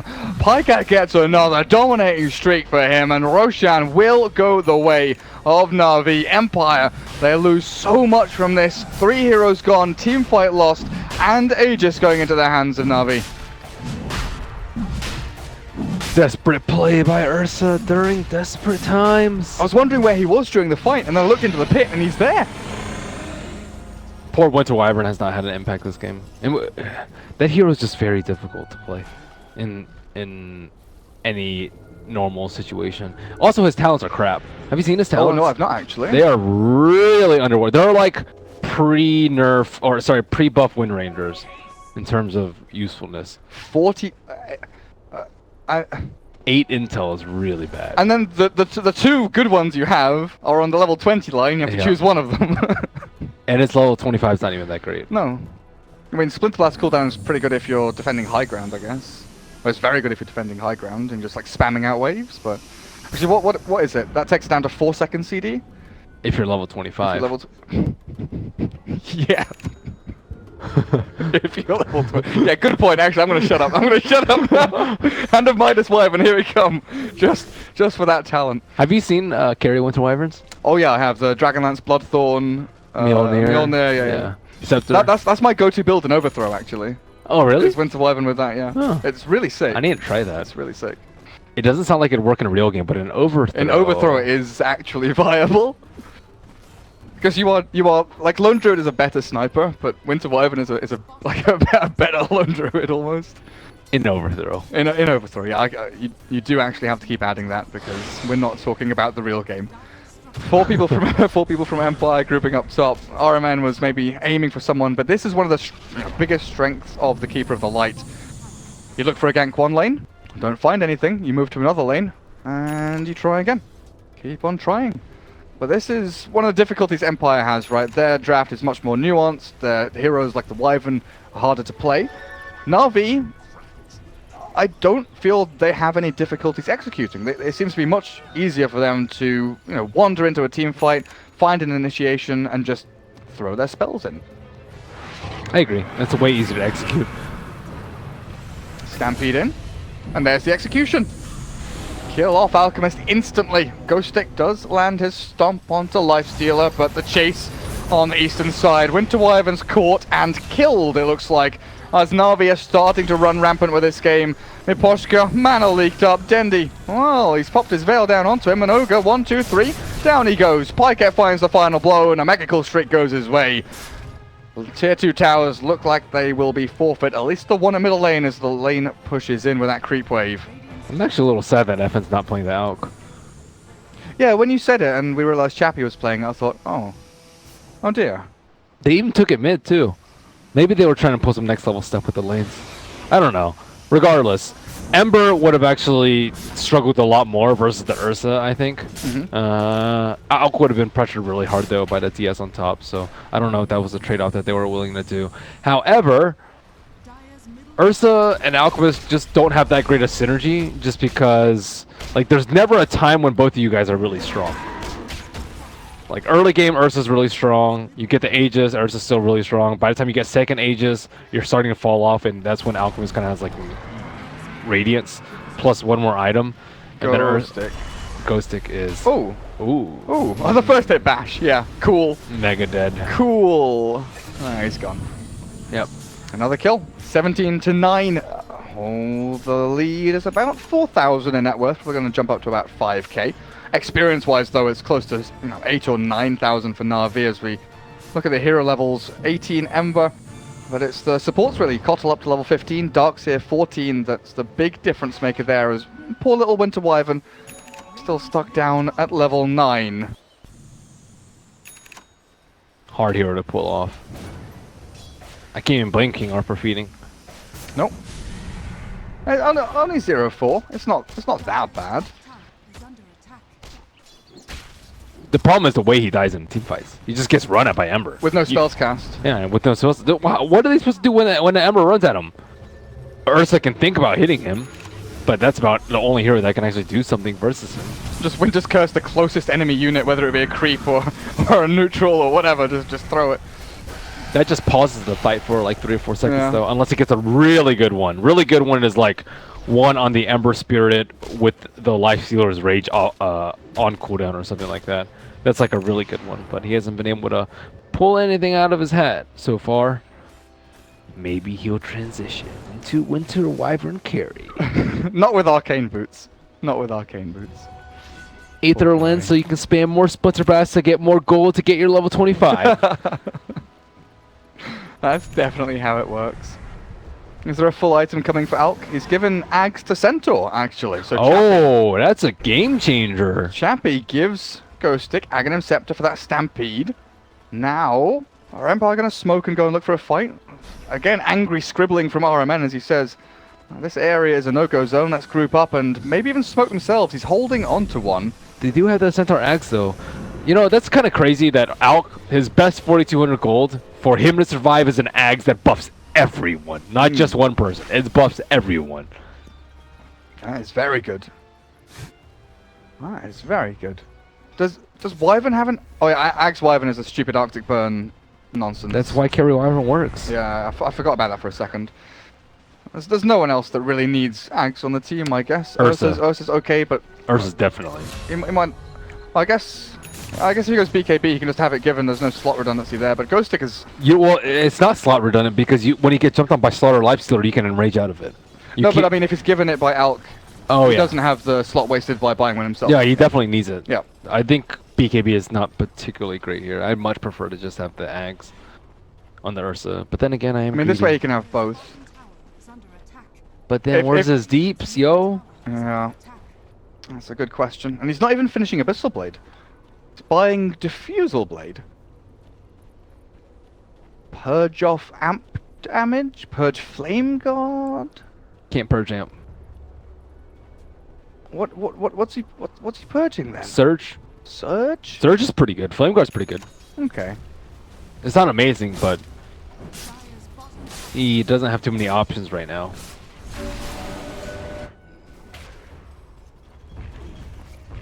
Oh, back to farming they go. Chappie into the jungle, sends illusions down lanes. And keeps that flow coming on in. Empire there look like they are setting up for something top lane, but Ogre, Wyvern, Ursa is one of the more awkward. Yeah, they are retreating as fast as they possibly can.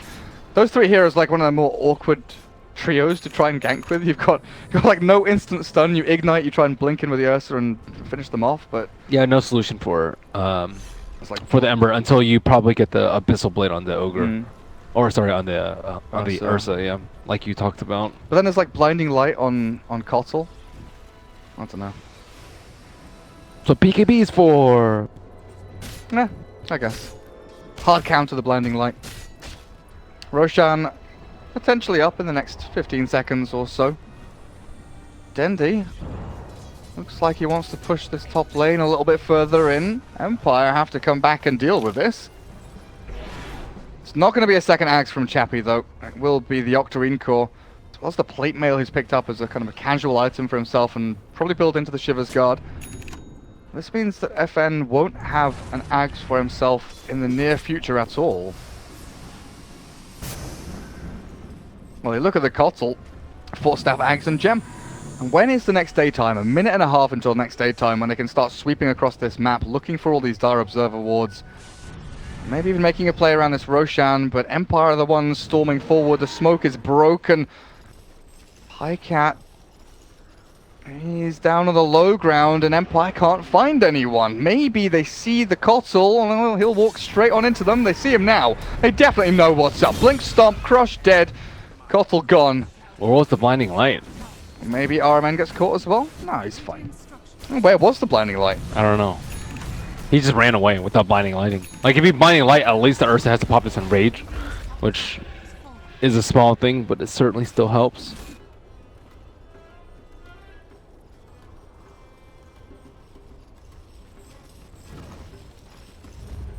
Keeper of the light. Where's Dakota when you need him? With his imitations, his impressions of Kotal. Roshan is alive. RMN wants to go and scout out the shrine with the rest of his team, but they're smoked up. Still waiting on the low ground. They see an observer ward, but killing it off means giving away their position. FN standing right on top of another observer ward. And Empire not having any of it. Dendi even blinks forward aggressively. RMN, are you going to go on Wyvern? Blink, crush, 2-hit dead? Yeah, simple stuff. Gem on the deck. Stampede used. Empire cannot go and reinitiate though, and FN back into the wall. They've got the BKB pop by the Ursa Warrior. And Navi chains onto the Ogre. Alkalusions will come out, but this opens Roshan so nicely for them. Into the pit they go. Amp damage and all that. Empire can't do anything about this. Aegis Chi's going to go the way of Navi. Is that a game finisher? They could try. At the very least, take a tier 3, I guess. They're not that scared about waiting though, just because Ursa is going to get progressively weaker and weaker as like more armor comes out and more 4-staffs, Ghost Scepters, Blinks and whatnot. And then Alchemist is farming, but he's been pretty manageable so far. Yeah, Alchemist hasn't been that really annoying tanky hero in teamfights. He's died so much. Yeah, he's 2, 3, and 4. And, you know, usually when you see an Alch with 3 or 4 deaths at 30 minutes, all of them came during laning phase. But this game he had a decent laning phase. He just died in mid-game while he was farming. Good movements from Navi made sure that they found them. They were even looking again. They're hunting for this Alchemist non-stop. They don't have the gem on the Kotal anymore. As they find a Dendi illusion and clear that one up. But tier 2 bottom is where Navi have all grouped up around. And with this barrier between Empire and Navi potentially cutting the advance of them, RMN with Pycat inside of him could break this initiation. But Empire are standing by their shrine. He's just given... there we go. Ags on Ursa. He's just been given it. Chappie finally moves that one over. So he didn't go Octarine Core. He finished his Shivers, then gave Ags across to FN, and didn't bother going for the Octarine. But tier 3 at bottom lane, it's getting pounded. Glyph is used.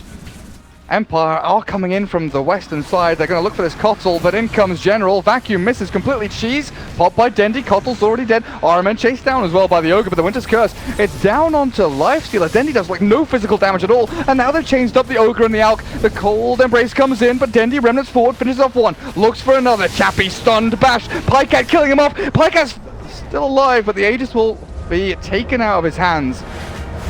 The high ground is held again by Empire, and Navi looks like they'll have to fall back at least for now. Kotl will respawn in 3 seconds time.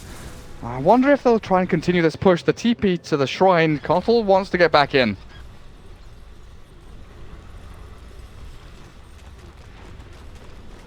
Got the Alchemist yet again. After pulling on so many eggs, he's not actually that strong himself. And now with no Glyph, no Alk, no Winter's Curse, Navi have a tier 3 and they might even have Barracks. Empire on their last legs at this point. 21 to 11, your highest net worth hero dead. Ghostic goes in for the stomp, but no follow through.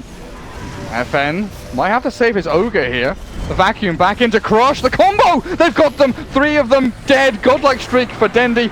And Ghostic even with the Axe upgraded Stampede to get them away. FN with the Enrage.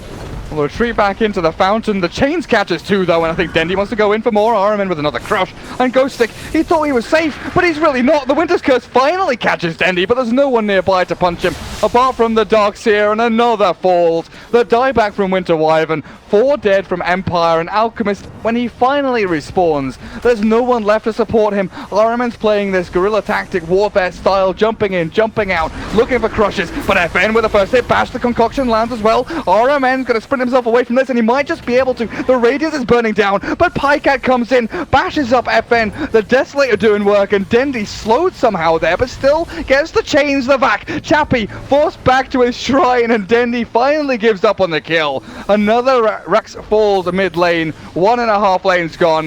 Navi might stop now because Empire are finally respawning and can hold the line, but Navi were the ones that drew the line, and then now can look for a shrine up at top. You can see why you don't want first phase Ursa. Like, he gets kited endlessly. That was a really great blinding light by Virtu. He did it immediately as they jumped the Ember Spirit, and then Ursa had a BKB out of it too, because he used Enrage to try and burst the Ursa down. And then after that, it just becomes so easy to constantly deal with him over and over again. Ursa just can't stick on a target. Like, no, he jumps in and then he stands AFK. Blinding light, force staff, searing chains, anything.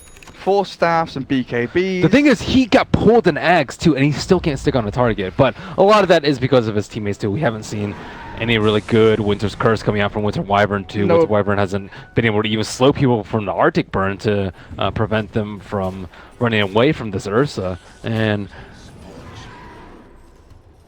this fight's just really rough. Yeah, no Abyssal. No Abyssal and Ursa, I think, is one of the big things. Pycat. He has enough armor now, I think, on the Ember Spirit to even survive it. Maybe so. Pycat has an Abyssal. General spots FN. The Blink Stomp is there with the Concoction as well. The Darkseer's gone. Pycat wants in. Even after losing their big team fight hero, RMN with the Remnants forward. Hello, Dendi says good night. 2 heroes gone. RMN will finally fall, but look at Pycat being ripped to shreds in here by Chappie, as well as this Ghostic Centaur, and they do bring him down. Dendi's left alone. Doesn't have a leg to stand on as Chappie sprinting forward. Does Dendi have another Remnant? He does in a second, so he can throw this up onto the high ground somewhere, but he just blinks away. Somehow able to escape. Good chains again. Remnant across. Concoction will still land. Blinding light is there from Biver, but in comes FN. Dendi's got no more escape mechanisms. Tries to slide chains to get away, but Dendi's gone now. Oh wow. Navi, they lose a team fight next to their Ancients thanks to Empire killing the Darkseer first. Dendi had some big plays too. He went in with that Remnant and just blew up the Winter Wyvern. I thought Winter Wyvern was going to get a really good curse off, but he ended up only getting the Cold Embrace on the Ogre, who ended up also dying to the Remnant. But General died very early on in that fight. Wasn't able to cast his wall, wasn't able to really surge anyone away from the Ursa, and Ursa finally got his BKB off before anything bad happened to him, before he got blinding lighted and pushed out of position. Before anyone else could lock him down. And Lifestealer tried his best, but either he was unlucky with bashes or he was just taking too much damage inside the rage. Yeah, he was in between 2 Alkallusions, a Centaur, and the real Alchemist. It was a pretty rough one. And Alk now, I think he's going to buy a yeah, he's actually finished the BKB for himself, so Shiver's BKB on top of that. Radimanta. Don't know if he looks to buy any more Aghanim Scepters. Maybe one for the Ogre wouldn't be bad, but probably focus on buyback for now. and then maybe a Moonshard or something. But what about selling off Armlet for an Abyssal Blade of his own on the Alk? I think AC might be better for him. Let's buff up the armor of the rest of your team, and I guess Abyssal is pretty good though. I think they can rely on Ursa for the bashes though, and then Al can just be the tank with the AC. I also like AC for when if you do win a team fight, pushing high ground and taking buildings. It helps you out a lot there as well, I guess. They still haven't taken T2's gear. They really haven't. That's why I'm looking at this map and saying, hey, they need something to kill buildings. I think AC might help as well. Both teams dodging each other for now, though. Navi, they can push out mid and bot lane. The two ones that are lacking the melee racks.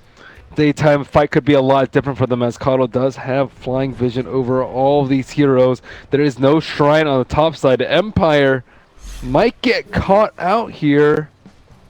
They've got Stampede. RMN smoking forward, Blink Crush, no Stampede just yet, and Ghost Stick is gonna die before he can even cast it. The Winter's Curse is back over onto Pycat, and in comes the Alchemist, the buyback from Ghost Stick. He's got his Stampede ready, but he needs to get into this team fight. Dendi remnants in the back, looking for King R, and there it is. Ghost Stick pops his ultimate. General with a vacuum wall in the back end does a little bit, but not enough. FN is now looking for kills. He's found the General Diaz, infest into a creep by Pycat. Chappie can't stick on a target, but FN is finally going to drop. Surely he dies, and he will. RMN also dropping on top of that ramp, and Dendi, can he escape from this? A remnant to safety could be enough to save him. Blink off, call down, but no. Arctic Burn takes that one back, and General buys back. They want to continue this fight. Pycat sprinting forward. I think King R is dead here. A few hits from Pycat once the cold embrace is done. Will be at the end of the Winter Wyvern. Ghost Stick, Mana Leak, Blink Dagger. They're not going to be able to get you far enough away from Dendi and Biver, and General even comes in. The buybacks galore, actually, as Ogre wants to return to this one. But that's 3 heroes now on Empire without buyback available.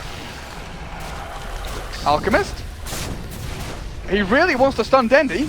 He pops his Manta Style, but the Abyssal Blade comes through. Pycat, a couple more chomps, one more, and he's got it. Buyback from the Alchemist is needed just to save their base. Empire, what just happened? Throwing bodies left and right, dude. Ember Spirit is... He fights way better when the BKBs are down. Ursa only has so many cooldowns, whereas Ember, you know, he's just kiting them non-stop and doing his thing. He's just level 25 now at the moment with Octarine, even has a chakra for extra cooldown reduction, and is just kiting them all day. And they blew up the Centaur before Ag's ulti. That was the most important thing that fight. And where was the Winter Wyvern? Normally Winter Wyvern would be there for the cold embrace, but he just doesn't have any items. He doesn't even have Aether Lens for the extra cast range. He just could not save the Centaur. Yeah, no force and no blink or anything. Cold embrace. It looks like Dendi's just cleaning up. Alchemist is the last man standing. They can always just jump the backline with the Ember. That is, I think, the biggest problem in this game, that Ember was just able to bypass the Ursa, just ignore him, and just gun for the weak Winter Wyvern every single fight. Just beeline for the Wyvern. Alchemist with this death. That has to be game. You leave Ursa alone, cold, tired, hungry, and dead. GG. And the Cubs stand no chance when their parents are gone. GG is called, and Empire defeated by Navi, who make their way into the grand final of this qualifier, facing up against VP. It has honestly been like a dream run from Navi. They struggled in the group stage, they won the tiebreaker against Comanche, and then slowly but surely they've been building their way up through the lower bracket.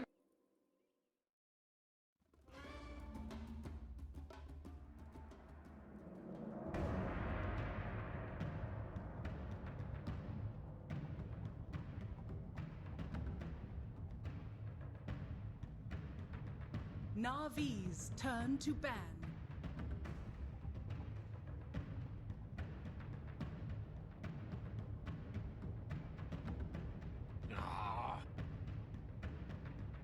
Dire team ban.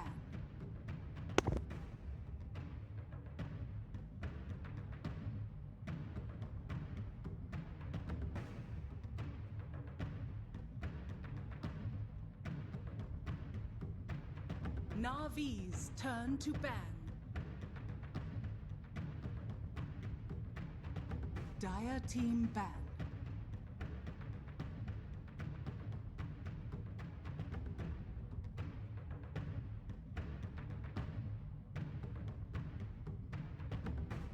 Navi's turn to pick. Magi! Dire team pick.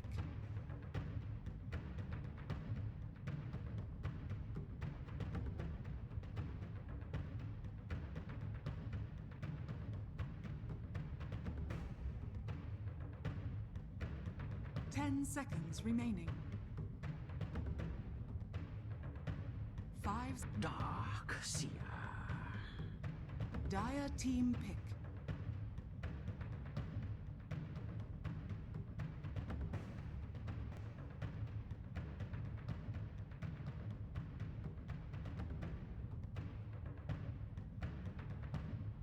Ten seconds remaining.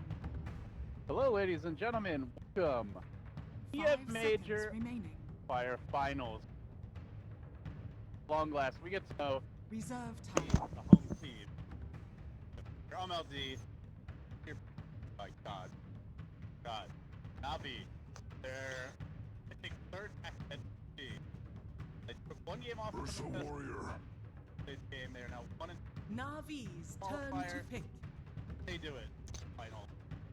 Well, they've got the proof that they can beat VP. You know, like that one game in that best of 3. I think that at least psychologically gives Navi like a bit of a boost in confidence coming into this finals. It's kind of one of those things. Like the first time you meet a team in these double elimination bracket, the result doesn't matter so much if you're going to get to the finals again, which is kind of, I think, like something you see in America a bit too with NP and Cole, where it's like they meet in the winter bracket final, but chances are they're going to meet again in the grand finals. Navi, I don't think it was quite as guaranteed they would meet in the finals again. In fact, probably a lot of people doubted Navi's ability to beat both Spirit as well as Empire today, but here they are in the finals, and they do get another crack at VP. I mean, they took a game off them yesterday. They had a very close game that they lost as well, so definitely a chance there. They come in as underdogs, but they're on a bit of a hot streak now. They played back-to-back series. There's maybe some slight exhaustion, but I think the momentum more than anything, if anything, it's gonna help Navi more than hurt them that they've played those back-to-back games. 5 seconds remaining. Navi's turn to ban. Advantage. Most of these guys play well now. That's correct. They're all playing from home or at a camp. They can, especially 10 I think, seconds like, remaining.